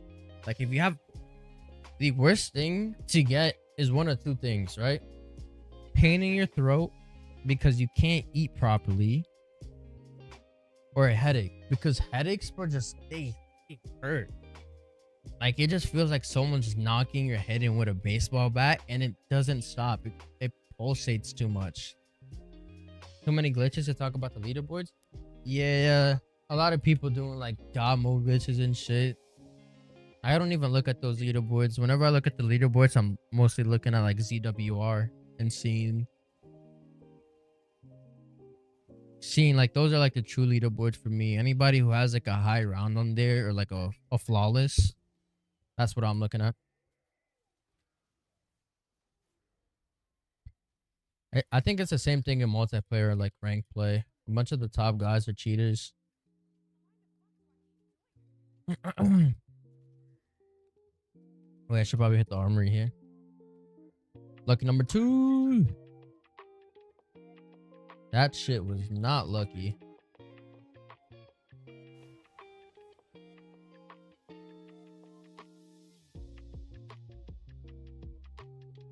How's your Thanksgiving been, Flacco? Everything well? Yo, it's Black Friday today, right? So look, I've been looking at Black Friday deals. I know earlier I was talking about me upgrading my PC. Yo, Micro Center and their Black Friday deals on electronics in general, their deals are really good. Especially if you're trying to build a new PC, a top-end CPU with good RAM and a good motherboard for only like $500, $600. That is a very good deal. Like a extreme deal. What's your highest round yet? 442. Yeah, I took a bad down last game. That was last stream. And my game was over. Everything was good. Everything was good for me. Hanged out with some family. We went out to eat. Had some ribs and all that. Some little calm shit, you know what I'm saying? Then came back home to the crib. Just chilling at home. I fell asleep. And then I woke up and I was like, shit, it's past 11 o'clock. I should have already been live. But nah, I just like, okay, I'll just take a little time to just wake up, reset. And then I just started playing the game. Because these game sessions are very long. So sometimes I genuinely have to mentally prepare myself for the fact that I'm gonna be in a game for like 10 hours. I think anybody who goes for high rounds shouldn't impulsively do it. Like unless it's your first time. But if it's like going for around 100, that's fine, right? But if you're going for like a 999, impulsively doing it is the worst thing you can do. Cause you'll eventually realize how long it takes and you'll be like, nah, I don't want to do it no more. If you take time to think about it and just mentally prepare, just understand that, hey, I might be in this game for, I don't know, 100 hours, 2 weeks, then you know, it's a different story. 195, let's go.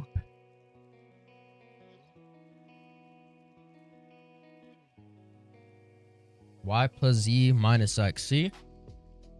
See, these two, if we solve for X, I can get these two. But the last one, that shit's cooked. I'm seeing the 2 lines right there. I'm guessing absolute value. It's not happening, my friend. It's not happening.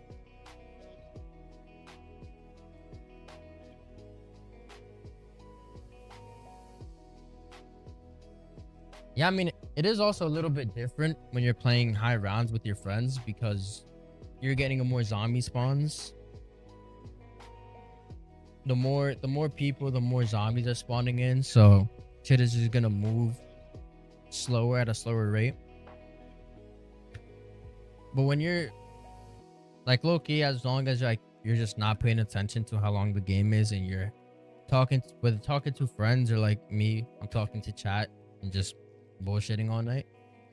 Like time does go generally fast. Like I was surprised that it's already almost 6 a.m. in the morning because I low-key thought it was like 3 or 2. But time does go by fast when you're just not focusing on the fact that each round is like 10 minutes or so. I like to check here and there though, just to make sure that like, because I'm obviously trying to get this 999 before Citadel. If I don't, like I'll have the game on the back burner as a save. But my goal is to have it before Citadel. Which with my last game, I was on track to do. But with this game, I don't think I am. I'm trying to put a lot of hours into this game right now to hopefully push me there, but if not, it's all right.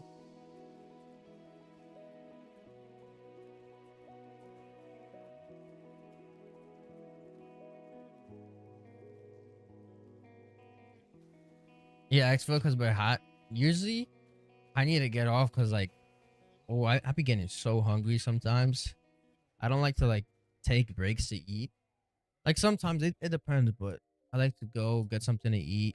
I don't want to have chat here just sitting at a fucking piece of text that says, I'll be right back. I'll be right back. I'm going to get something to eat for 30 minutes. I know that shit has to be mentally draining on co-op. Because on co-op, you can't save the game, right?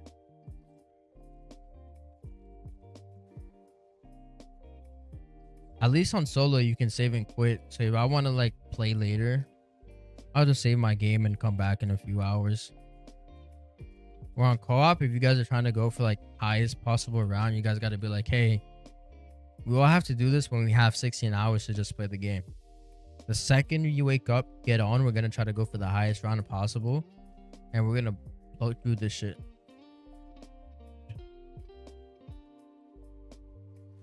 Why did I come into this room? Bro. Thinking about getting Nebula? Bro, go for it. Go for it. It's a little time consuming, but I promise you, one, have YouTube up on the side and do it. It's gonna go by quick. Enjoy the grind because you only have one. You only unlock Nebula once, right? If you unlock it now here in November, in March when DLC 3 comes out, you won't have to go for it. Maybe if you want to get the DLC weapons, but Anybody who wants to do it, I think should go for it. Or if they're thinking for it, just go for it. Not only that, if you care about your level, you get so much XP from just going for Nebula that I think it's worth it. By the time I was done with Nebula, I was already Prestige 9. And I didn't start doing my Nebula camo grind late. I started when I was like still before Prestige 1. Yeah, they gotta fix the getting kicked out of inactivity. Cause I know it's very short. It's happened to me. I played with a few friends before, and I literally said, "Hey, I'll be right back. I'm gonna go grab a bag of chips." And by the time I got back, I wasn't even in the game no more. At least you could join the game late, but like if you're going for high rounds, I don't see the reason why you would want to join the game late.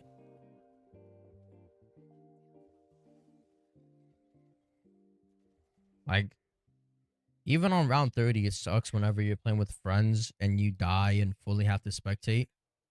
Just cause when you spawn in, you have nothing. Like if you're really good, you could just, you'll be able to get back on your feet pretty quickly. But most times it's pretty hard to get back to where you were. But yeah, man, stuff like Dark Matter, Nebula, one, I think it's an experience that everyone should have. Like, you don't really know what you're missing. Like, one, bragging rights, right? You'll be able to tell your friends, look, I got Dark Matter or Nebula, and you don't. It looks cool in game. And that experience that you have going through Nebula is something that, you look back on and be like, damn, I did that.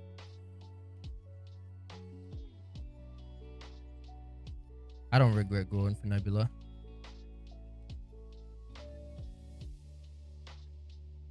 The only thing that is annoying is like setting up your zombie builds, because you have to go into the settings and sit there for an hour and put the camo on every single one of your guns. But that's like a minuscule problem that you don't even have until you're done.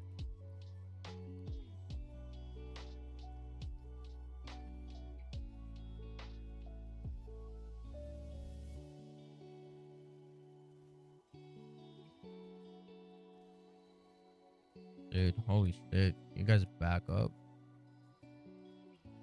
First attempt at this Easter egg. So my first 2 attempts, I made it up to the boss fight, and I could not beat the boss fight.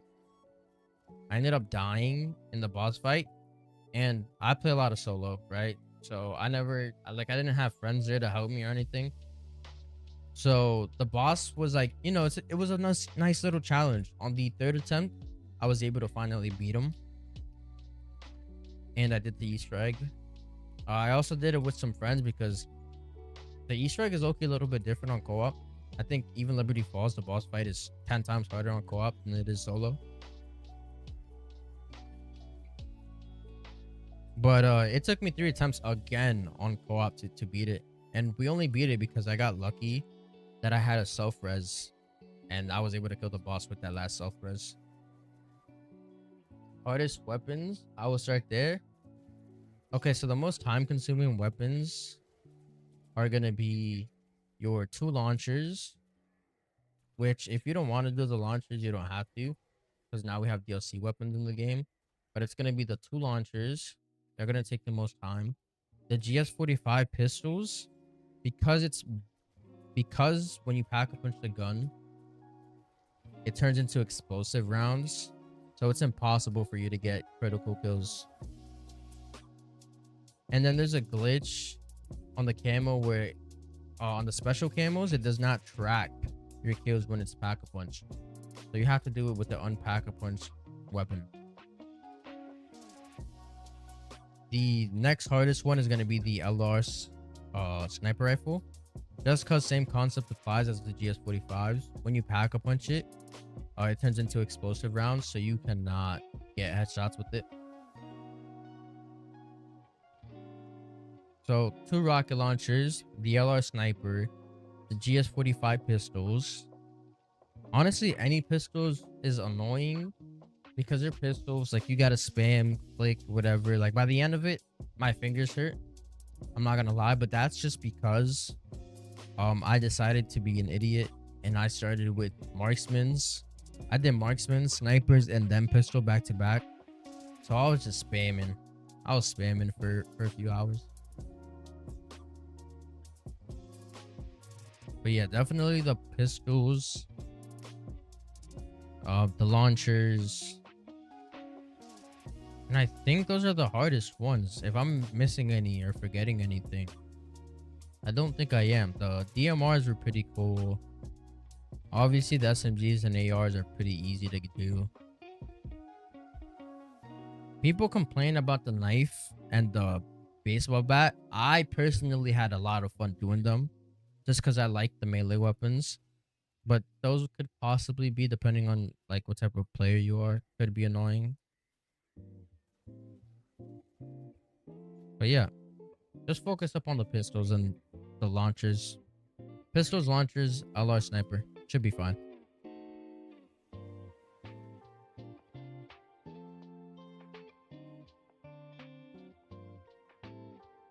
Oh, you have all the... See? Makes it 10 times easier now that you have all the headshots for the LR. Then you get the LR dome, which is a piece of cake. Just worry about the GS45 pistols. Launchers flew over your head, but you know. I'm gonna tell you why the launchers are hard. It's because not only do you have to get kills with them, but you don't get many points with the launchers. You don't get many points, and the ammo count in the gun is very low. So because the ammo count is very low, you're not getting enough points, and then when you have the gun pack up on tier 3, you're not getting enough points to get ammo for that gun. So you have like 10 bullets in your clip, maybe less, and you're not circulating enough points to even get ammo for that. So some people say just pack a bunch of tier 1 and just spam that because it's like 1,000 points after that. But honestly, like, it just depends on how you want to do it. I just pack a bunch of tier 3. And then just in case I ran the wonder weapon. Like, in case I really needed points, I ran the wonder weapon, but you don't really have to. As long as you do big hordes, you'll be able to get enough points.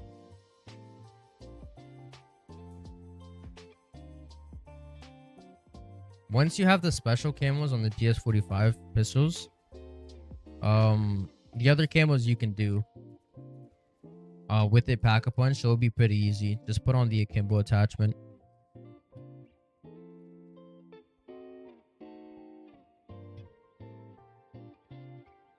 And the DLC weapons are pretty fun doing too, if you want to go ahead and do them. Or if you just don't care about the launchers, go ahead and do the DLC weapons then, because they're pretty fun. I'm not gonna lie. I have fun using the power drill. I don't have Nebula on it yet, but it's a pretty fun melee to use. And the Krieg is pretty good too. I haven't tried the SOG yet though.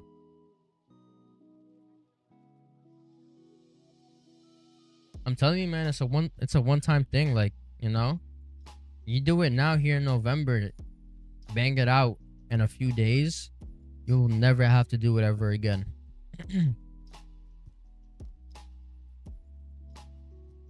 Not only will you never have to do it ever again, you'll get so much XP that you'll probably end up hyper siege, and you'll have a sick looking camo.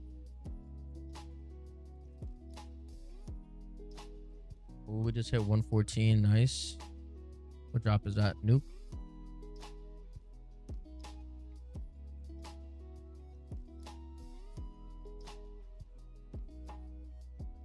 That was risky. I should have not done that, but fuck it, bro. It worked out in my favor.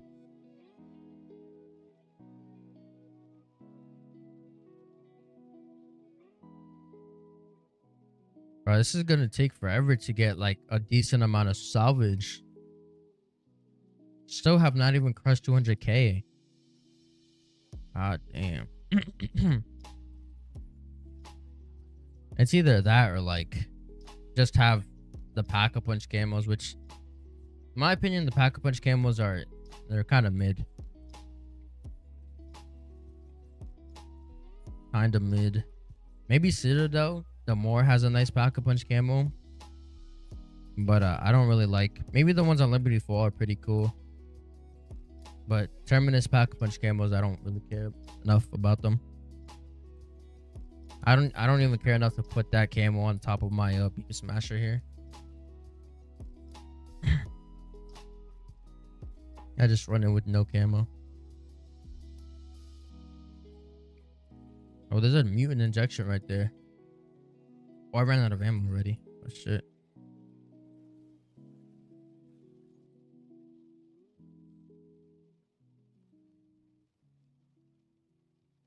All right, nice.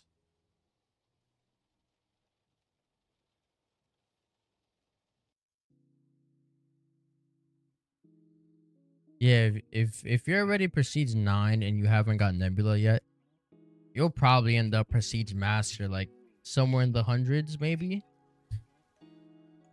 You'll probably end up somewhere in the hundreds, especially with double XP currently right now. If you didn't know, each Nebula camo that you unlock, like once you get to Nebula, where you're unlocking Nebula on each gun, each time you unlock a Nebula camo, that's 8,000 XP, 8,000, 9,000 XP, not including double XP. Yo, what the fuck am I doing?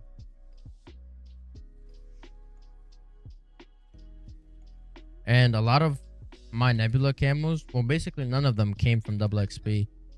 So I could have been getting a whole lot of XP.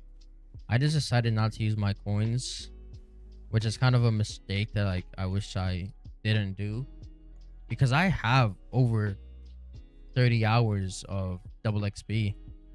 It's just sometimes I'm very uncertain how long I'm gonna play the game for. But I realized that you can if you pause the game, you can do double XP right here.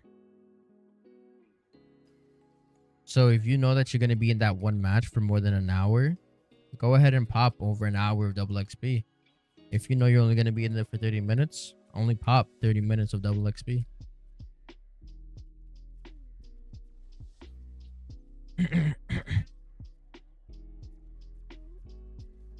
Alright, we're about to crush 200 here flawlessly. Some pretty good shit. Flawless 200 is not bad. Actually, I really like that.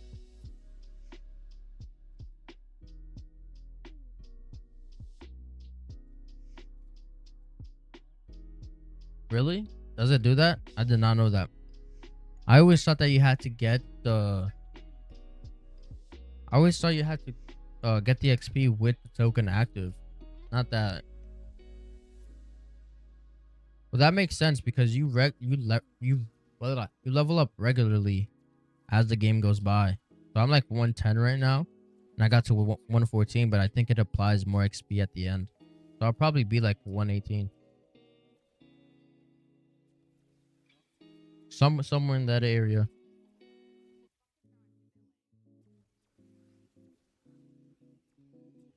I forgot which prestige it is, but I want one of the... I think it might have been prestige 5 or 6, somewhere in that area. I want that Black Ops 3 Zombies logo, that emblem.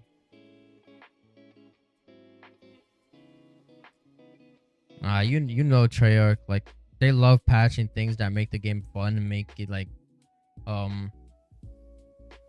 quality of life features. So we'll see. They'll probably end up patching that soon. If not, I'll be very surprised. But Treyarch loves to patch stuff like that. Like they added legacy XP tokens and they got so much backlash for it like 2 hours later that they decided to just put it back into the game. And I promise you, there was no stability issues with adding it into the game because they were in the game. Craig just didn't want people to have it. People complaining so much about it. And they got peer pressure to just add it back into the game. Shit like that happens.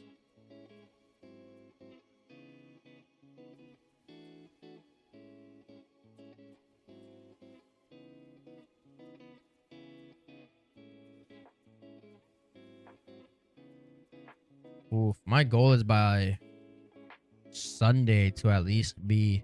What's today? Today's Friday.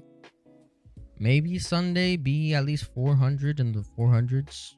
We'll see though. That's like, I have to play a lot. Almost 10 hours every single day just to get there. Hell yeah. But how are you gonna give us the 2 times XP tokens for a few hours? People are using it, abusing it, and then take it out and say that we were not meant to have it, and then release a statement saying, oh, you guys are meant to have it. It was just causing stability issues, quote unquote stability issues. When in reality, it literally was not. It's just them being weird.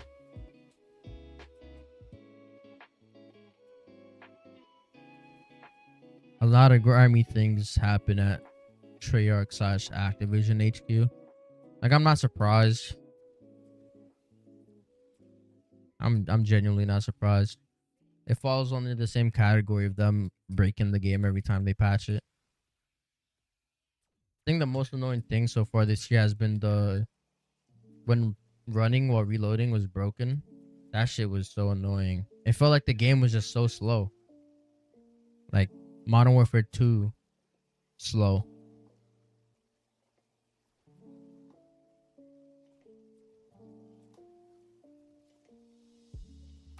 And I hate when, I'm not gonna lie, I hate when movement in Call of Duty, especially zombies, because you have so many things in the game that are in there to make your game faster. Like you literally have a perk called stamina that makes your game faster or makes you run faster. And the fact that the game was so slow, mind-boggling.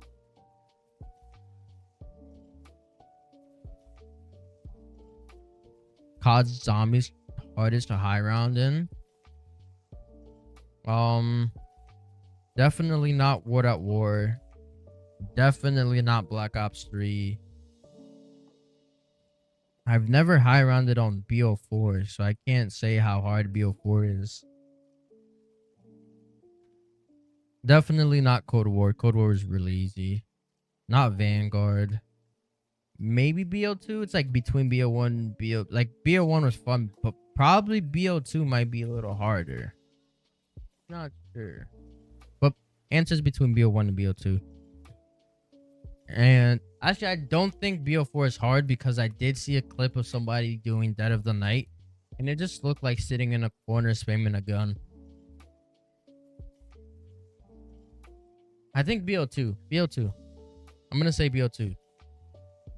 Because there's some maps in BO1 that are very easy to high round from what I know. Like Kino with the trap. Ascension is one of them. Probably not Shangri-La. Shangri-La is probably hard as shit. I'm not even gonna lie. But it's Shangri-La. Shangri-La is a hard map in general.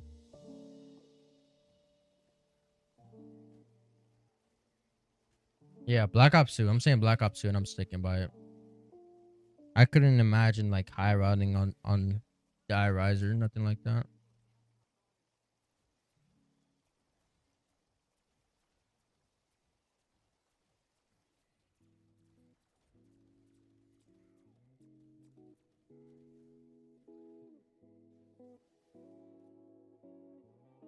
Surprising that my guns do damage in these high rounds.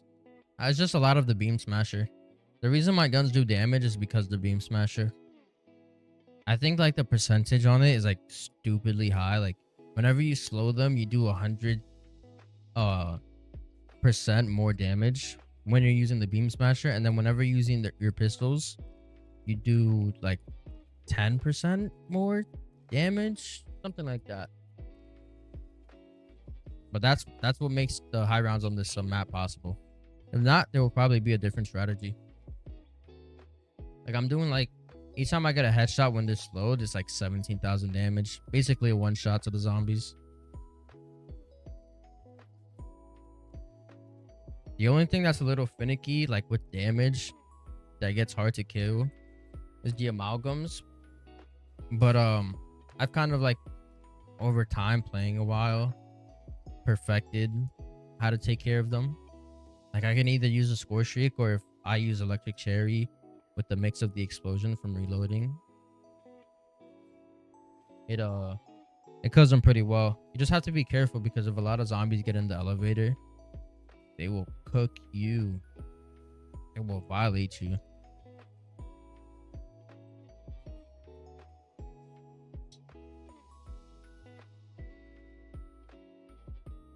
I need to get ammo for my beam smasher. Need to make sure that I get that ASAP.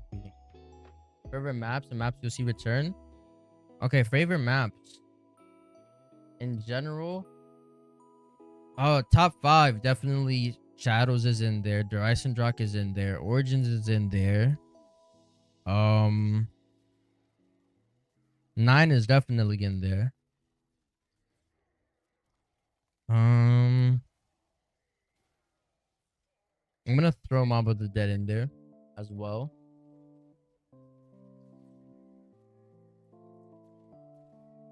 Let me see what else. Trying to think of like goated zombies maps that I would go back and play any day of the week. I would definitely play Buried any time of the week. Kino, 100%. And Moon. Like, I love those maps. Those maps are like all S tier maps to me.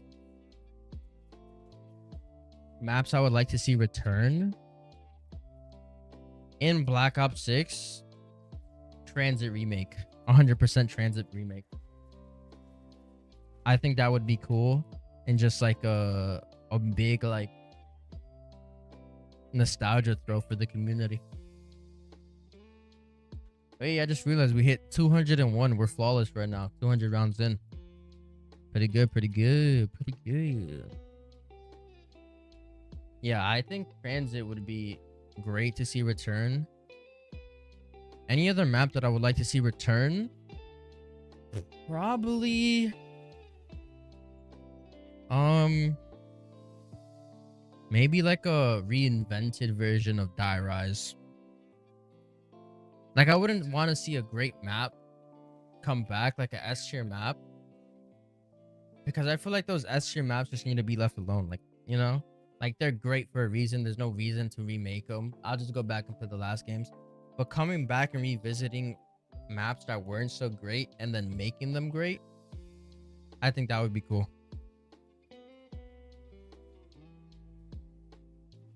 I think definitely a Die Rise, like Imagined or something like that.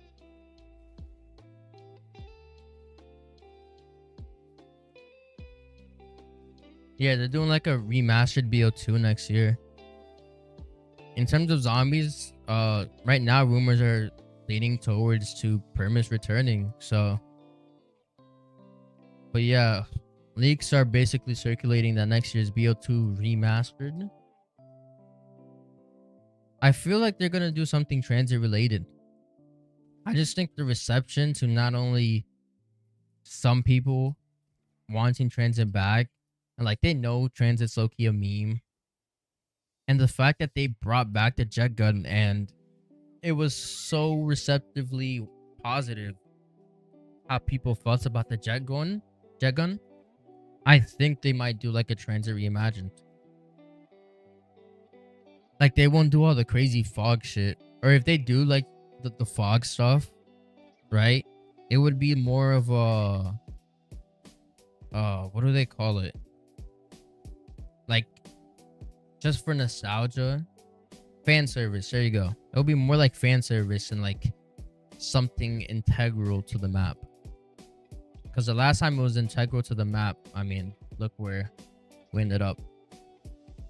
But the only reason transit really suffered was because the consoles back then were just not strong enough for that map. They just weren't.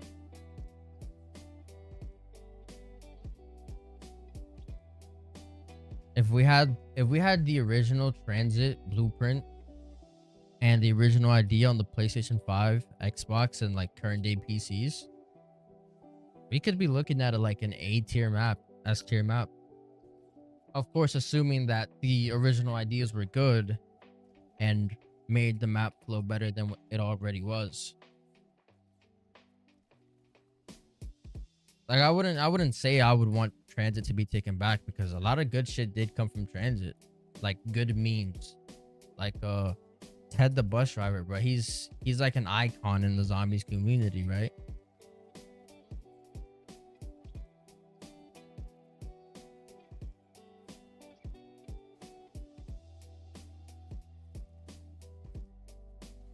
Oh, I'm not gonna lie, I'd rather have this current rank system.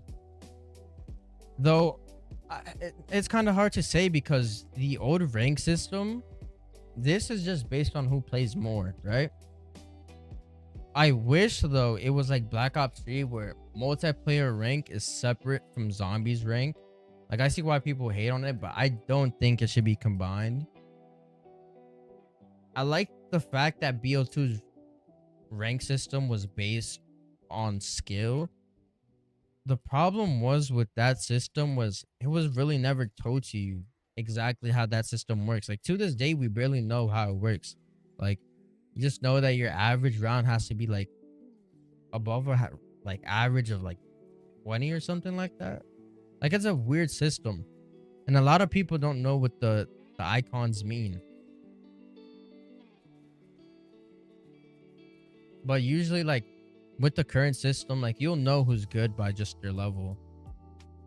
Like if someone's a very high level this early on into COD, either they play the game a lot or they're just good at the game. Am I playing on PC? Yeah. I got the game on I'm running the game on the Steam version of Call of Duty. Where's these last manglers, bro? Are they stuck in here? Bro, I thought they... You guys remember when Treyarch said they fixed zombie AI? Look at these guys just standing here, having fun, dilly-dallying.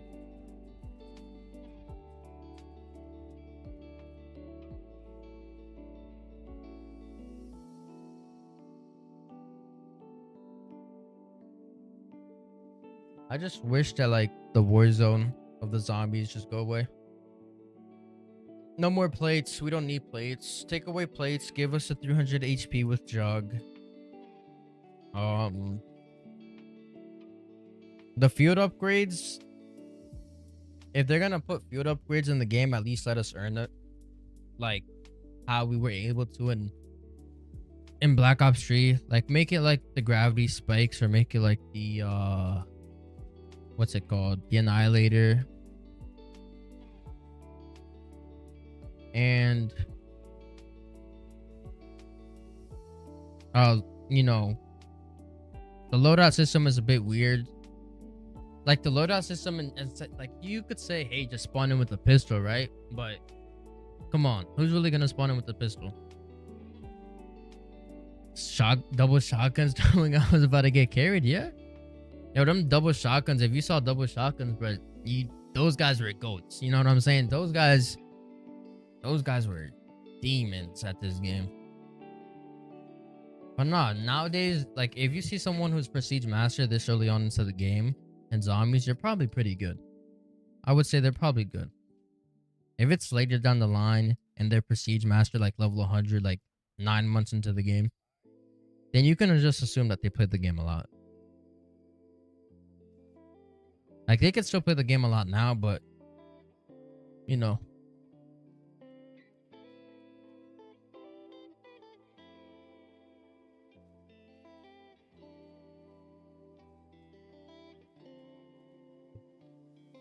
You didn't give up until you had them yourself? Alright. Bro, BO2 though. I wish they did what they I wish they had the counter of how many people are on the game. I don't know. I feel like that's always been like a good feature that Black Ops 2 had. Like I can see there's 500 people online. I can see there's 2,000 people online. Like when Black Ops 2 was on that wave where I think for a day they brought the entire community was back on the game for just one day. That shit was popping, and you can tell that it was popping. Like I want to be able to see how many people are playing Black Ops 6 right now. Like they definitely won't do it because like, you know, they don't want to actually show their numbers. Like what if the numbers are low, right? And they're just bullshitting, hey, we have the most sold COD and you know, whatever.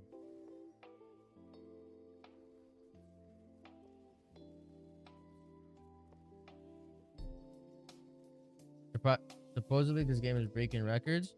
Yeah, that's what I'm saying. Like without that on how many people are online, you can't tell if they're bullshitting or lying to you. Like that's just like a statement that they make when they drop a trailer.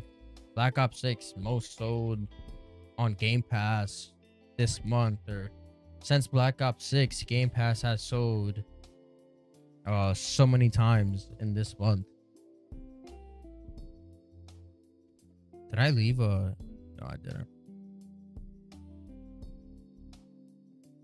I don't know why the game says that this is my highest round. I wish they would fix that glitch. It does it to everybody. Should have been saying it was my highest round since round 30. And I thought it was like a glitch if you didn't, if you explode, like it didn't count. But even if you die in the game, it still says that your lowest round is like 30 or whatever. Yeah, I mean that's how they became multi-billion dollar company, you know, being good at marketing. And Microsoft, for them, that's how they basically became a monopoly. They're good at marketing, but you know, everything they do is based off marketing. Like Call of Duty Vanguard, everybody who purchased Call of Duty Vanguard thought that that game was going to be big, because if you go back right now and see the cinematics that they were showing for Vanguard,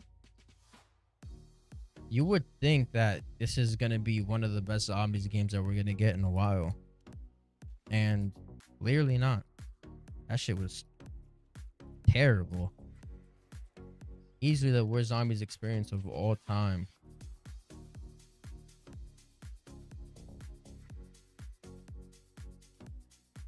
But that's Activision for you. That's all, like, you know, a lot of this stuff is just based off marketing. Whenever they have like a new collab with a skin, like they drop like a celebrity in the game. Yeah, I'm glad everybody is enjoying the game so far. Like the minor bad feedback is like mostly in the multiplayer side. Like Ricochet doesn't work, and there's hella cheaters everywhere in ranked, and there's hella cheaters everywhere in Warzone. But on the zombie side, it's pretty good. I enjoy the zombies. I've been playing it since day one non-stop. You know, I'm trying to break a freaking record on this game that if I was playing Call of Duty Vanguard, I would not try to go for no world record on Call of Duty Vanguard. What would you rate Black Ops 6? I'm giving it like a oh shit, that was bad. Hold on, I want that kill streak. This is a very bad idea that I'm doing, but I want that kill streak. Fuck. I'm like in a horrible spot. This is how I died one of my games. I'm giving it like a 7 or 8 out of 10. Please kill all those zombies. Please kill all those zombies. Fuck, I'm gonna have to eat the shot out of there. Unless,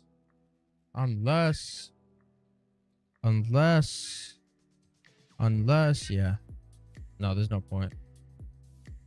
There's no point. Yeah, we're cooked. Or not. Oh shit. I've been really happy with Black Ops 6. And what makes it even better is that I thought it was gonna be worse. Like going into, maybe that's why I'm so happy with it, because I don't know if you've heard the saying before, like expect disappointment and you will never be disappointed. I thought it was gonna be bad. Like even Liberty Falls, I thought going into Liberty Falls I was gonna hate it. I was gonna like it. And I think Liberty Falls is an A-tier map. Like, Liberty Falls is really good.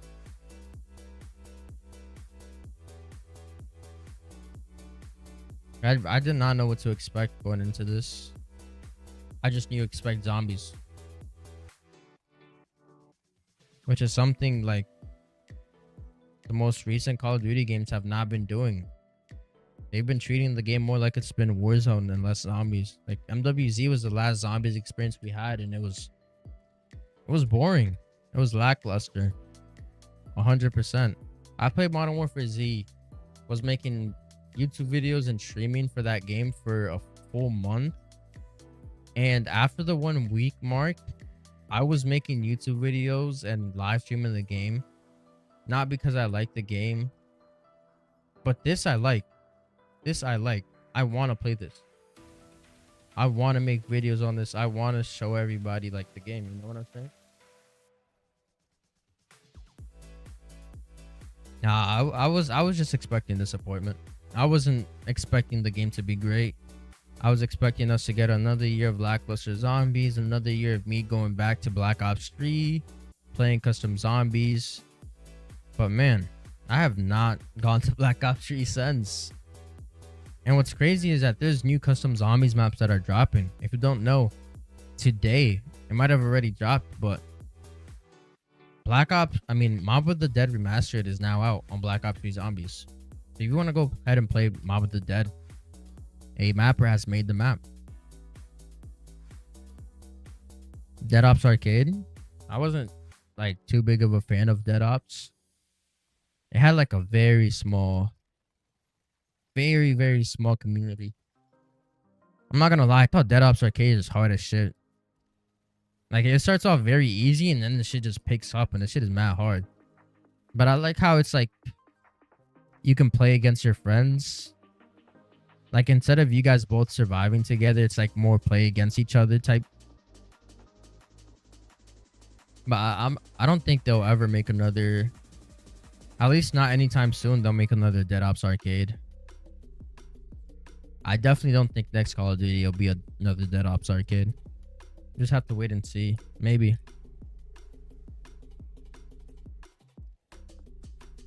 Now I doubt they're gonna add custom mod tools into this game, just because one, Cold War didn't have it, and second, since hold on.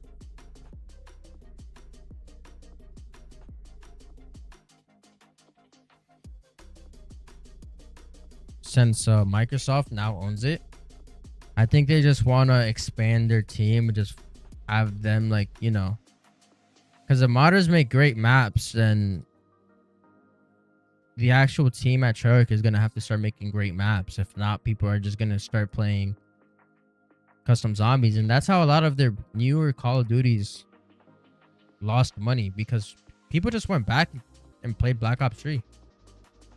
And as long as modders kept making great zombies maps that were better than the actual zombie maps that were coming out at the time, people would just rather play Black Ops 3 and not play Black Ops, and not play any other Call of Duty. What I think they should do, though, is grab some of the best like custom zombie map makers in the community and hire them and bring them on the team. I think that would be a dope thing.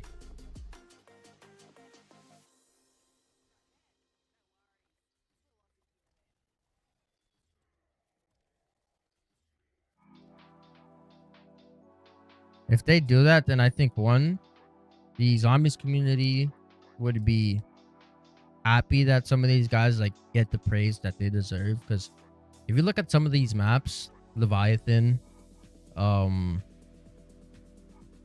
other maps that these guys make, like, it's not like they're not working with full-blown dedicated teams. These guys are like, you know, guys that have lives, you know, have jobs and stuff outside of them making maps, and they make maps on par with what Treyarch makes on a year-to-year basis.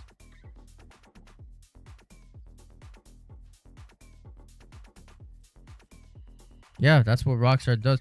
That's the studio. I was talking about this like yesterday or 2 days ago on stream. That's the studio I was looking for. Rockstar. Yes.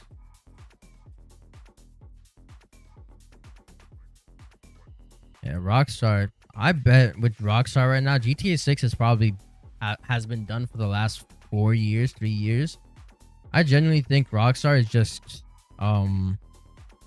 testing their game, just making sure that their game comes out with no bugs on some, you know, because they want to have like something that's not like Cyberpunk, bro. Imagine waiting 8 years for the game to come out and it's broken. Granted, Cyberpunk is good to go now. If you get Cyberpunk nowadays, like, you'll have fun playing that game, but Back when that game came out, that shit was awful.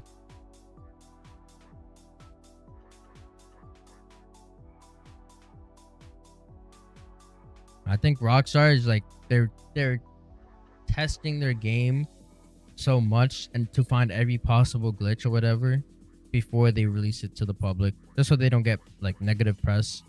Because this is gonna be the most played video game of all time. All the eyes are gonna be on GTA 6 when it comes out, and also, that's also another reason why they're not releasing the game on PC. They release the game on PC, people are just gonna pirate the game, and they lose out on so much money, so much money. That's why I also think whichever brand, Sony or Xbox, get the exclusive rights to advertise not Black Ops 6, sorry, GTA 6. So the commercial is like Sony GTA 6. They're gonna be making so much money. I think both consoles and both brands are gonna obviously profit a lot from GTA 6 just releasing. The ultimate winner here is gonna be Rockstar. Like eventually they'll make way more money than whatever they spent on the game. That's something a lot of games like Halo Infinite unfortunately can't say, which Halo Infinite was supposed to be great. Like it was good.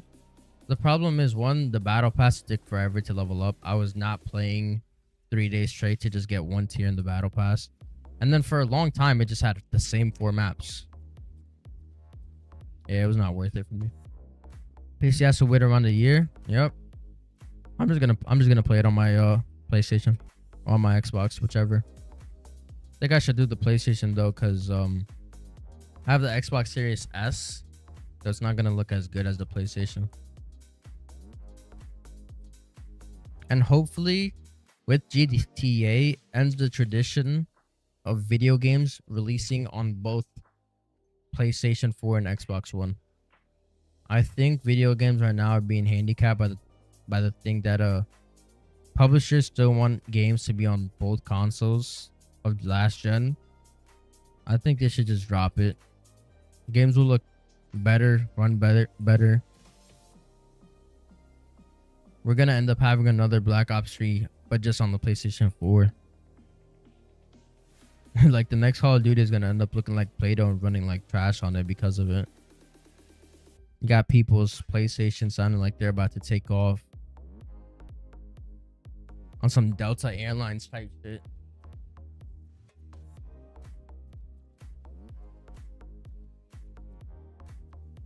There's a lot of games. There's a lot of good games that have been coming out, and in the next year are gonna come out as well. I've still yet to play Wukong, and I want to play Wukong. I'm not gonna lie. I did Elden Ring, which by the way, Elden Ring is like crazy, bro. The fact that Elden Ring was able to release a DLC and somehow enter the Game of the Year category is bonkers. Like genuinely astonishing. Bro, I mean, I'm not gonna lie. The Shadow of the Erdtree DLC was crazy.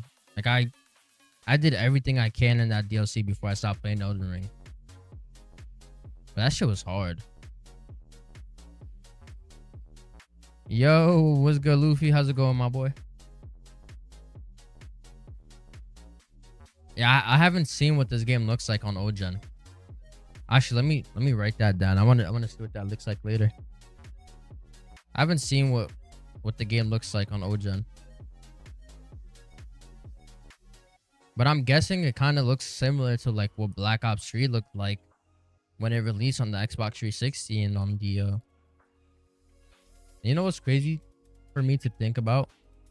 Somewhere in the Shadow Realm right now, there is a Xbox 360 PS3 version of Zetsubo no Shima somewhere.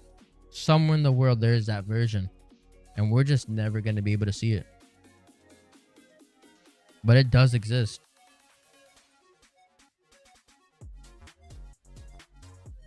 Back to the Nebula grind, bro. Another day of grinding. Don't worry, bro. In the end, bro, it's gonna be all worth it, man. You're gonna have your camo. You won't have to worry about doing all that grinding for the rest of the year. And then back to it when the next Call of Duty comes out.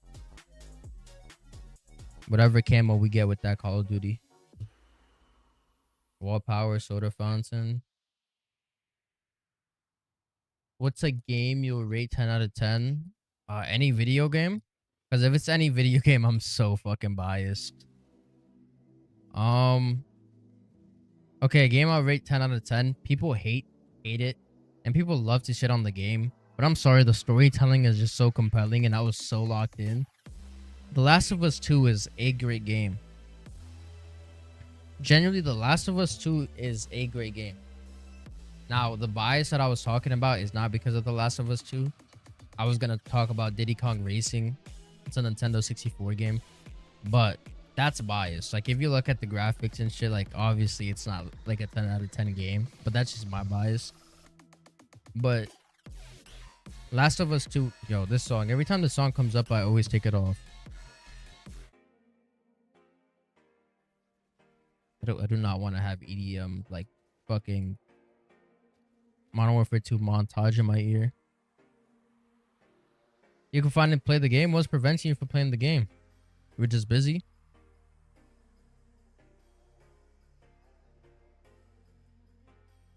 I think for me, The Last of Us 2. Elden Ring is also another one of those games, bro. Elden Ring is so good. Like, the fact that I'm still playing Elden Ring 4 years later, and on PlayStation, I have the game on PlayStation and on PC, and on both platforms, I have every single achievement for the game. I have the Platinum Trophy on PlayStation, and then all the achievements on Steam.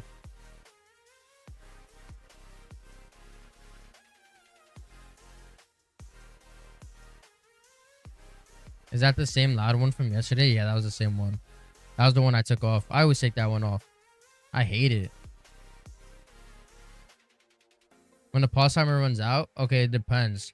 If you are not full HP when the pause timer runs out, your game will unpause. That's happened to me before when I went to use the bathroom and I had taken a hit and hadn't regenerated before the timer ran out, and my game just unpaused and I died.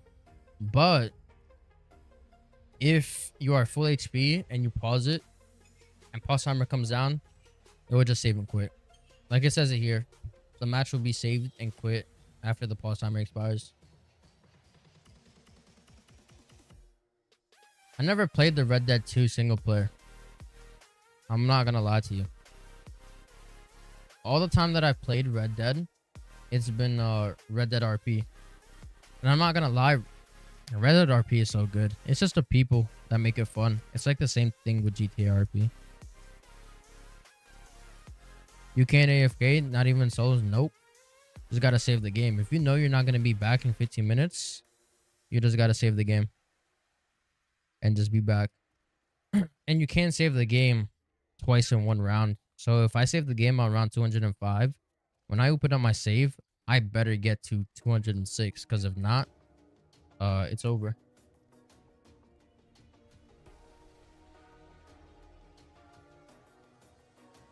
All because the game wants to be online, which is rather annoying, because sometimes the game will crash, and when the game crashes, it counts as a save. So how my game crashed earlier, if I was to pause the game, I wouldn't be able to save that round.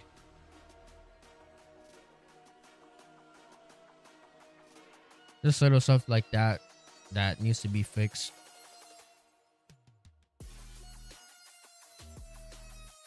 Yeah, I'm taking this one off. Yo, how did we get to these type of songs? I paused the timer by accident. I don't know how we got to those type of songs, bro. Like the ones that just like blast like straight dubstepping. Yeah, I hate those type of songs. I like chill back lo-fi type shit. .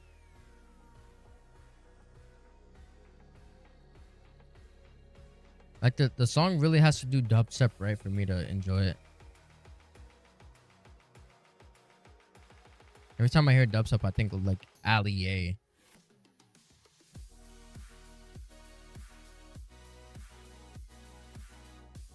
See, like shit like this, I might just be like, I don't know. Well, let me play this. Yeah, I like this playlist right here. This one's pretty good. Yeah, this one is pretty good right here.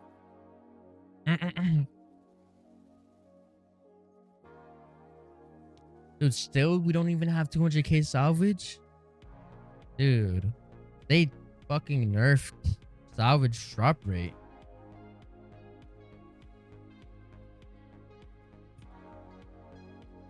Dude, that's so annoying.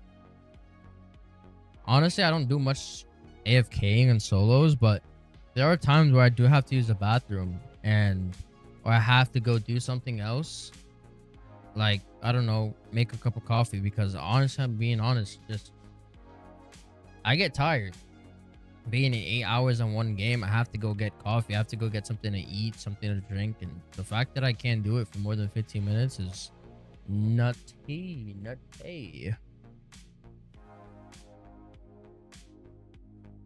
But besides that little stuff, the game is pretty good. I enjoy it. Those are like things that I can look past.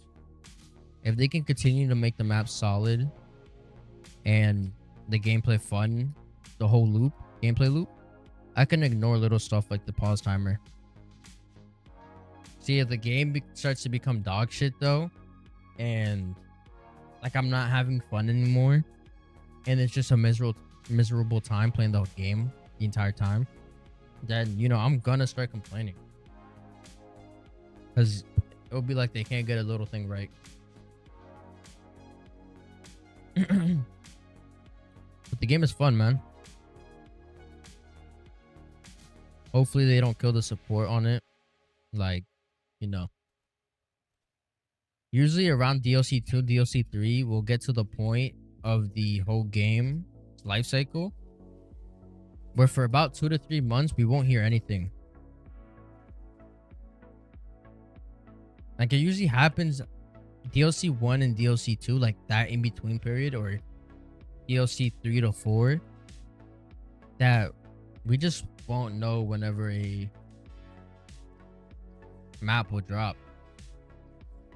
So Citadel better be good to hold us for another 2 months, because we're not getting another zombies map for another 2 months. Which, I mean, to be honest, is perfectly fine, because we do already have 2 maps. But if you're gonna drop a DLC map, make the DLC map good, because there's only so long I could play Terminus and Liberty Falls.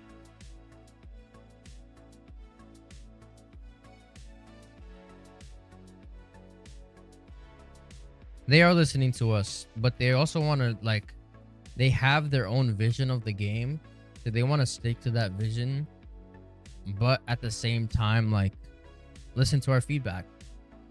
The thing is that some of the things that we want, they can't add into the game, because they ultimately, at the end of the day, they have to listen to Activision. Like, that's their publisher.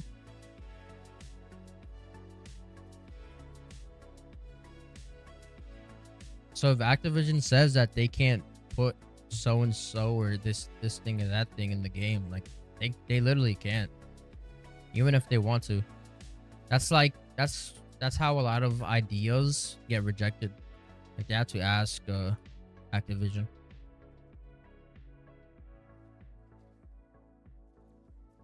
Yo, what am I doing? Oh shit.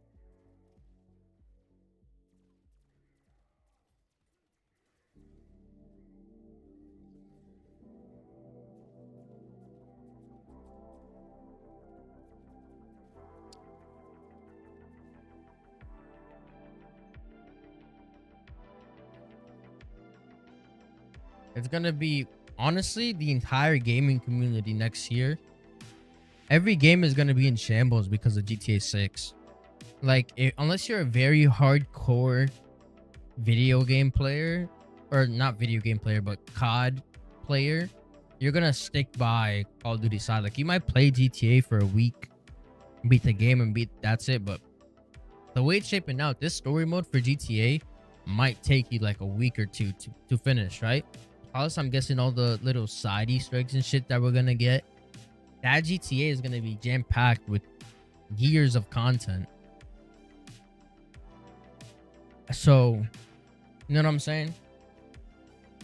A lot of games you're gonna see their flaws when when that shit comes out. Like there's gonna be some games that they will lose their numbers. I feel like those games are gonna be like Fortnite and stuff like that, and that's just because most, like, I wouldn't say most, but half of Fortnite are like little kids that won't be able to get their hands on GTA 6. But a lot of games are gonna die down, and you'll see the effects of GTA 6. All of YouTube recommend is gonna be GTA 6. You'll see YouTubers and streamers who haven't played another game besides Call of Duty or 2K or FIFA or something like that. They haven't touched another game in, I don't know, 8 years or something like that, and they'll be streaming GTA 6. Like that's how big this game is gonna be.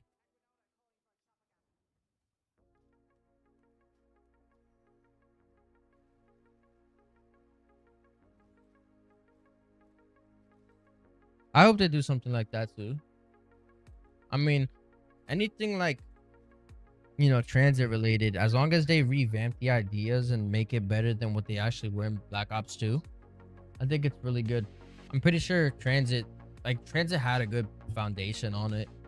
It's just once they figured out that the consoles that they were hoping were going to be strong enough for their platform wasn't, that's where all the plans just fell through the roof. Like there was hella compromises in that idea.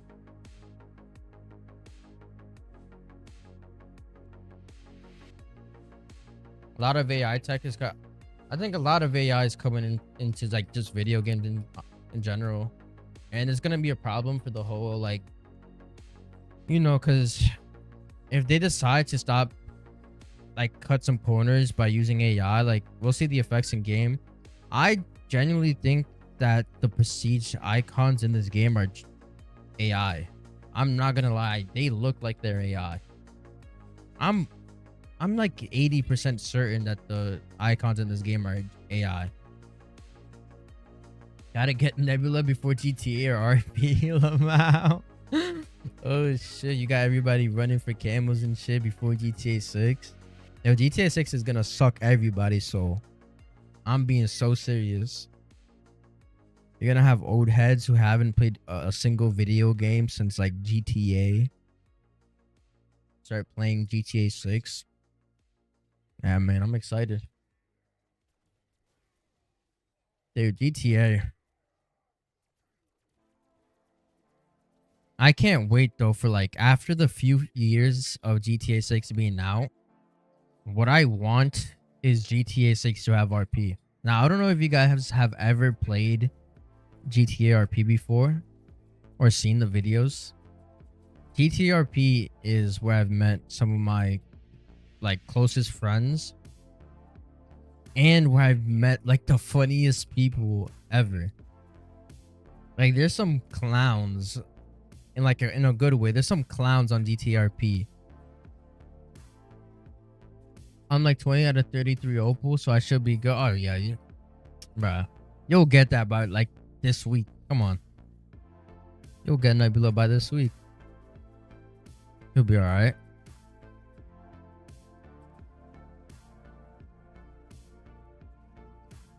Yo, they're all like shooting their shit at me. Come on. I died last game.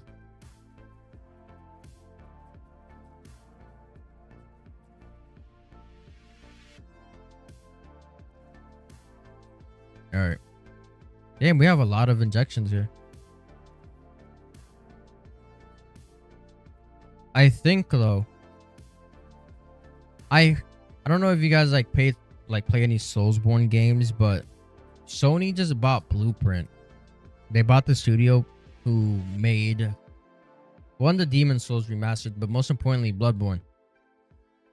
And if we ever get a Bloodborne remake, or just like any game from Bluepoint, Wow, we just got a perkaholic. That's probably the first time I've ever gotten a perkaholic from just playing the game. But if we ever get like a Bloodborne remastered or like a game similar to Bloodborne, bro, that would be so fire. The fact that on the PlayStation 5 still doesn't have its own version of Bloodborne and it isn't 60 FPS is crazy. Like, you literally have to get an unlocker to unlock the frames.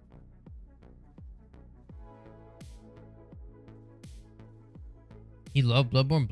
Bloodborne is so good.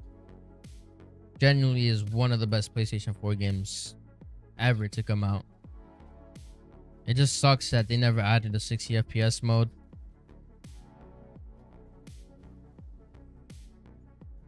Just got the ray gun and that's not what I need right now. Dude, whenever you don't want the ray gun and you're trying to get like any other guns, you always find a way to get the ray gun.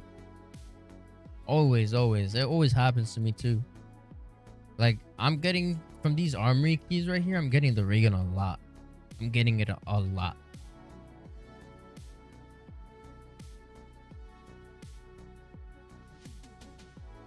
I think they're gonna continue doing manglers, but they're just gonna mix it up because I think the next map has new bosses, or at least it has a new elite zombie. So they're gonna continue mixing it up with the bosses in this game. We're gonna have new bugs. We're gonna have new elites. We might see manglers, but who knows? That's yet to be seen. I haven't seen anything on that yet. Have I played Sekiro? Yes, I have. Sekiro is another one. Sekiro is so good. Bro, Sekiro is so hard, bro. Oh, Sekiro is generally one of the hardest games I've ever played. If I ever want to rip my hair off, I'll play a good Sekiro for a few. That's why I've wanted to play Wukong, because it's like another Soulsborne game, but I just haven't had the time to play Wukong. I didn't get it during launch because what game came out? Wow, I forgot what. There's a game that came out during Wukong that I got instead. I think it might have been Dragon Ball Sparking Zero. But I just didn't play Wukong. Oh my god, these guys are smacking me. Yeah, most Soulsborne games are like that. Once you get the hang of the controls and you... Oh my god, bruh. Dude, seriously, at the end of the round, all I wanted to go was grab fucking plates, bro. Jesus, man. The second time today it's happened. I don't know what it is. It's so difficult at first. Yeah. Most Soulsborne games are like that. They're difficult at first, and then once you start getting the hang of the controls, it's pretty easy. Not pretty easy, but it's like that with all the bosses too. Like when you first walk into a boss fight, you're not gonna one-shot the thing. And if you do it on your first time, here it go. But most times it takes multiple attempts. Like I remember playing Elden Ring, right? I played Shadow of the Erdtree. Look, I can show you right now. Where's my Elden Ring on Steam? I have all the trophies and stuff on it. Bro, I spent over 800 attempts trying to beat Radon, the DLC boss. That shit was the hardest thing I've ever done in video games. Ever. I never hope I have to fight Radon ever again. Because the way I was moving, bro, I literally... If you put Radon right in front of me right now, I fought him so much, I still know the movesets, and it still gives me PTSD to this day. I genuinely don't know how they managed to make a boss fight so hard. And the thing is that sometimes, right, the reason why it's hard is because when you get it down and you start getting the hang of it, he'll do something that is basically uncounterable. Like there's like this move where he slices once with one arm, slices twice with the other, and then crosses his arms. You have like a half frame. You have to like frame perfect time that. If you don't frame perfect time that, you're getting hit by that 100% of the time. And after 700 plus attempts, I learned how to dodge him. But like the first 500 attempts, we're just trying to figure out the first phase. First phase is pretty easy. The second phase though, Jesus. Whoever designed the second phase needs to go to jail. You need to go to federal prison. Oh, now, wow. So I had to restart the game because my game crashed. So we're still on round 208.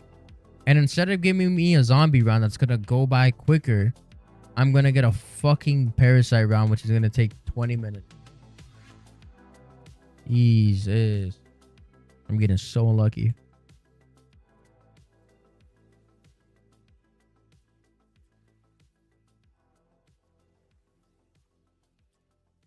Luffy, since I know your name is, based off of anime, have you watched all of One Piece?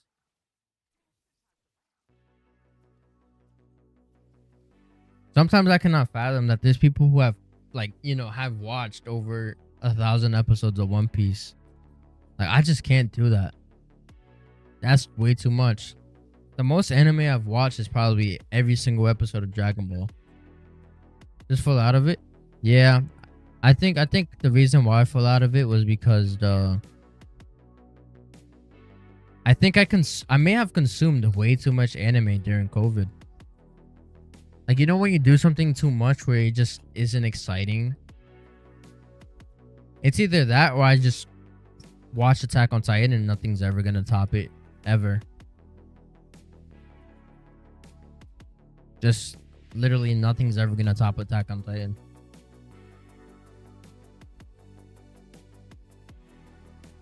Yeah, watch too much all at once. Yeah, I started watching too much and then I kind of ended up in like the slowly descending to weird category. And then I was like, that's weird. I did not want to watch something like this. I thought this was something completely different. And I was like, yeah.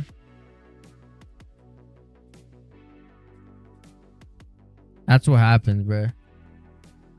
That anime that was like descending down the weird category was My Dress Up Darling.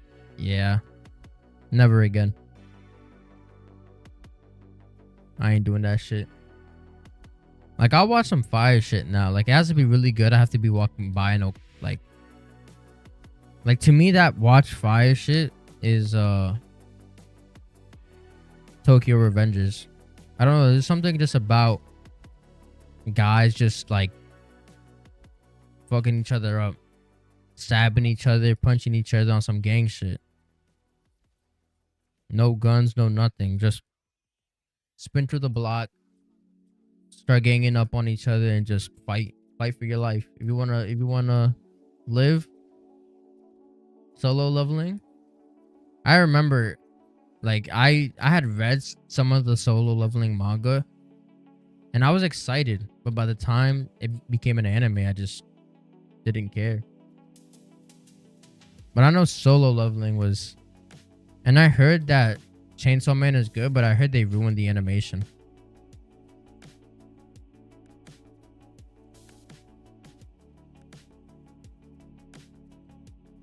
Like, there's like a lot of action shit that is so fire. Like, I think Mob Psycho 100 to me is just, the action scenes are insane. There's just so much shit happening on the screen at once.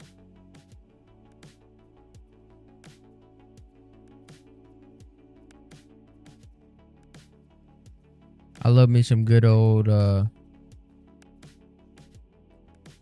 Mob Psycho. It's like a weird corny ass show, but it's fire when shit starts getting serious and it's time to fight. A lot of shows are like that though. Dragon Ball is one where it gets quirky, and then they start fighting, and they start getting corny while fighting, and then they get serious and they just start throwing hands of gods on each other, bro. Same thing with like Naruto and things like that. It was just it was one thing. Like, there's some animes that if they just didn't joke to the very extreme, they would be so fire. I think if Demon Slayer was more grown up and they were more mature, it would have been fire. They just joke around way too much in that show. Like, they'll say something serious and then you have like a Zenitsu run around screaming for his life for no reason.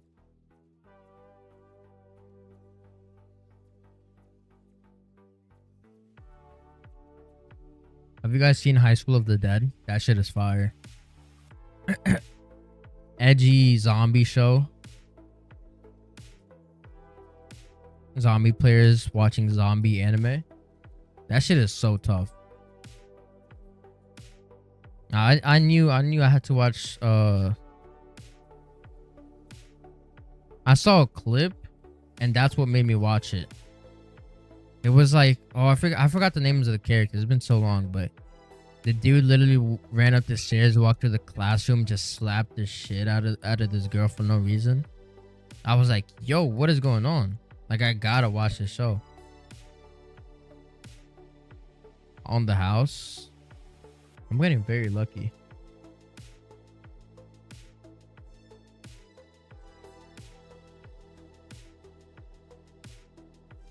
Like, I'd rather have that than an annoying character running around for a long amount of time, you know.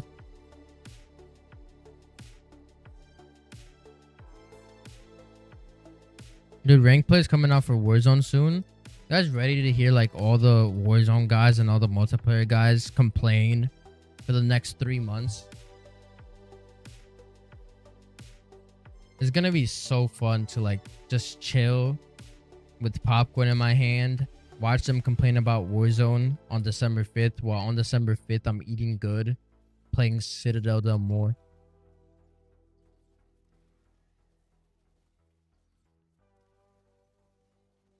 And then I'm pretty sure we're getting 2 new guns as well. I forgot to check when my game crashed. How are we doing on the hit list event? Are we almost there? Or has the community failed us? I think we might be there.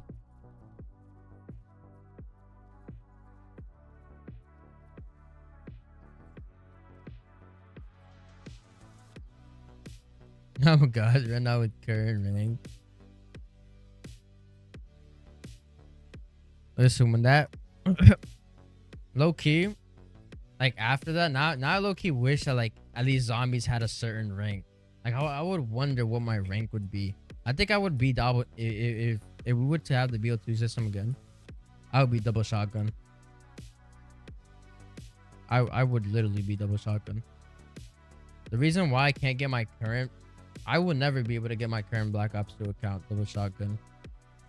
Just cause I played it so much as a kid. So, you know, shit has obviously gone south and I was definitely not getting past round 20 every single game.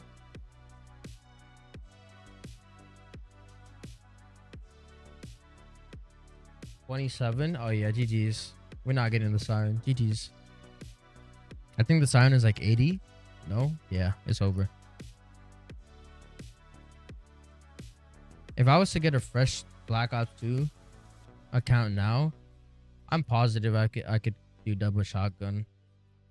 But my current BO2 account, I literally think I have a bone on there. Like, I think I'm the worst rank of Black Ops 2 zombies. 50 billion for the weapon. So we're at 27 and we have what, 2 days left? Nah, we're not getting that shit. Or maybe we are. Who knows?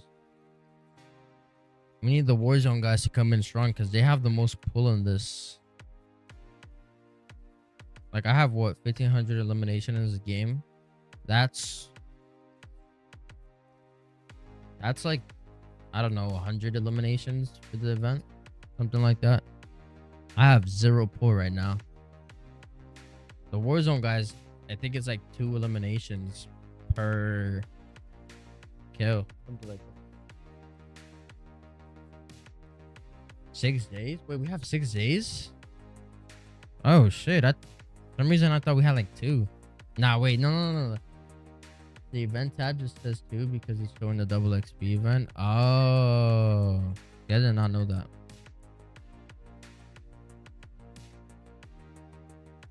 Oh shit, I'm so dumb. Oh, I'm so dumb. What am I doing? I just dropped an injection for a chopper gunner, and then, yo, what's going on?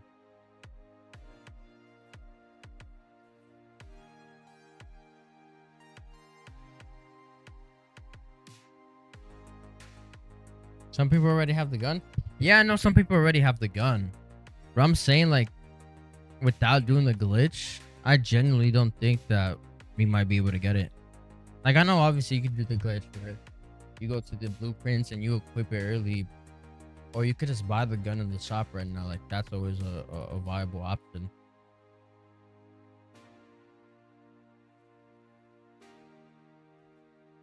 Five kills in zombies is one. Damn, I'm putting in pain, guys. You're welcome. Don't worry, y'all gonna get the siren because of me. I do this shit. I'm the reason why we up right now. 5 kills per Warzone. Yeah, Warzone guys have a lot of pull. The difference is that it takes so long to get into a game, but there's so many Warzone people playing Warzone that they have a lot of pull.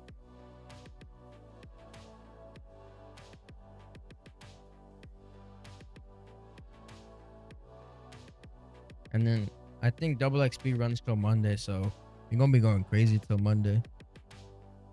I'm carrying.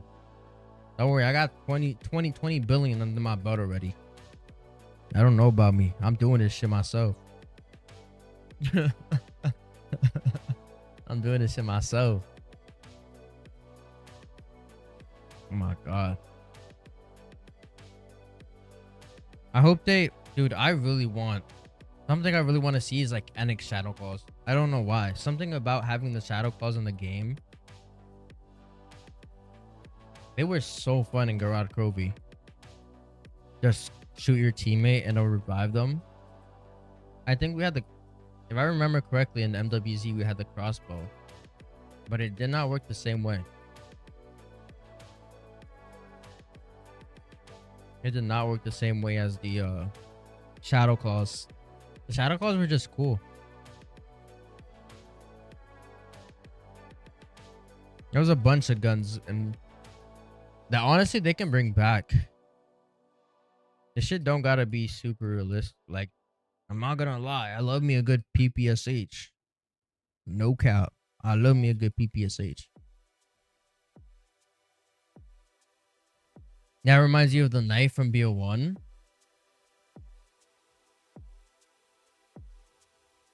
Can you do that with the ballistic knives in BO2? Yeah, you could have.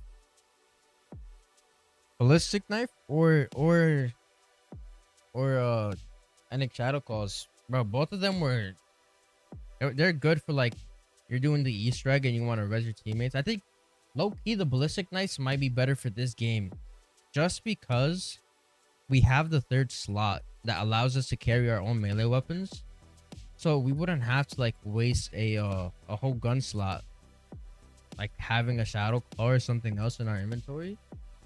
We could just have a ballistic knife as our third melee, or as like our melee.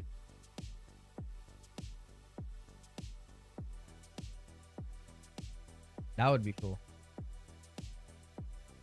Of course, I doubt that's gonna happen, just cause guns are no longer cool, and they tend to be more on the realistic side. But who knows? I have a feeling that the next DLC guns that we get are gonna be like snipers and oh shit, yo, they just triple swiped the fuck out of me. Gonna be a mix of snipers and LMG.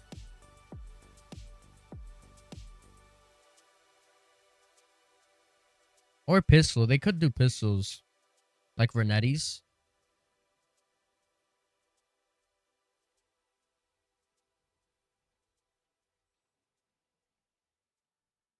I don't know about you guys, but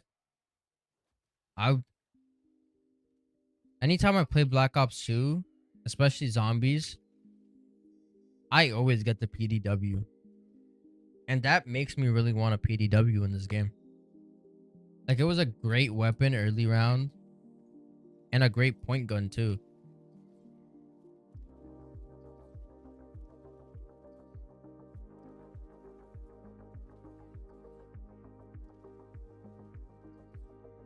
Even in multiplayer, I used the PDW a lot. Granted, like I wasn't good, but it was fun.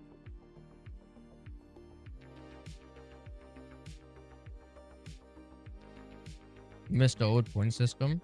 We all missed the old point system. The thing is, they just trying to make this shit harder or whatever for no reason. Like, they're trying to make it hard without actually changing or adding what makes zombies typically hard. Like, it's all how do you say it? Like, it's unadded difficulty.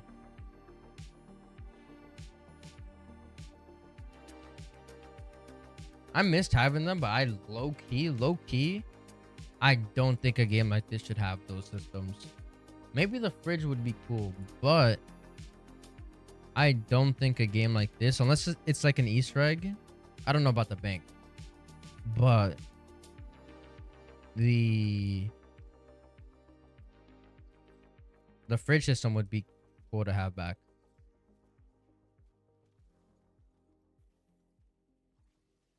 I don't think the bank would work just cause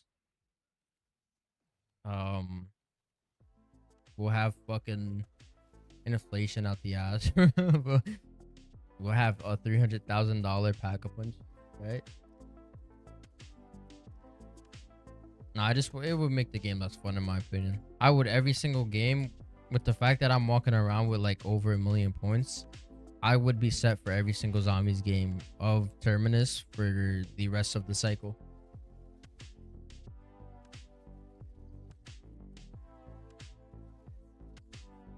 It wouldn't be too pointless because remember, if you're pack-a-punching a weapon, like let's say they put it into the game, right? You do like a quick little side Easter egg or whatever. Round 10, you're in there with a pack-a-punch tier 3 weapon, right?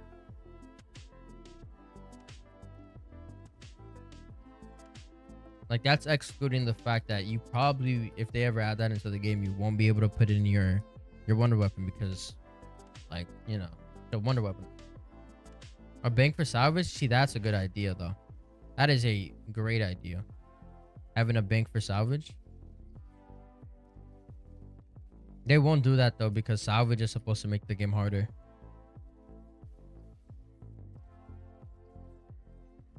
Supposed to be some extra difficulty. Yo, these like parasites are fucking taking me.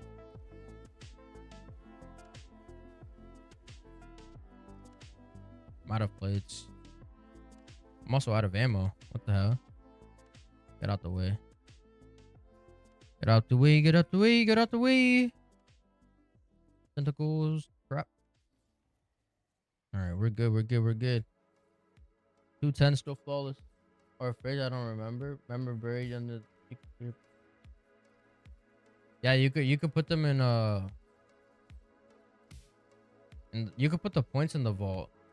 On time you were able to put your gun in the fridge. Or not town, sorry. On farm you were able to put the gun in the fridge. Same thing on Derice. Or not Derice. Fuck, why did I say Derice? Rise. And transit as well. Put the points on transit. That would be broken for 999 runs. Yeah, I would basically just get to 999, right? Put the salvage in the bank. Once I get to whatever I have left over at 999, put it in the bank. Start a new run on a map that I don't have anything on. That I'm trying to go for 999 and I don't have anything on. And I'll just get my salvage back.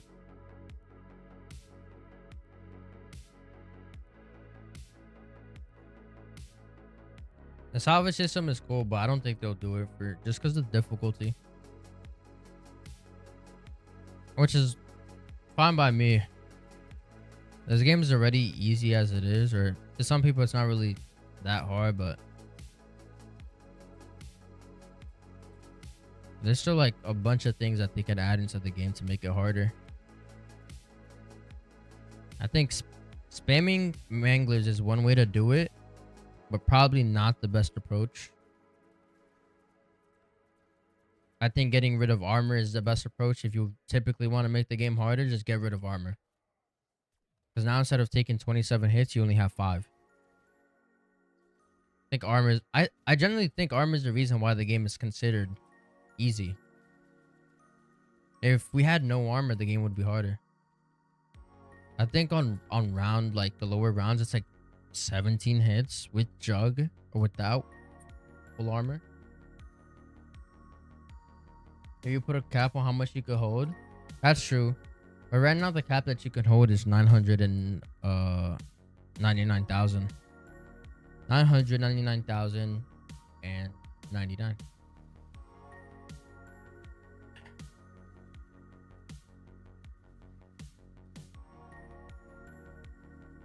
There's multiple ways. If they find like a actual nice way to do it, there is a way you can do it. You just have to like sit there and brainstorm about it.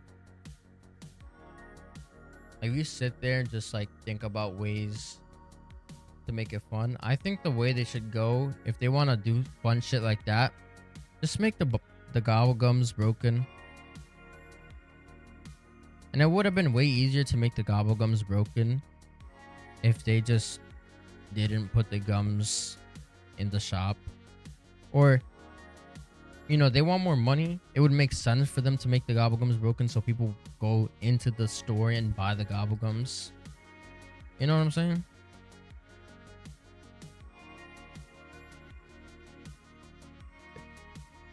If they got rid of armor, they would have to get rid of manglers. Not really. You don't have to get rid of manglers to get rid of if you get rid of armors. You just reduce how many manglers spawn on at one time. Like if you still want to do the same idea, just spawn like two manglers or 3 manglers. You don't have to spawn 40 in one round. That whole idea of spawning, like on round 400 on my last 400 game, I was probably getting more manglers in that one round than you guys are getting zombies on round 20. Just stop spawning in so many manglers. Just make them tanky. I mean, I got one just like it's not impossible, right? I mean, I got one like 6 rounds ago, but it's annoying to get. Like, I don't have an abundance of Prickaholics. I have like 70, 80 of every gobblegum besides Perka and the ultra rares.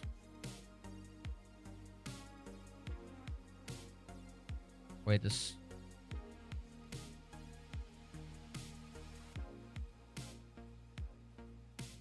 I do think that the rate of that needs to be up. Dude, these guys are gonna kill me. I don't want to go buy an armor because if my game crashes, I'm gonna be dumb tight. But then there's a lot of things that they need to buff the chances on. I don't know about if you guys have not been seeing it in your game. Casimir's, I've been playing for 200 rounds. I haven't seen a Casimir drop once on the ground. Every Casimir I have has been from the armory. Casimirs just don't drop. And if they were expecting me to use Casimirs, they should start dropping, because I'm not gonna spend 2,500 salvage on Casimirs when I can use that same amount on an injector.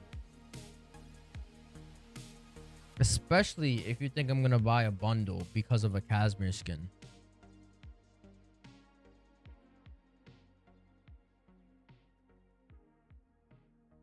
Alright, let's see if my game crashes.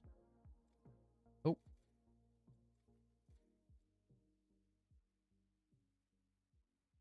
Casimirs could be greater than what they are. They're just overpriced. I don't think they should be 2,500. Maybe 1,500, because they work like a monkey bomb, but like it kills everything.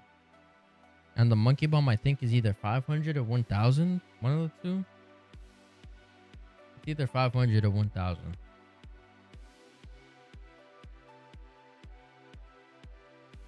Bro, I keep getting insta kills like early on into using my injection. I could be getting through these rounds way quicker if I got good insta kills. Good insta kills and good nukes just make this go by quicker. We're 11 hours in. 212. Flawless still. Dude, pretty good. I was expecting to die at like, I don't know, 90, 100. Definitely later than what I died on my first game, but not like to go this far without a single death. But I got it down. How have you like? How's your gobblegum loadout look so far? Like, are you getting good shit, or is it all like rares? Because for me, most of the time, 8 times out of 10, 9 times out of 10, I'm getting blue gobblegums. I'm not getting ultra rares. Today in this game, I've been ultra lucky and just have gotten multiple hidden powers and raindrops and near deaths. But on a day-to-day basis, when I'm playing this game, it's all blue gobblegums. All blue gobblegums.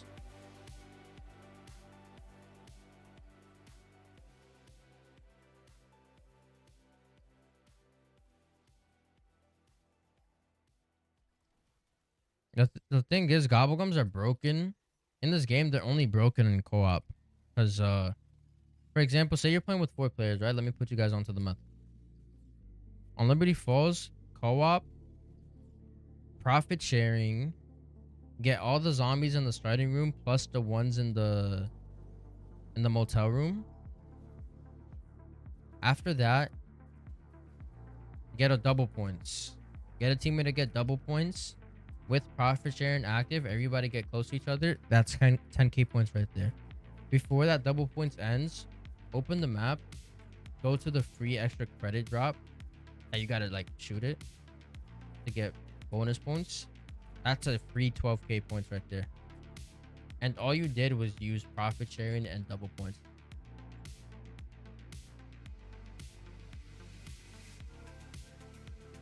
So on round 1, you can have the entirety of Liberty Falls opened up.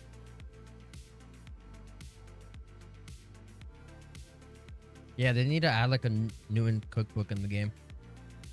They add a new cookbook in the game and make me like be able to trade all these stupid little rare gobblegums for ultras, and we're golden. We're back in business. Only 1 perkaholic? Bro, I'm telling you. Like, I think I only got like 4 or 5. But, dude, to only have 1 since the game came out and it's been a little over a month. That's crazy. It's been exactly 1 month, actually.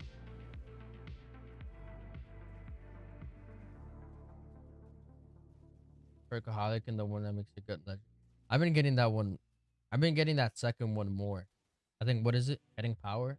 I've been getting that one more than Perka. Perka is, I think, in rates has to be the lowest drop rate. And the thing is, I don't think Perka is too broken. Like, it gives you all the perks, but it's not like stupid broken because of armor. Armor is the reason why Perka is not stupid broken. Because you don't really need a Perkaholic early on into the game. Whereas in Black Ops 3, it was different because you couldn't get more than 4 perks. So getting a Perkaholic was huge. Like, your whole game felt different. Where here, no matter what, you can get 4 perks.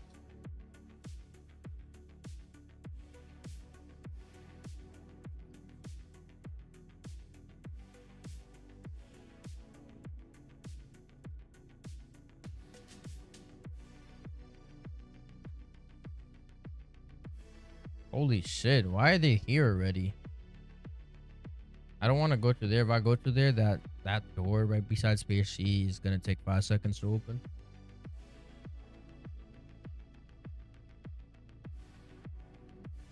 If this game had a perk limit, then Perkaholic would be super, like, I would understand why Perkaholic is so rare. But it doesn't have a perk limit. Meaning you can get all your perks by round 20. And it will be the same thing as if you picked up a Perkaholic on round 1.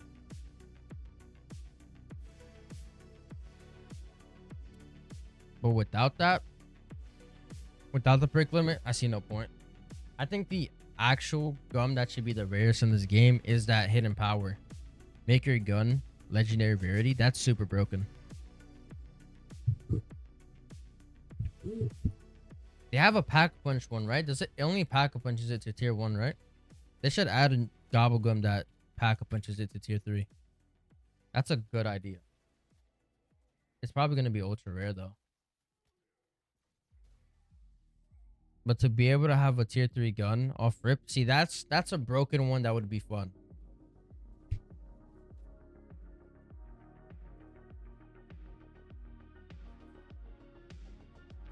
Dude, what's up with all these manglers like triple spawning and shooting all at once?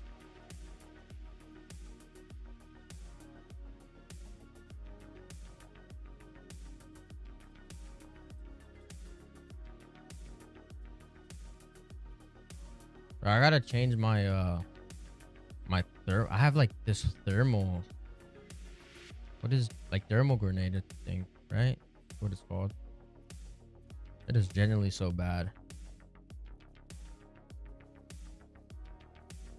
There's so many mangoes down there. Yeah, that one would be super rare, but I genuinely think that would be fun. Like, I would have an incentive to use that gum. If I just want to get set up really quickly. Like, I think Wonder Bar is cool. But what throws Wonder Bar off is the fact that the ray gun exists. So sometimes you pop it, and this has happened to me before. Because I use Wonder Bar to try to do the Liberty Falls Easter egg quickly. Or it might have been the Terminus one, whichever. And I popped it thinking I was going to get the Wonder Weapon. And I got the ray gun. I was so pissed. Because it wastes your gobble gum and it gives it the ray gun. Speedrunners would be having a blast, bro. Speedruns would be so quick. Like, you'll see... I think the boss fight right now for speedruns in Terminus is like around 4, 5-ish. It's like 5, 6-ish minutes, right? I think that time would drop to like 3 minutes in the boss fight. 3, 4 minutes in the boss fight.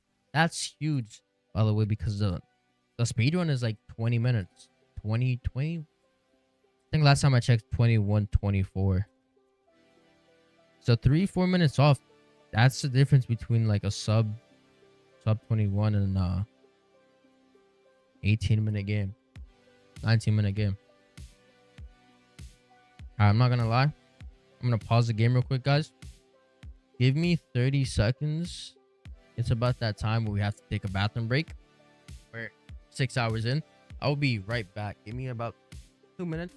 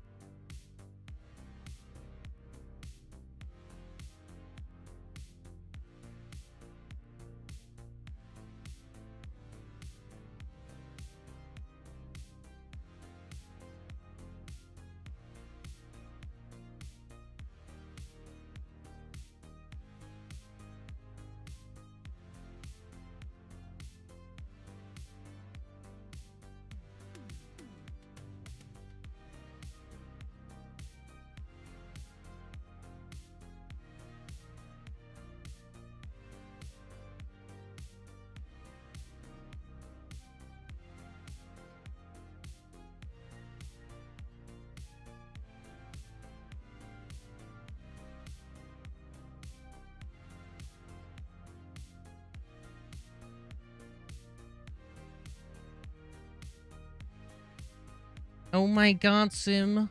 How? Why would you take a 2-minute bathroom break when you're supposed to be playing the game for 10 hours straight without a break? Ooh, I'm unsubscribing. Said no one never. Anyways, we're back. Let's get back into this. I went ahead, just got something to drink, used the bathroom. I probably should have gotten a snack while I was at it, but nah. It's all good. It's all good. I'm probably gonna go get something to eat later, anyways, after stream. Like I said, I've been eyeing the McDonald's pancakes, bro. I'm telling you, bro. After stream, oh my god, McDonald's pancake on me. Anybody else want? That's on me. That's gonna be our cheers to round 999. That's our cheers right there.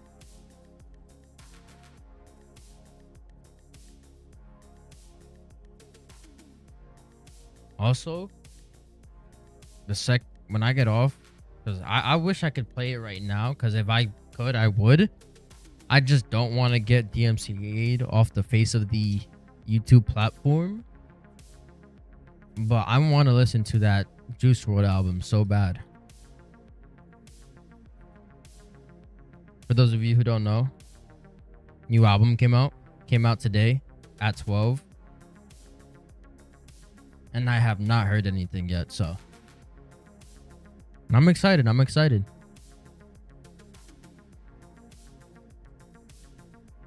Hopefully we get some banger. I know we're gonna get some bangers, but you know what I'm saying? Some shit to really listen to.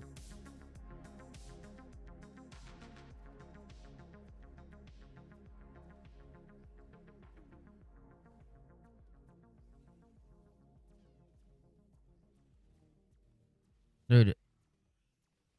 Oh, so the Liberty Falls, right? The Easter egg. Last time I saw the speedrun, yo, the speedrun was so quick. Now that we were talking about the speedrunning thing and all that, the speedrunning on that map is insane. I think though they wiped the leaderboards because they patched the duplication glitch on the ether canisters, and that's what really made the time. But like, I think the time was like close to 10 minutes, somewhere around there. 10-minute Easter egg is nutty. It's never gonna be faster than the Nocturne Towing Easter egg. Like, you know what I'm saying? Get a shopping free, get a perkaholic right after. I mean, I forgot how the Easter egg went. You get a shopping free, you open up all the map, open up all the doors, hit the gobble gum, and then you get a perkaholic. That's the Nocturne Towing Easter egg right there. Word for word, bar for bar. No nonsense guide. But yeah, the Liberty Falls Easter egg is fast, but I enjoy watching the Terminus Easter egg more, just because if you watch those guys and how they do it, there's so many little details in that you know, like a normal person would not be able to tell. Like, I didn't know until watching those speedruns that you can tell based off like this chute right here which trap has a hard drive. Like, obviously I know on the floor there's the key card, but I think this part would be destroyed if that's like the spot. And I just wouldn't have known that if I wasn't watching guys speedrun this map.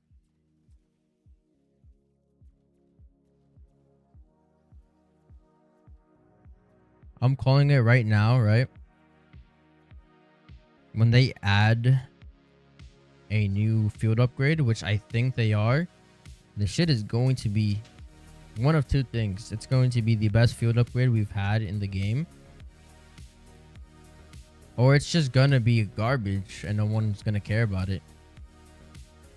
But I think if they add something new, it's gonna be broken. Like completely broken. I don't know what they could add though. Like, I'm trying to think of ideas as a field upgrade, and the only thing that really comes to mind is them adding Ring of Fire, which, if you guys remember a talk from earlier where Video games love removing a feature, then to add it again and market it as something new. They could possibly do that. They could bring back Ring of Fire and market it as a new field upgrade, because they didn't drop it with the game. You know what I'm saying?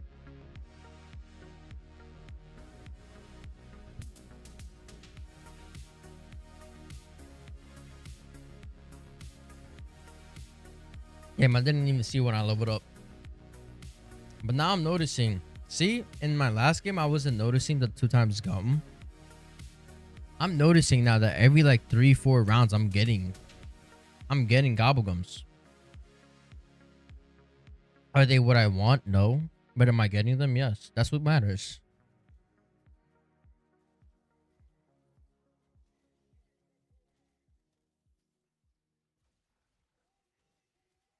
That is what matters.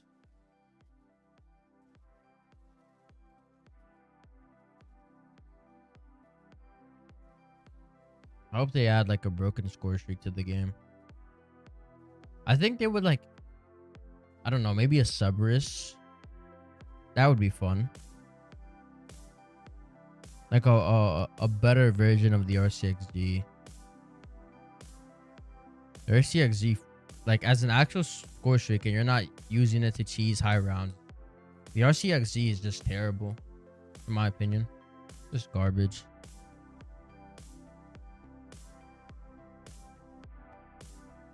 The LBDR is another one. That one is just garbage. Let me see. We got anything good in here? A grenade and an SVD. Napalm fire? That would be pretty good. That would be a pretty good idea.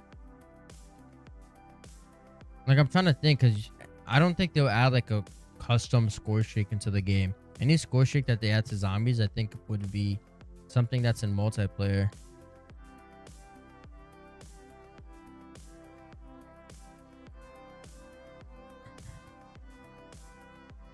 Yeah, I don't really play multiplayer enough to like know all the score streaks and all that. I don't think they'll do like the Watchdog Hilo. Like, you already have the chopper gunner. A Cerberus is like the only thing I could really think of. For some reason, every time I think score streak, you guys remember the wraps? I think that's what they were called. Like, they were like little meatball thingies. They were basically what the meatballs in Shadows of Evil were based off, but they were like robotic meatballs, and them shits was crazy. In Black Ops 3, them shits was crazy. You know that if you saw those in your lobby when you were playing, the person in your lobby was murking you guys, like genuinely destroying you guys.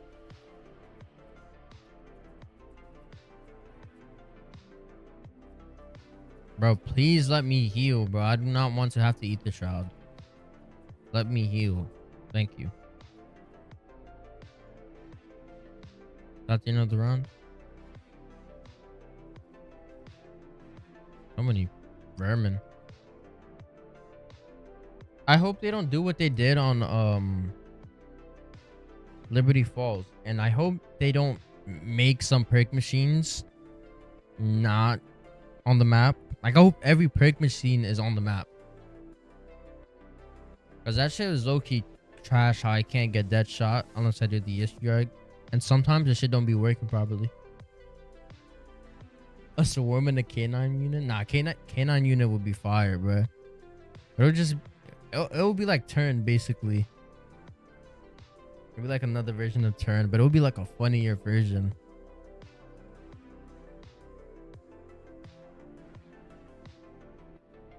Shit, you already got a permanent UAV in this bitch.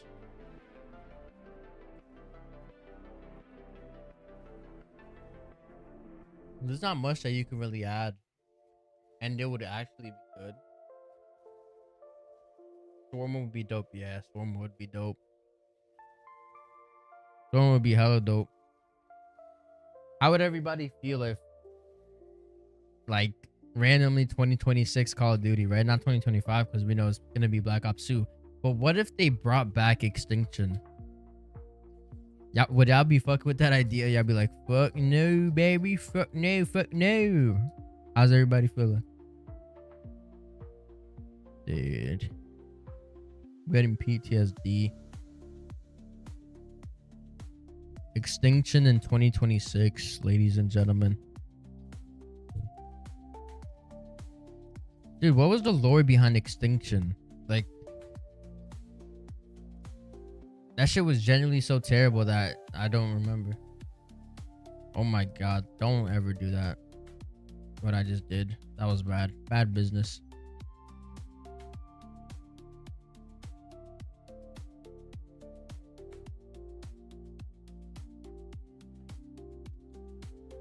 Yeah. I enjoy the zombies more than ghosts, yeah. Dude, the thing with me for Extinction is like, I was a little ass kid, right? When Extinction came out, I was a little ass kid. So I found it fun. Yo, that shit was so hard for me though. I don't understand. Looking back at it now, like, it's challenging, of course. But yo, I don't understand why little kid me found that shit so hard.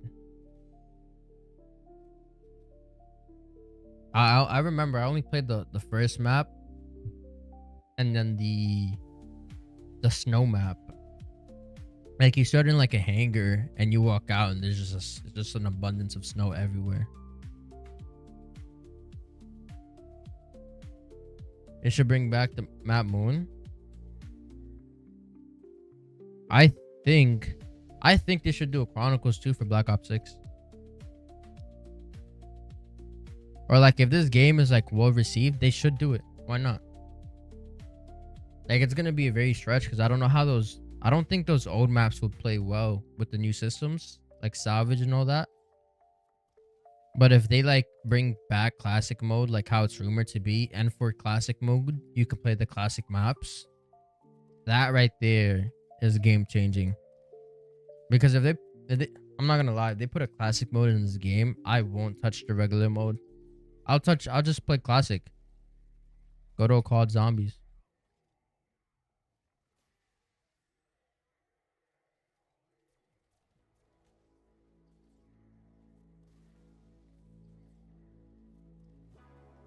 What is this? What am I like playing, bro? What the fuck? Like, yeah, I was gonna die there if I did not do that. I was gonna die.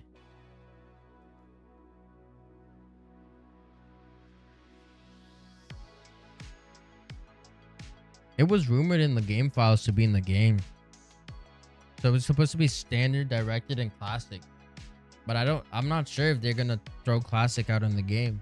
Just because everybody would play classic. I think the only people who wouldn't play classic are like on a day-to-day basis are just people who have never played the original Call of Duty Zombies.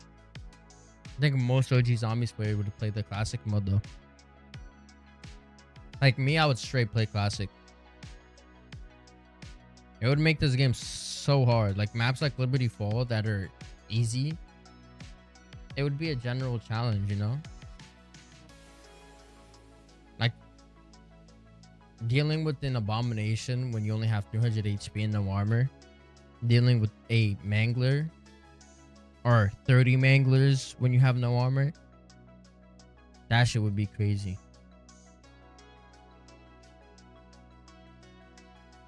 Maybe they turn off the gobble gun for that. Probably do, right?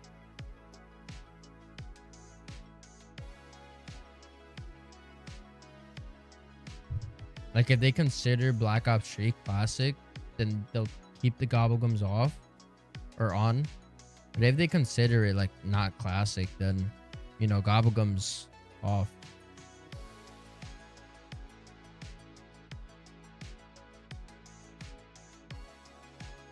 I know for Christmas, when Christmas rolls around the corner, I don't know if you guys, for those who have played Cold War, you guys remember the Jingle Hell game mode? There's gonna be like a version of that returning for Liberty Falls and for Terminus. So we're gonna get Christmas versions of this map. So maybe instead of rain on Terminus, we might get a little bit of snow. Same thing, maybe the aesthetic on We might get like Christmas version of zombies and bosses and shit like that. I can't remember, but I feel like there were presents. Like the zombies would drop presents. I don't know why. Like it's been so long since I played Cold War, and but I don't remember if it was presents that some of the zombies dropped. I might be getting that confused.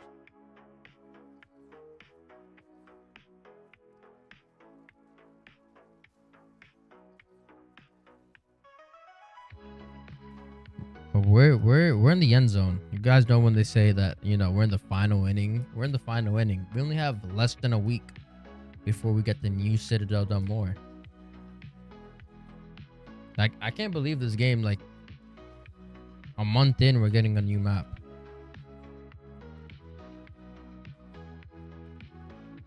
Fucking devs are on crack right now.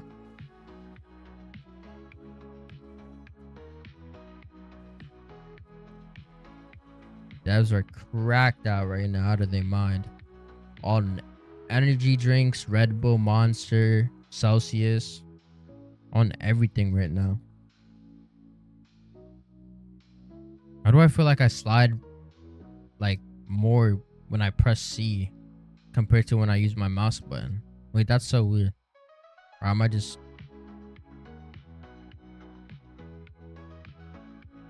Wait, what? Do I slide more when I press C on my keyboard? I think I do.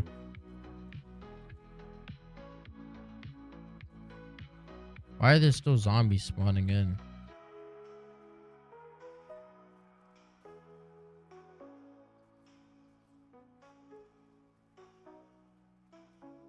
Oh shit! I did not see how many manglers there were.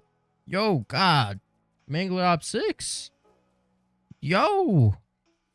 Yo. Relax, homie.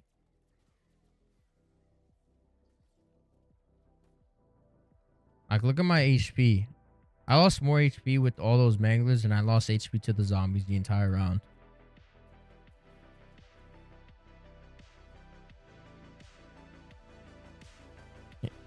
It's genuinely impossible to train on like for high rounds. It's hard to train.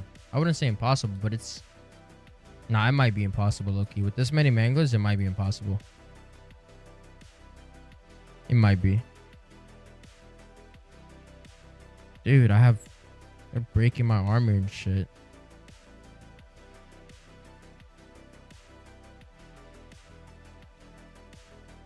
Alright. We got one injection. A chopper gunner. Let me get a key. Look, another gun. I'm telling you, we're getting a lot of gum right now. Okay, it's a cashback. Nothing great, but at least we're getting them, right? We're on round 217. Still going flawless.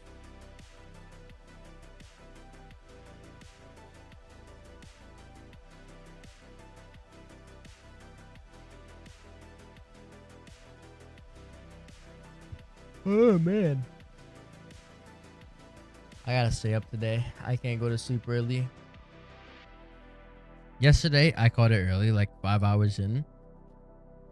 One, if I go to sleep, I'm not gonna be able to go to Micro Center, which sucks. Especially on a day like Black Friday. I really want to go to Micro Center. Get the most out of every deal that they have over there and hopefully upgrade my GPU today.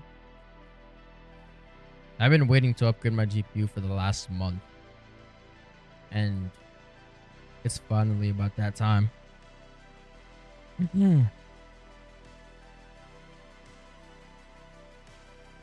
Is a pack-a-punch there? No.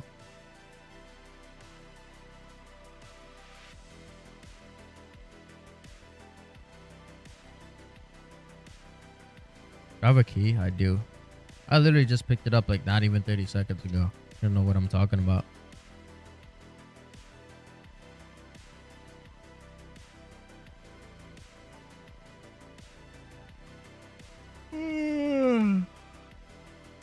Man. Hopefully that's an insecure right there. That's an insta kill. Will fly past this round. If not, then it is what it is. It doesn't look like an insta kill though. Maybe I got lucky. There's one inside of the beam smasher room. Oh, max ammo. And that was a drop. I don't think I should risk my life for this max ammo. Yeah, I shouldn't risk my life for that. I'll just go buy ammo. It's alright. It's alright.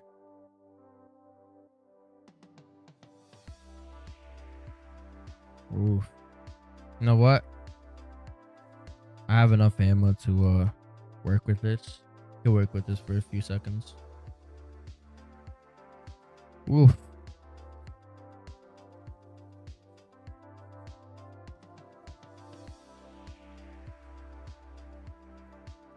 Nice. All right. Let's see. Let's see. You guys want a story time? Is it that time of the night for a story time? Got a story time going. Let me think about what I want to say. I want to give you guys something exciting where there's a lot of action. Okay. I got one. All right. This one has a very meaningful message, right? So this all takes in like the span of a day, right? So this is freshman year of high school. Now, you know, since we just got into high school and everything, everybody wants to find new shit, find new cliques, find new friends, and just see like what works for them. Okay. Now for me, I used to hang around some like bad kids, and then like I met one of my best friends, and you know shit was, you know, I went from hanging around kids that were genuinely delinquents to kids that, you know, were good people. And there was this one girl who fell in between, right? She was a good person, hung out with a lot of good people, but she knew a lot of people who, you know, were not so great. Now, one thing about high school is peer pressure exists. On top of the peer pressure, people want to try some new things. They hear about, oh, this and that. So, you know, on a fateful day, someone walks in, one of her friends, right? I'm gonna just give the girl a name. I'm gonna call her Bird. She gives, her friend lets her know that, hey, I got this edible that I got, right? Now,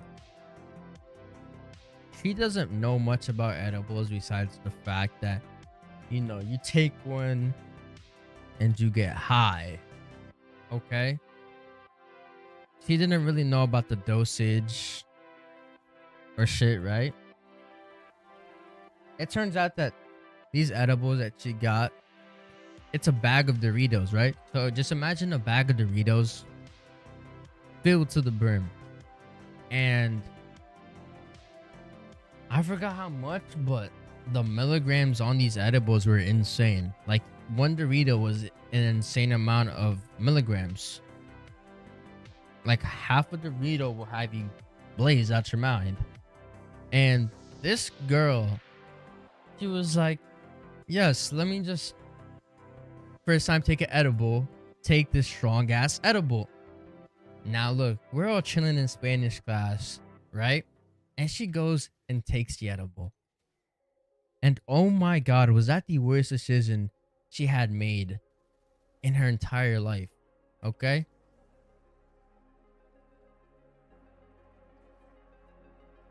The worst part is that the girl that she's with, right? The one who offered the edible, she ate half a chip and then gave the bag to the girl, to Bird, right? Now listen, I don't know why it is, but people think when they try something new for the first time, right?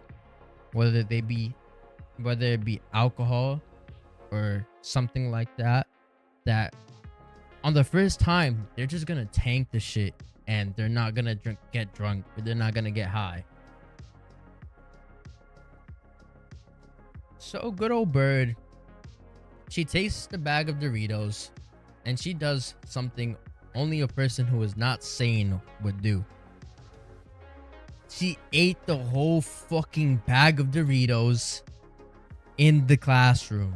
She sat there like straight face and ate the whole bag of Doritos. Now remember I said that these dosage of milligrams are incredibly high on these chips. Like each chip was like a crazy dosage. Now we're chilling in the classroom. We're prepared because we know that she's gonna be zooted out of her mind, right? We know she's gonna be zooted out of her mind. But my God, were we not prepared for what was about to transpire in the next 30 minutes? Have you guys ever heard that TikTok sound that is like 30 minutes? You only got 30 minutes, right? That is exactly what we had. Because she was a ticking time bomb. And so that countdown starts. And she's like, well, I don't feel anything yet, this and that. Now, obviously, as you know, it takes time for an edible to reach your system. So you're not going to feel it instantly. Damn. But nah, Little Miss Red Riding Hood here, she thought she was the greatest. So she took the whole bag, okay? 10 minutes in, she's chilling. 20 minutes in, she's chilling. 25 minutes in, she's not chilling. She's like, you can tell she's out of it. But we don't know how out of it she really is. She was out of it. Like, she was gone. Like, there's people who are faded, and then there's her. Now, the worst part is that we know it hasn't been like a crazy amount of time. So this could only get worse. No? Oh, trust me, it did. Because at the 30-minute mark, she lost all self-control. When I mean she got up, she randomly started screaming that she was gonna die. She started running around the halls of the school screaming she was gonna die. We tried to get her to calm down. There was just no calming her down.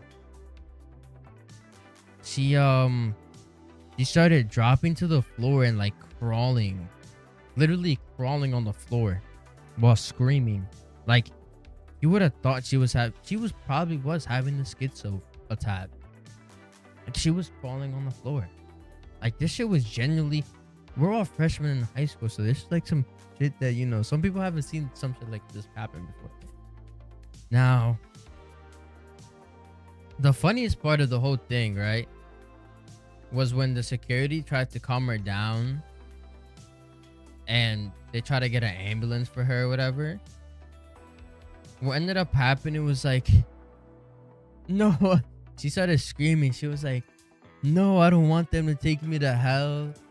And yo, she booked it out the school. Like, imagine she's saying that at the front door of the school. She said that and in panic ran out the front door, and a few of us had to go chase her down the block. Like, I'm not talking she made it like 5 steps down the street.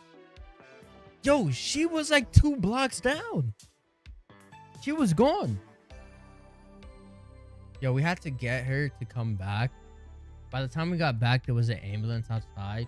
But yo, we felt so bad. And like, first off, if you're gonna try something like that, like, know what you're doing. Don't be an idiot. Because, one, the friend should have told her, you know, what was gonna happen. The friend should have stopped her from taking this entire bag of edibles like she was fucking Mike Tyson taking shrooms on a day-to-day basis. you know. Anyway, she got her ass beat at home. The girl that provided her these edibles did get suspended. Somehow she didn't get expelled, which is kind of crazy because you would have thought that she got expelled. None of them got expelled. They just got suspensions, and then they came back and like they were just fine. Everybody was like, yo, on Wednesday you had like a crazy day. Now honestly, if you didn't go to school that day, you would have not believed what happened.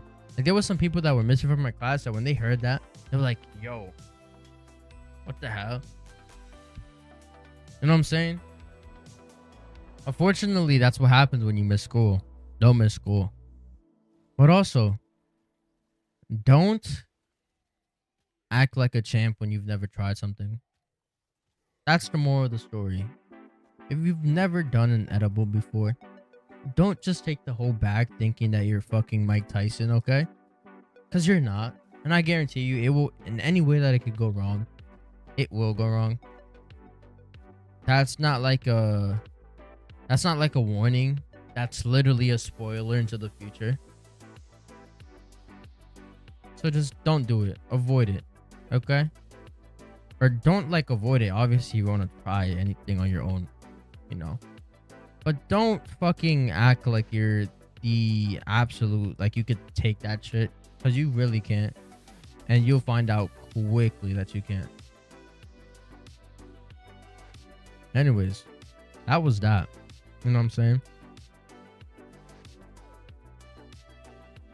For the next 4 years, that was like her thing.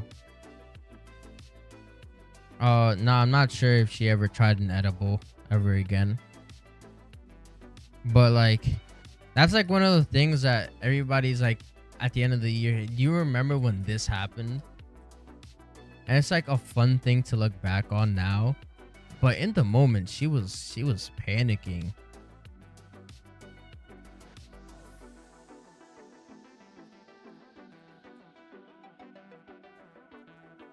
That was like a crazy time. That's crazy. I'm telling you, that was a crazy time.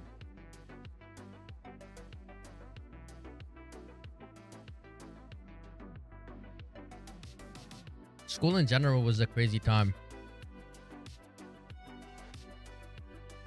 Like, there was people who you can tell they didn't want to be in school and they were forced to.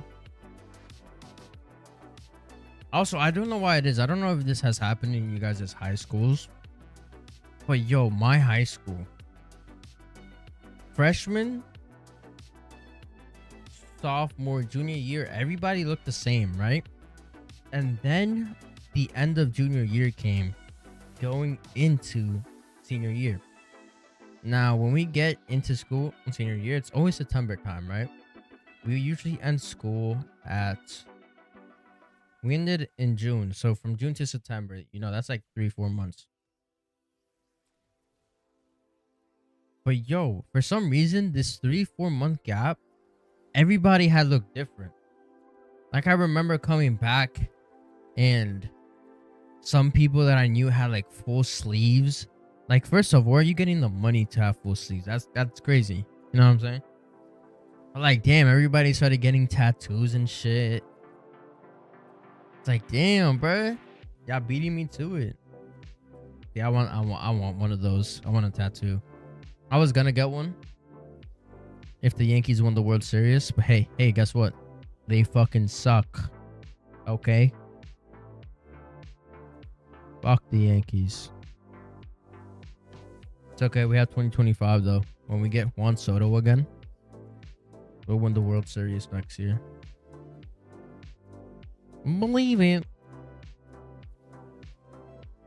But yeah.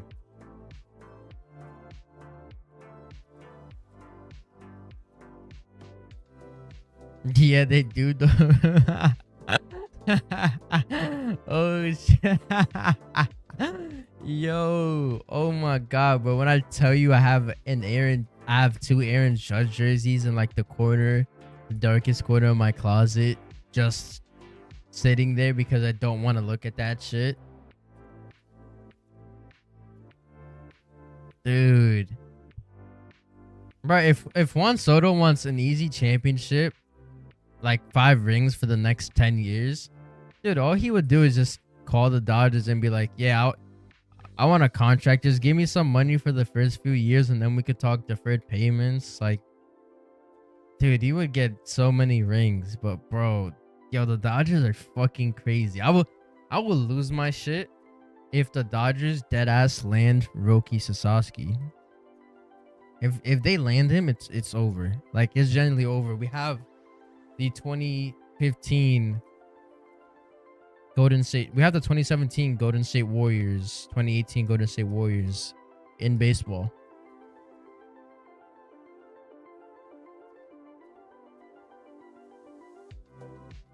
Only gonna get crazier with whoever gets on.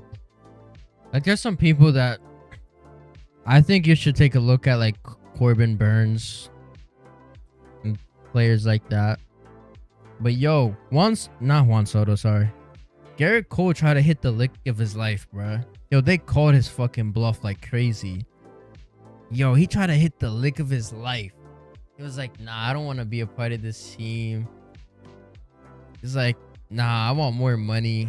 And they were like, well, if you want to walk, you could walk. And he's like, nah, I don't want to walk. I don't want to walk. Yo, if they wanted to, they didn't have to honor his original deal. Like, they just did it because he's Garrett Cole. But if they wanted to give him a worse deal because he is like 34, 35 now, they could have.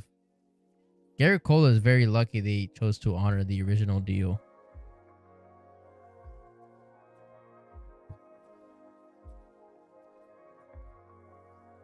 It is what it is. Let another year of failure come to me like that again. And in 2026, you will see me in orange and light blue. Do not play with me. It's World Series or orange and blue in 2026. One of the two. Stop playing with my fucking body and shit.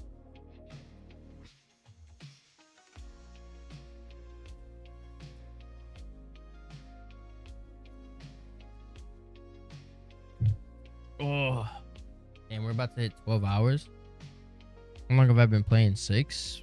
Nice. Nice. I want to get to at least 250 today. 250 is the goal. I think that's a pretty, like, good goal. I think in 3 hours we can hit it, no? Like, besides the fact that these bug rounds take forever, the zombie rounds aren't really taking that long. They're like 5 to 10 minutes.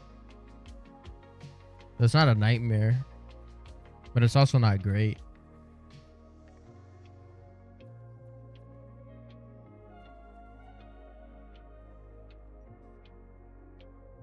All right. Imagine my game crashes. Oh. I have an injection.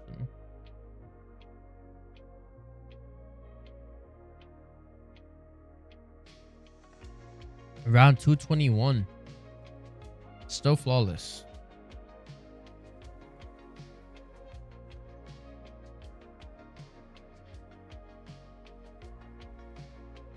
I wonder what the actual flawless high round is. Because on the ZWR, it's like 102. But I know there's people playing games right now, but I don't know like what they got to flawlessly, right? You know what I'm saying?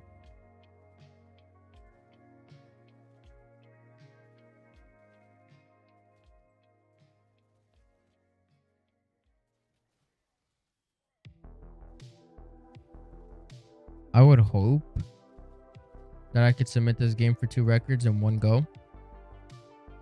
But if I can't, it doesn't matter.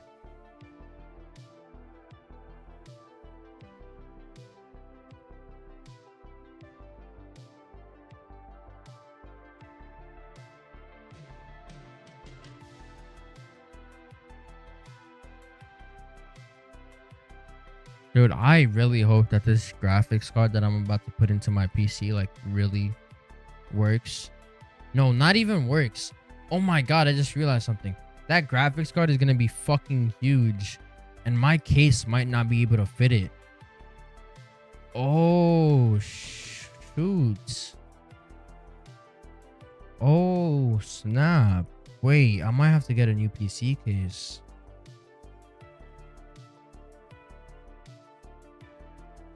We'll see. Damn it, bro.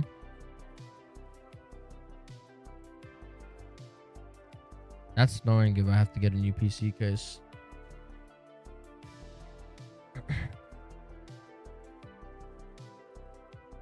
Yo, why is the zombie like not dying? Come on.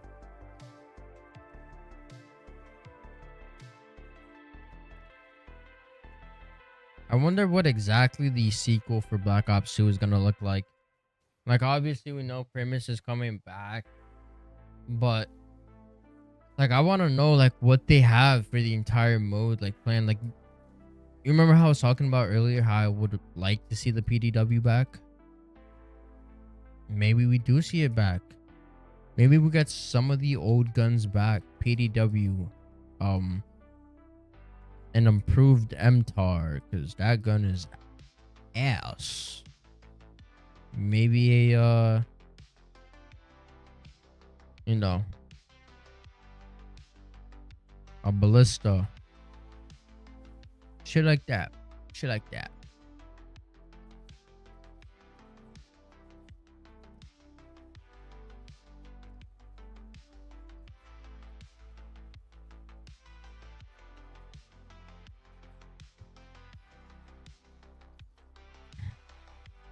Yeah, my back is hurting again. Maybe fuck the GPU and I'm gonna get a new chair.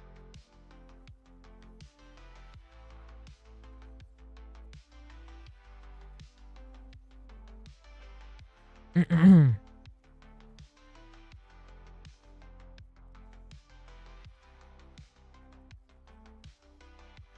they need to like, you know what I would like to play? And I've played it before. It's not like actual like, you know, obviously it's not like a Treyarch thing or nothing, but VR zombies, right? Like you have The Walking Dead, Saints and Sinners, which is a pretty good game, right? But like actual COD zombies in VR. Now, there's this game called Pavlov where you can download custom maps that people make, and people have made knocked in Pavlov, so you can play COD zombies in VR. Like it's 1000% possible. That shit is crazy though. Like you actually have to reload the weapon and all that extra shit. Like that's fun.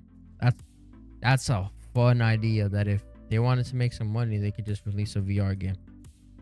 But the fact that, you know, they would probably have to support it and they don't want to waste their unnecessary resources on that, you know what I'm saying?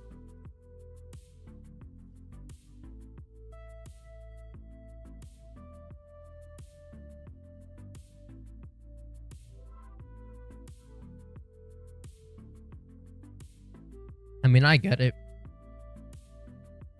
Because how many players would truly play a VR version of Call of Duty? Not that many.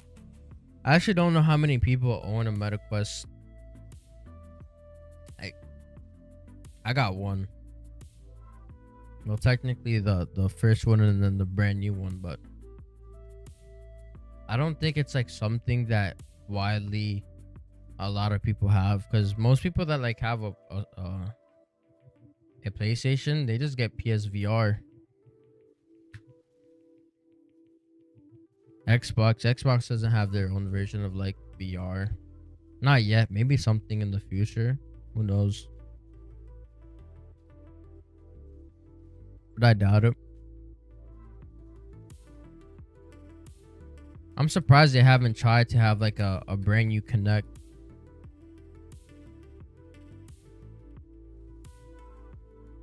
I'm very surprised.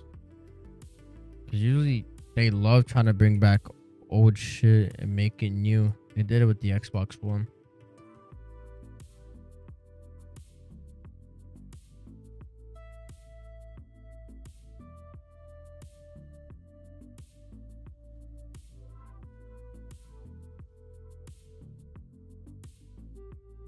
Yeah, I almost just died trying to style.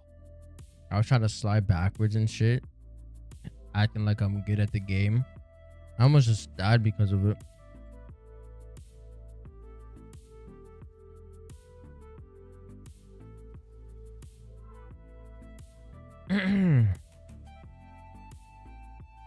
Boom, boom, boom, boom, boom, boom, boom, boom.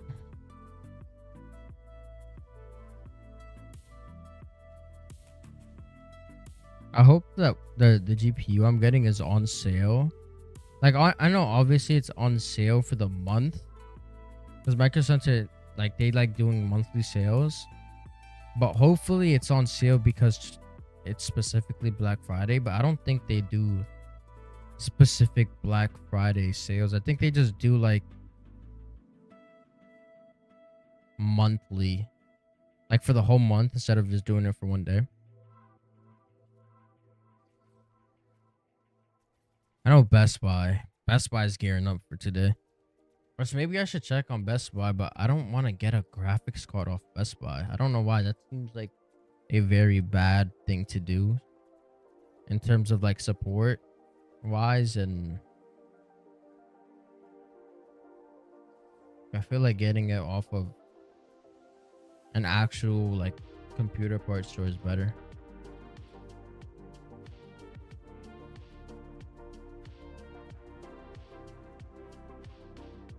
Do not all triple shoot me, because that's how you end up killing me.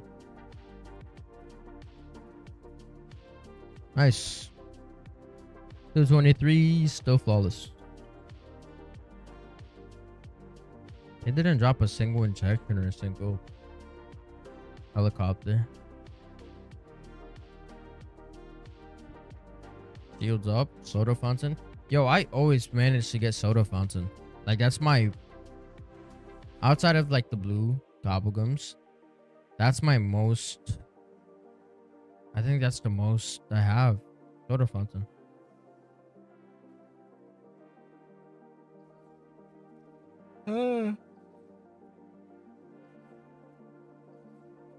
I find soda fountain useless for one reason, and it's just because even if it gives you a free perk, the next perk that you buy is gonna be expensive. Instead of it being 3,000, it's gonna be 3,500 if you buy the perk at 2,500, right? Oh my god, I almost just took it down.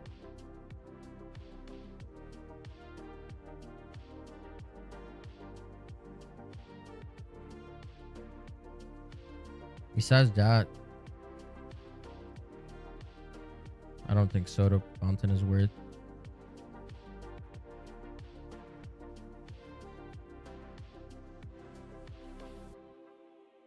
Oh, maybe my game doesn't crash when I open up this crafting bench right here. Maybe it does. We'll see.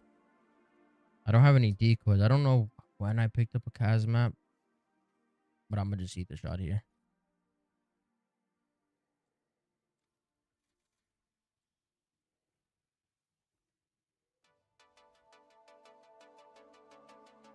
I had to turn off that setting. I keep like, my character auto plates when he has like a sliver of a plate used, he starts auto playing,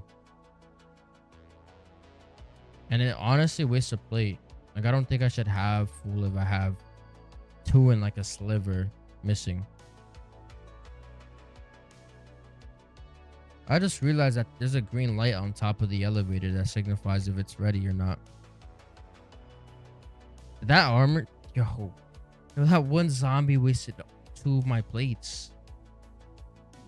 Oh my god, I don't even have ammo.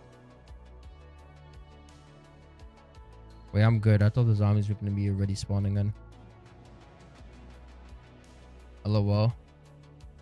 Screaming for nothing.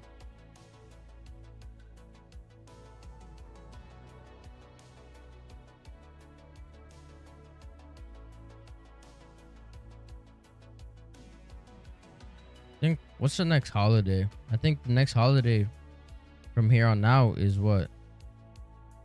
Is it Veterans Day? No, no, right? No, it's not Veterans Day. I'm tripping.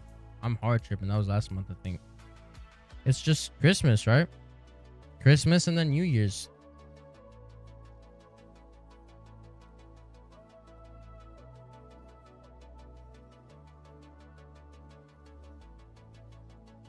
And then we're into 2025.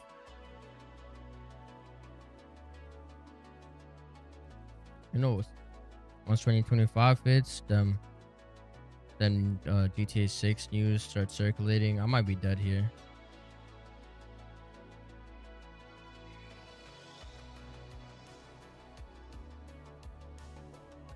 I don't know how I'm not dead yet.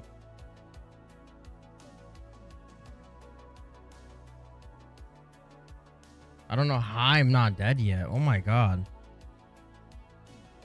Wait, I lived to see another day there. I'm struggling here. So much shit is going on. So much shit is going on. Are we good? We reset. That parasite is annoying in the back though. Oh yeah, we're good. We're so good.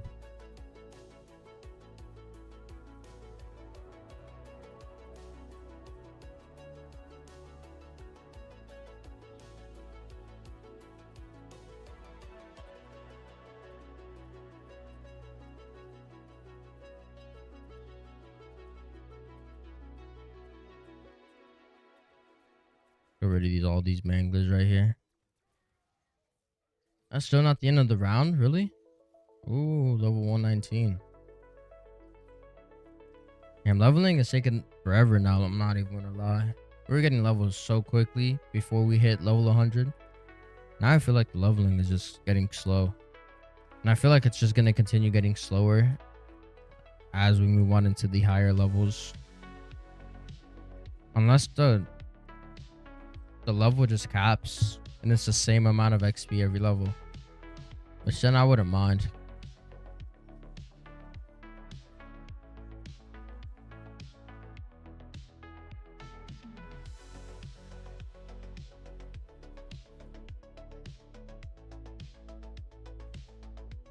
I'm doing something completely wrong because the zombies are getting very close to killing me all of a sudden. So maybe I'm just getting sloppy or like... Or something's 100% going wrong right now. I cannot put my finger on it. Multiple of them are getting in the elevator. I think that's what it is. That is no bueno.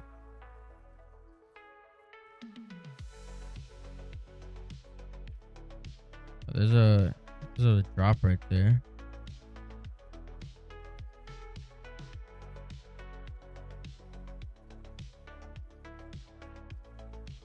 All right, let's go ahead. I think this is the end of the round right here. No? I guess not.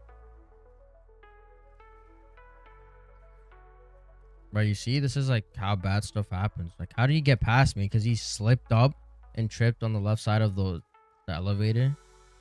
Why is a zombie tripping in the game? We got drunk zombies in 2024.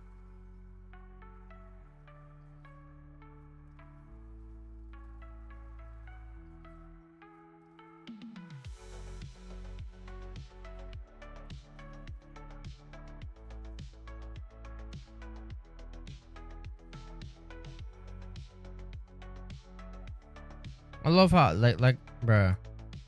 You see, we're getting self-reses from killing like zombies now. And then the game where I needed self-res for like 50 rounds straight, I just didn't get a single self-res.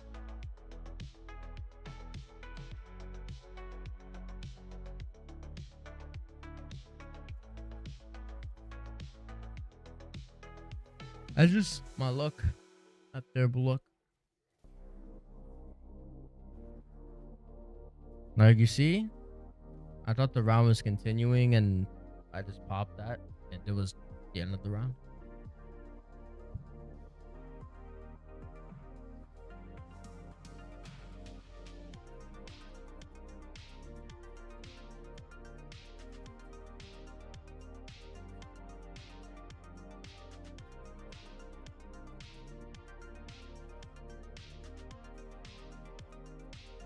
right.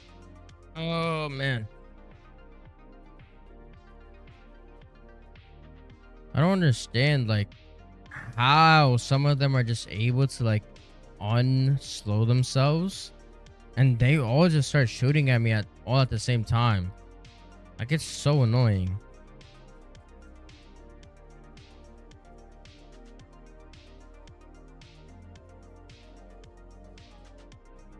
Like, bro, just wasting armor.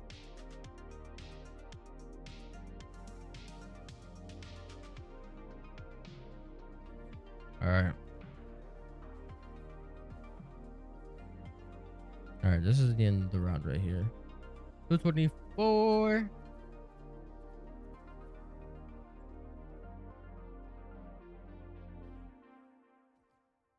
Oh man. Let me I want to run this playlist back. I don't know, I like this first song in this playlist. No, I said this first time. Like a syn, what do they call it? Synthetic? Or like the type of sound wave or whatever it's called, the music note. But I like it.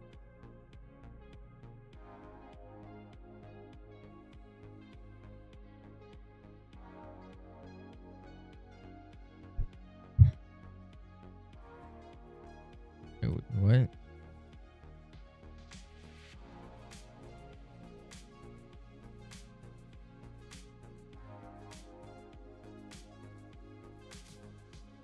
I'm definitely, I don't know why, but playing this game for like after the 6 to like 7 hour hits, it just makes me tired. Like I know obviously you're not meant to be playing the game for that long. Like it's gonna happen. But bro, like at the rate that it makes me tired is insane. Work to even begin with.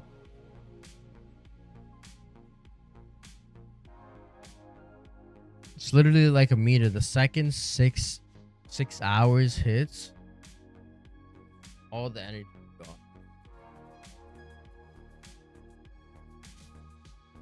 Should we do another story time? All right, do a story time. Here's another story time, guys. This one is something that you shouldn't do. Okay? Now I have a friend. His name is Mike. Okay? Obviously not his real name, but that's the name that I gave him. Okay? We're gonna call him Mike. And Mike, you know, he likes going around looking for the ladies. Now Mike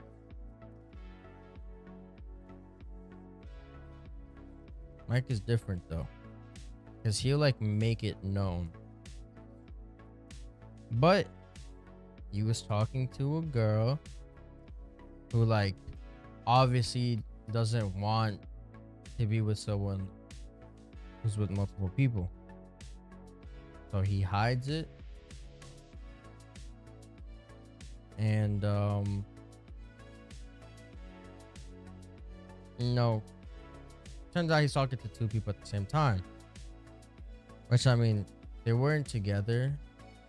Like, I don't think there's nothing crazy wrong with that. But some people see it like there's something wrong, right?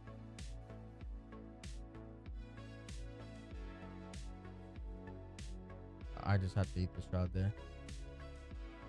But yeah, some people see it as something wrong. And yeah, I don't have much detail about what went on, but yo, one day, like, he was at his house and invited one of them over. And when he invited one of them over, one of them was a little crazy, okay? Like, not crazy, but she was like, you know, very overprotective. And so he didn't text for a while,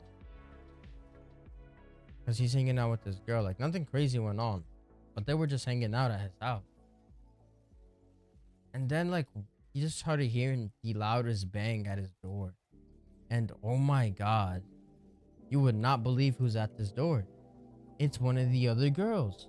So now look, you have Mike at his house with another girl, one that he's talking to, and another girl, another one that he's talking to, right outside.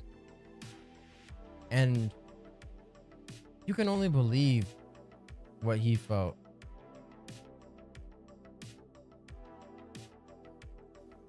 Now it's very, like, this is a very tricky situation for him because he can just be like, nah, that's my sister. But come on, bro. Like, she would know already you had siblings, bro. So you can't really use that excuse. Nah, he's like, that's just a friend, this and that. Nothing was happening. Yo, my man got the shit smacked out of him, bruh.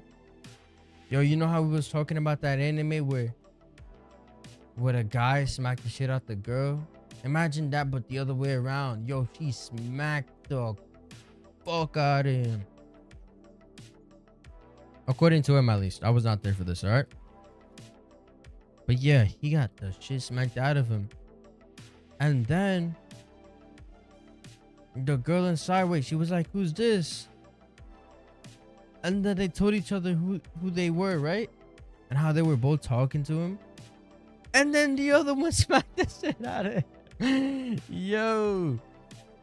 This is like some crazy shit, bro. The other one smacked the shit out of him. And then they both ended up leaving together. Now, I don't know if they became friends or something. But, bro, that is crazy. Bro, I'm dead.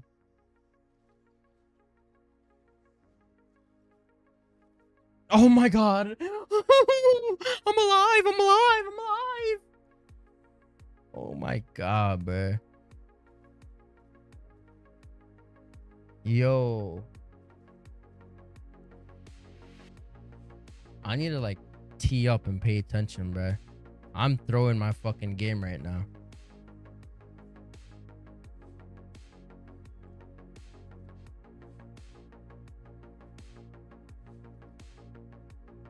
But yeah, that was that. That wasn't like a crazy story time. I don't think it's crazy because like I really don't know.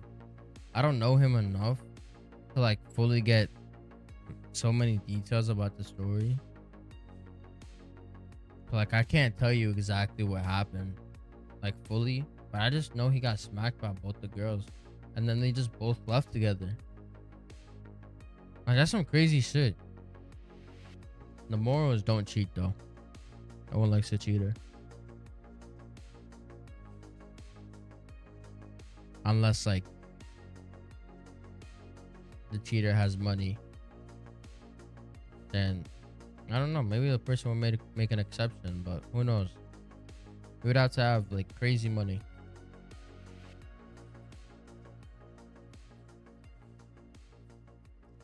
Oh shit.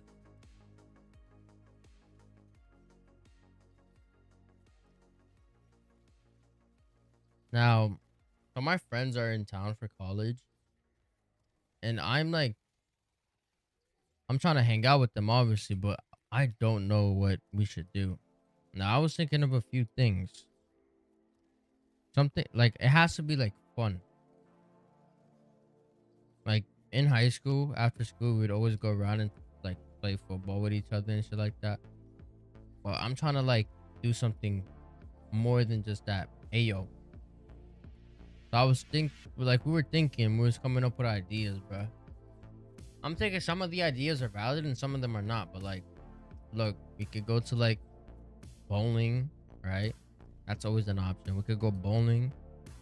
Then we can, if not bowling, I think the option that's the best and that would be fun would be escape room. I generally think an escape room would be super fun to do. Then there was mini golf. The thing is, a lot of mini golf places in New York, they're like open, and it's so cold outside. Like it's freezing outside. So for us to do something that has like that is open and then the outside and this type of cold, no bullshit. I'm not doing it. No bullshit. You can't pay me to be in the in 20-degree weather to golf, bro. I ain't retired. I ain't a retired millionaire to start golfing. Shit, we'll get there one day though, but today's not the day. We was thinking mini golf, then I was thinking ice skating. Like ice skating would be fun, but I feel like ice skating, everyone, like right now around this time of year, everyone's going ice skating.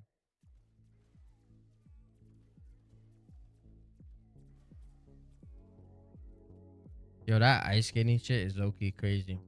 I remember I had a friend, bro. Yo, he like slit his hand open doing ice skating, but that shit is insane. Like when you're ice skating, I don't know if you guys been ice skating, but you're literally taught to, when you fall, not fall with your hand open, because if a blade comes around and like it could literally slice your hand open. You're taught to, whenever you fall while you're ice skating, to like ball up your fist. That way like nobody comes and slices your finger off, or nobody comes and like slices your hand open. But yeah, he just didn't slice his, or he didn't fist up his hand. He didn't like put his hand in his fist, and you know, it cut his hand pretty deep.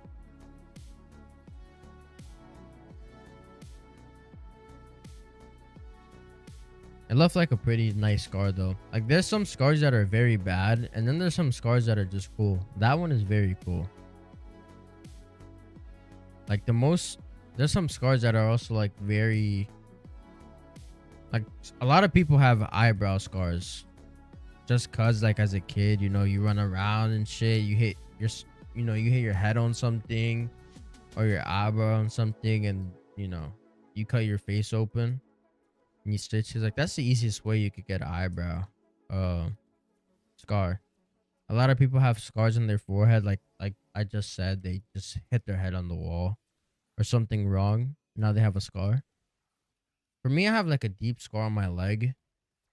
I used to have this bed, right? And I used to jump on the bed.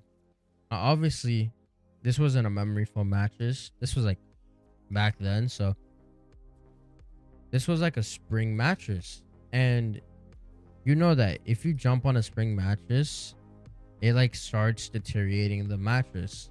And after jumping on it for so long, like probably a year straight, like jumping on it, like a spring in the mattress kind of poked out, so it had like a loose spring that was just a long like line, kind of like, you know. And one day I was jumping on the bed and I had fallen, and when I fell, that entire like metal part like left a huge deep cut in my leg. And I was like, yo, do I need stitches? Nah, at this point I probably have only had stitches once in my life. There's probably another time where I needed stitches, but I didn't want to go to the hospital, so I just got butterfly stitches instead, and they worked pretty well. That time was because my brother, one of my brothers had thrown a wine glass, like, you know, one of those like, no, a typical wine glass, and he had thrown it at me, at my face. And when I went to block my face, I blocked it with like the top facing part of my wrist, and the glass just completely hit my wrist and left like a huge, like a circle that you can look straight through my wrist in. So I got some butterfly stitches for that. I remember though that when that shit happened, bro, it was like the middle of the night. So like the whole night I legit fell asleep with a hole in my hand, or a hole in my wrist. The way I fell asleep that night too was so uncomfortable. I fell asleep on the couch, and I put like a pillow on my hand. So I basically had my wrist on a pillow. So I was so scared that I was gonna bleed out. I was like, what if I bleed out, bro? I have a huge hole in my wrist or whatever. Like, it wasn't like my actual wrist, but it was the other side. I think I would be in more trouble if like I had a huge hole in my wrist. But it was the other side. So it wasn't too bad, but it was a pretty huge hole. All right. I could see inside like my skin and everything. But yeah, I got some butterfly stitches. I remember my hand used to go numb and I used to be like, nah, this whole got it, bro. I'm about to get my hand cut off and shit. Like, I'm gonna lose my hand. I'm never gonna be able to play video games no more. It's over. But nah, them butterfly stitches came in clutch. Never had to go to the hospital, and we was chilling. We was chilling like a villain. So I wasn't really like, you know. But yeah. Yeah, he cut his hand open. Back to the ice skating part, because I completely got sidetracked and started talking about how I got butterfly stitches. But yeah, he cut his hand open. But that shit was nasty. It looked like his hand was falling apart. Legit. Like, have you ever seen a fatality where like Mortal Kombat where they like break someone's jaw and their jaw is just hanging? That's what his hand looked like. Just, it was a hanging huge piece of flesh. Like, it was nasty. But the scar left was fire. Now, it probably wasn't the coolest scar I've ever seen. The coolest scar I've ever seen is like, I had a girl from my school. Something happened and she like got a big cut on her forehead. But it was fine on her. Like, the scar looked good on her. And it probably added to her appearance too, in my opinion. So yeah. That was probably the best looking scar I've ever seen on anybody.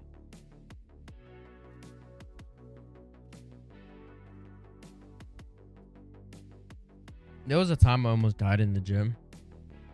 I don't know how I just segued into the fact that I almost just died in the gym. But but there was a time where I almost died in the gym. Now, silly little me just wants to hit some PRs and shit, right? Now, this was in my lifting heavy days, right? Back before I became a let me just not push this set to the brink of death. So I'm lifting. Now, I remember exactly what I was lifting on. I was doing the good old bench press, right? Now, I don't know exactly how much I was lifting around the time. But I know that around the time I had just switched my training method. And I switched from like doing 4 sets of 12 to doing 5 sets of like 4 or like 6 and to 7 to 8, right? And I remember I was like, I'm gonna push this to my very limit, right? You know, as you're gonna do in the gym. So I'm pushing. I get the first set done. I get the second set done. Like, I'm pushing pretty heavy. I'm pretty fatigued and tired on my chest. Now, no one had told me that the third set was gonna be the craziest set ever, and I probably should have gone down in weight. Now, look. I hit 1, 2, 3. Now on the 4th one, I'm like, damn, this shit getting hard as shit. But I can get this one right here, right? I do 4. Now I'm going down for 5. And I know I gotta muster strength for number 5 if I wanna bring this bar up. But look, I have no choice but to bring this bar up. I have no spotter. Now, yes, I am a lunatic in the gym. I don't ask nobody for spot. I've only asked somebody for a spot like 2 or 3 times. Unless I'm with my friends, I don't ask nobody for a spot in the gym.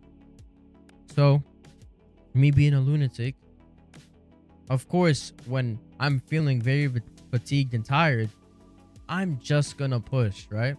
So I'm on my 5th set, I'm going down. Bar's going down. Just imagine me just bench pressing, right? The bar reaches my chest and I'm getting ready to push with all my might.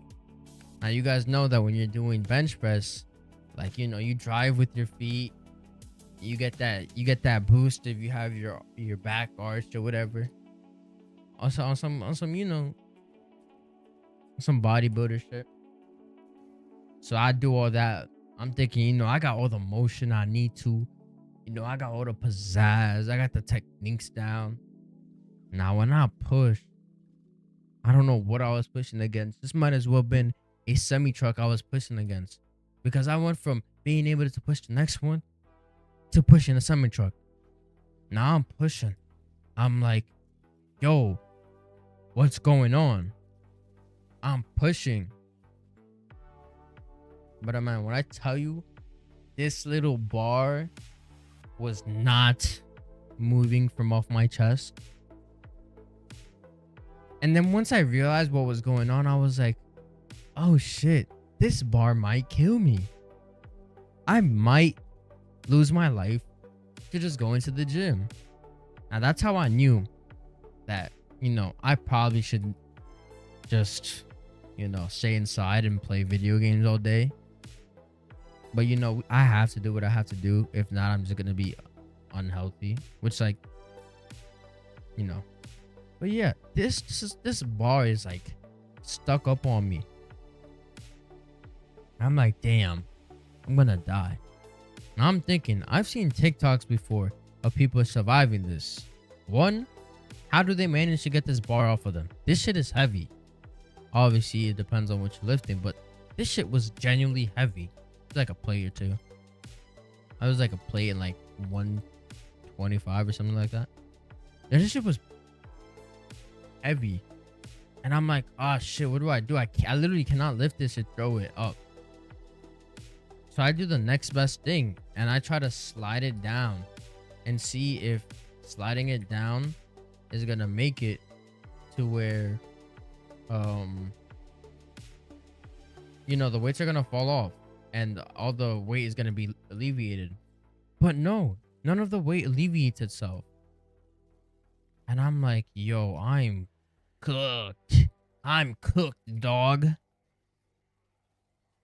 And like, but the worst part is that the bar started rolling down to my neck. Now listen, you know, I wouldn't be here if that bar made it to my neck. So you know that bar did not make it to my neck. But that shit started rolling down. Now I think this heavy ass bar, if it made it to my neck, it would have been over. You guys would have not been watching me play Black Ops 6. I would have not been playing Black Ops 6. And you know, this whole entire commentary wouldn't have happened right now. But shit, we made it. You know what I'm saying? We made it. So I'm pushing. Like, it was genuinely getting hard to breathe. It wasn't on my neck, but it was just getting hard to breathe. And I was like, yeah, GG's. Yo, Superman came sprinting from across the gym because the fact, some big ass dude, bro, just came out of nowhere, just one hand, bro, grabbed what I was lifting, bro. I was like, nah, I'm really a bitch, bro. I'm really that bitch, yo. Oh my god, I've never been so disappointed in myself in my life. Granted, the guy is definitely like 300 times buffer than me and all that extra stuff, but bro, oh my god, he took my manhood with me, bro. He might as well taken all the plates. He would have taken the bar and he took my manhood with him, bro. He made that lifting that bar look easy, bro. Oh god, man. Hey, it is what it is, though. Don't if you don't have a spot, don't lift heavy like I did. Like, you're not supposed to ego lift, and I found out why. I genuinely almost paid the price that day with my life. If you want to pay the price with your life too, do it, but you shouldn't. I'm just letting you know, okay?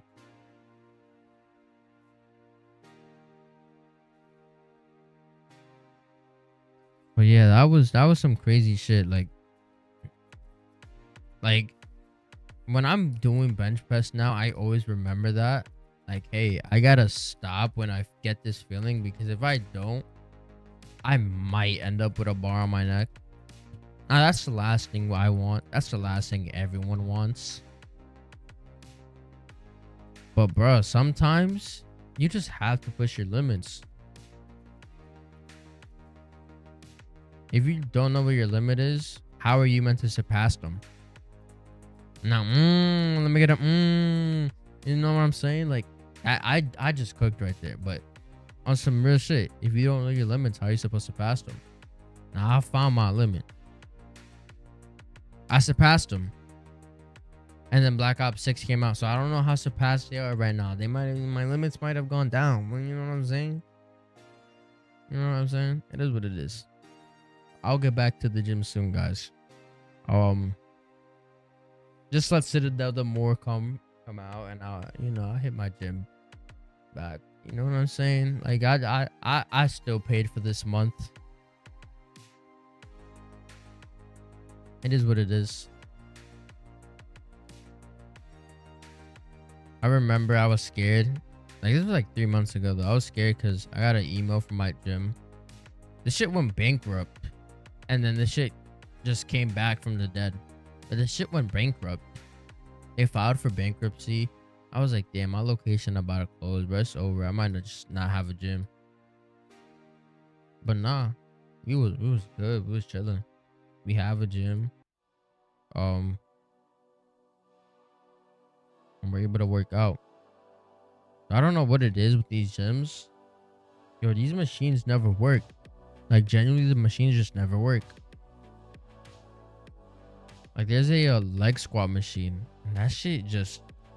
I don't know who the fuck is squatting there, bro. It must be like, I don't know, Thor. Because... how much weight must you be squatting for the shit to just stop working? Unless they just be capping and just don't want people to use it. But what's the point of all that, right? There has to be something wrong with the machine.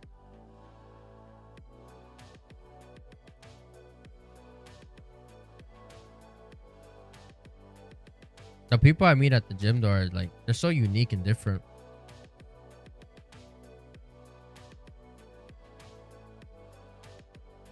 There's some people that give some fire tips, and then there's some people that just, why would you tell me to do that? And then you just never listen to those like that advice ever again.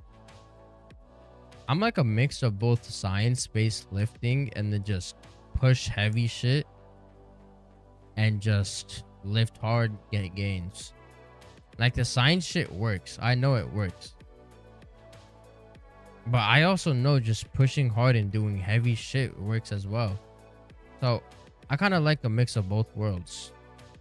Lift heavy, but also like be smart with your shit.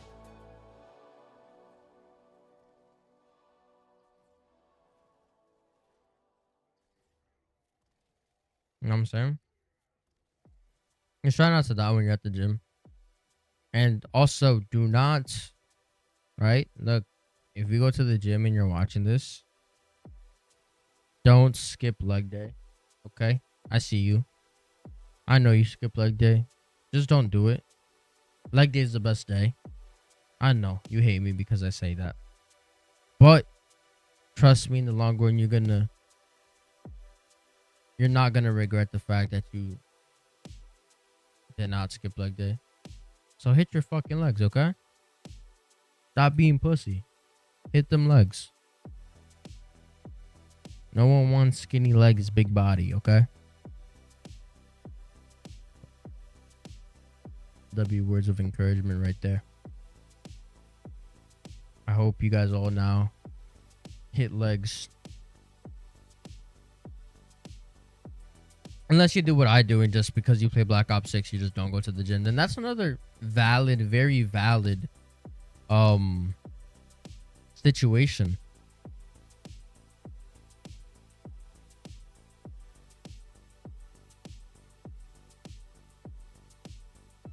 A lot of people are in that situation right now. Situation.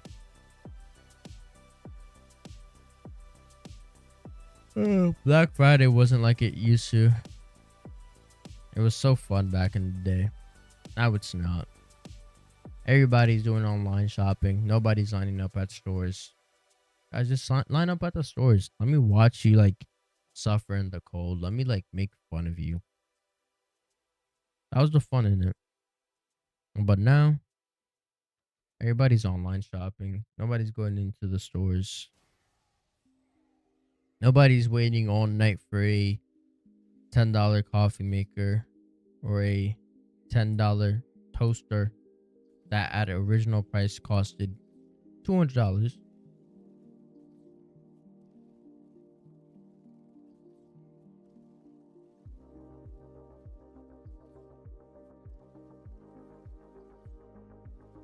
It is what it is, though.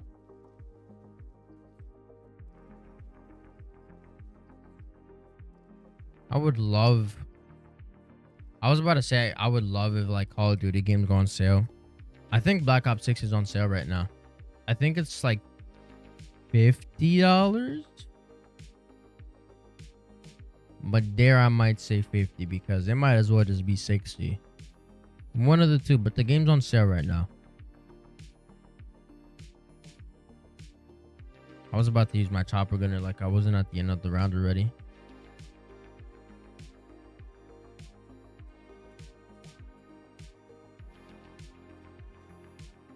Dude, why do these parasites gotta be annoying, bro? When it's not like how long their round is, it's always just being annoying, man. There's nothing more annoying than an annoying zombies boss.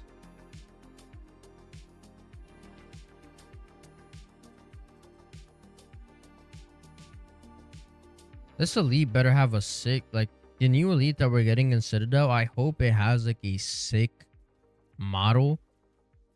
And like, you know, he's a cool boss, like Panzer style boss. Now, not exactly like a Panzer because at this point, Trek might as well be copying and pasting all their previous bosses, right? Besides, they're copying and pasting all the bosses we really care about. Bring back Hellhounds. I'm being so serious. They really should bring back Hellhounds. I don't see the reason why we have bugs over Hellhounds. Or Plague Hounds if that's what they want to do. There's no reason. Bugs are just annoying, ugly, and dumb.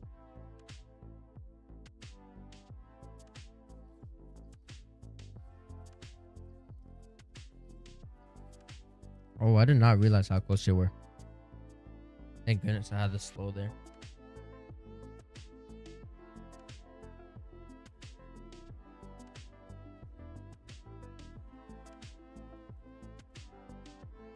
I know the Christmas skins in this game are gonna go crazy. I remember the ones in Cold War. I think they had like woods, like a Christmas variation of them. I wonder what they're gonna do for the zombies characters.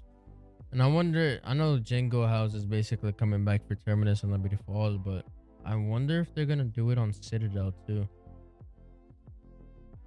Like I would assume so because Citadel is gonna be out during the map, but do they really have time to develop a Christmas version of Citadel and the regular map? Like there's no way they have the time to do all that.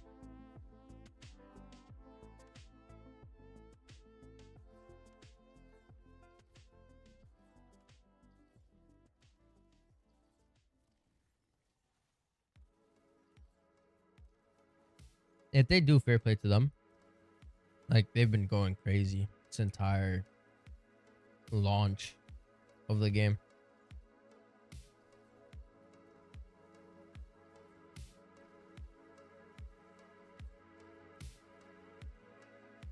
Fair play to Trek.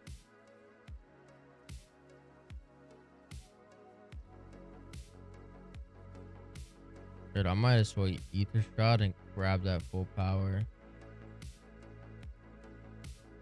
I'll just go get ammo now.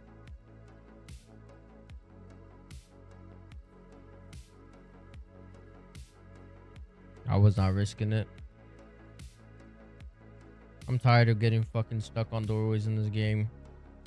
There's like, I can clearly fit through that gap. There's no way I can't fit through that gap. Wait, I have another ether shot. Oh yeah, that's right. I just picked the full power. Never mind. Kind of worth. It was kind of worth. Yeah, there's gaps that your character can definitely fit through some gaps. Just like the hitboxes in this game are very weird. I think there's like an armored zombie where the very top of their head doesn't register as like a hittable hitbox. I don't know if that's fixed or not. But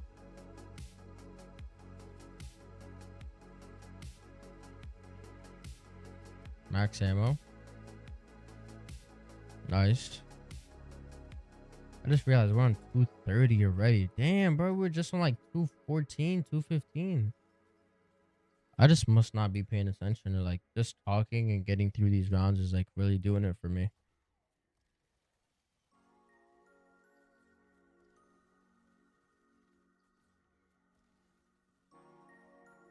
We're about to hit 230. I've had some close calls recently. Like in the last 20 rounds, I've had some pretty close calls. But we're still going strong. Still flawless. I wonder how long that's gonna, you know.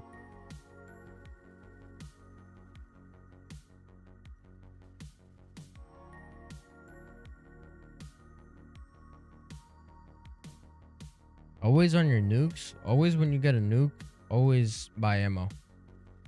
Because nothing is gonna be in the map. You don't want to like have no ammo, get a nuke, and then all the zombies spawn in and you have no ammo, just ether shot. Save that ether shot for like a time that you actually need it. Of course, the zombies are gonna start pathing weird though.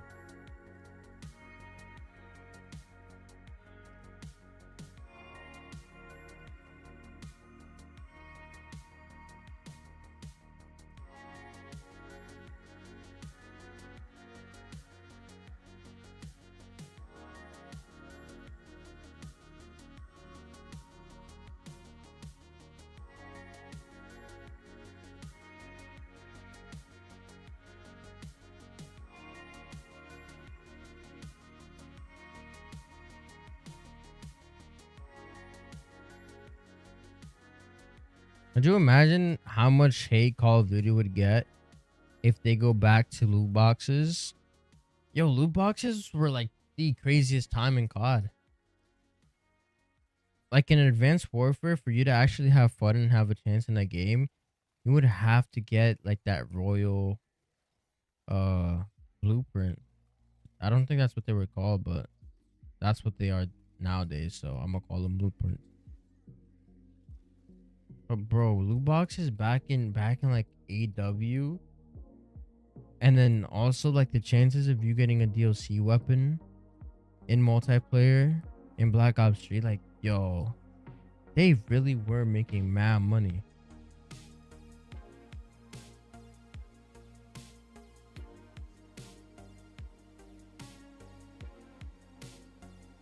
Now there's only a few games nowadays that still like keep that loot box system going. Surprisingly, nowadays they just like make skins and give you a choice. Do you want this skin or this skin, and just pay money for it? But bro, before you had no choice. It was just roll the dice. Another version of gambling. And at least like in CSGO, like that's another form of gambling. But in CSGO, at least you can sell the skins that you know that you get that you don't want. Yo, in Call of Duty, you get something and you're stuck with it. If you spend money on it, there's no getting your money back. Like you're done, buddy.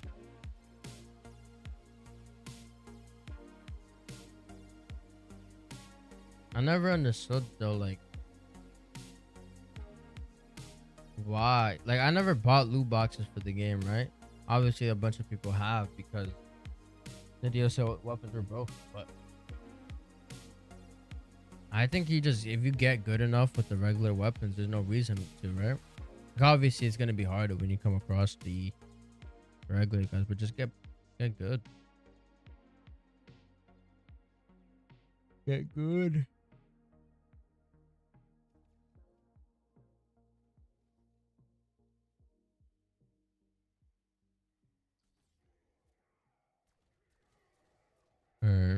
2:30.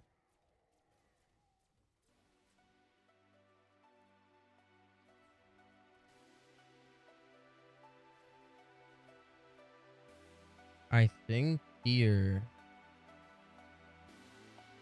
Actually, never mind. Why is my... Oh, because I don't have any ammo.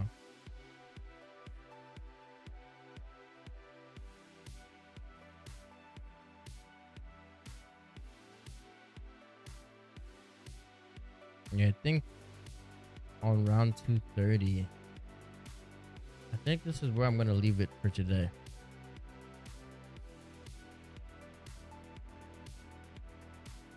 Where's the last mangler?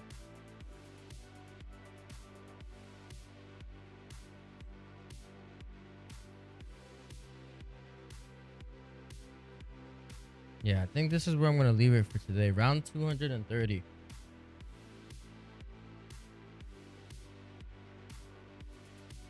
We got a gobblegum too to finish off. I don't think it's going to pop up, but we are basically 13 hours in. And we're on round 230 and we're flawless. So we're doing good. I'm gonna pick this back up tomorrow, of course. I'm gonna be going at it every single day until we get it, because I'm trying to get it. Like, I want to. But yeah, we did 7.5 hours today. See how much I leveled up. It's been cool to see how much XP I'm getting per game. 100k. I don't think I got that much XP. Yeah, I crashed mid game, so all the XP that I was building up, it got separated. But that's all right. Oh man. Yeah, right. Been a little successful day with zombies. Anyways, thank you everybody who came out to watch the stream. You guys all enjoyed. And you are new here and you don't want to miss out a single live stream of the grind, because you don't know if you're ever going to see me again. Hey, feel free to subscribe. It's free. You don't want to. If you don't want to, you don't have to. It's just an option. But anyways, thank you to everybody who came to the stream, came and vibed out. Thank you guys all for watching. I'll see you guys on the next stream.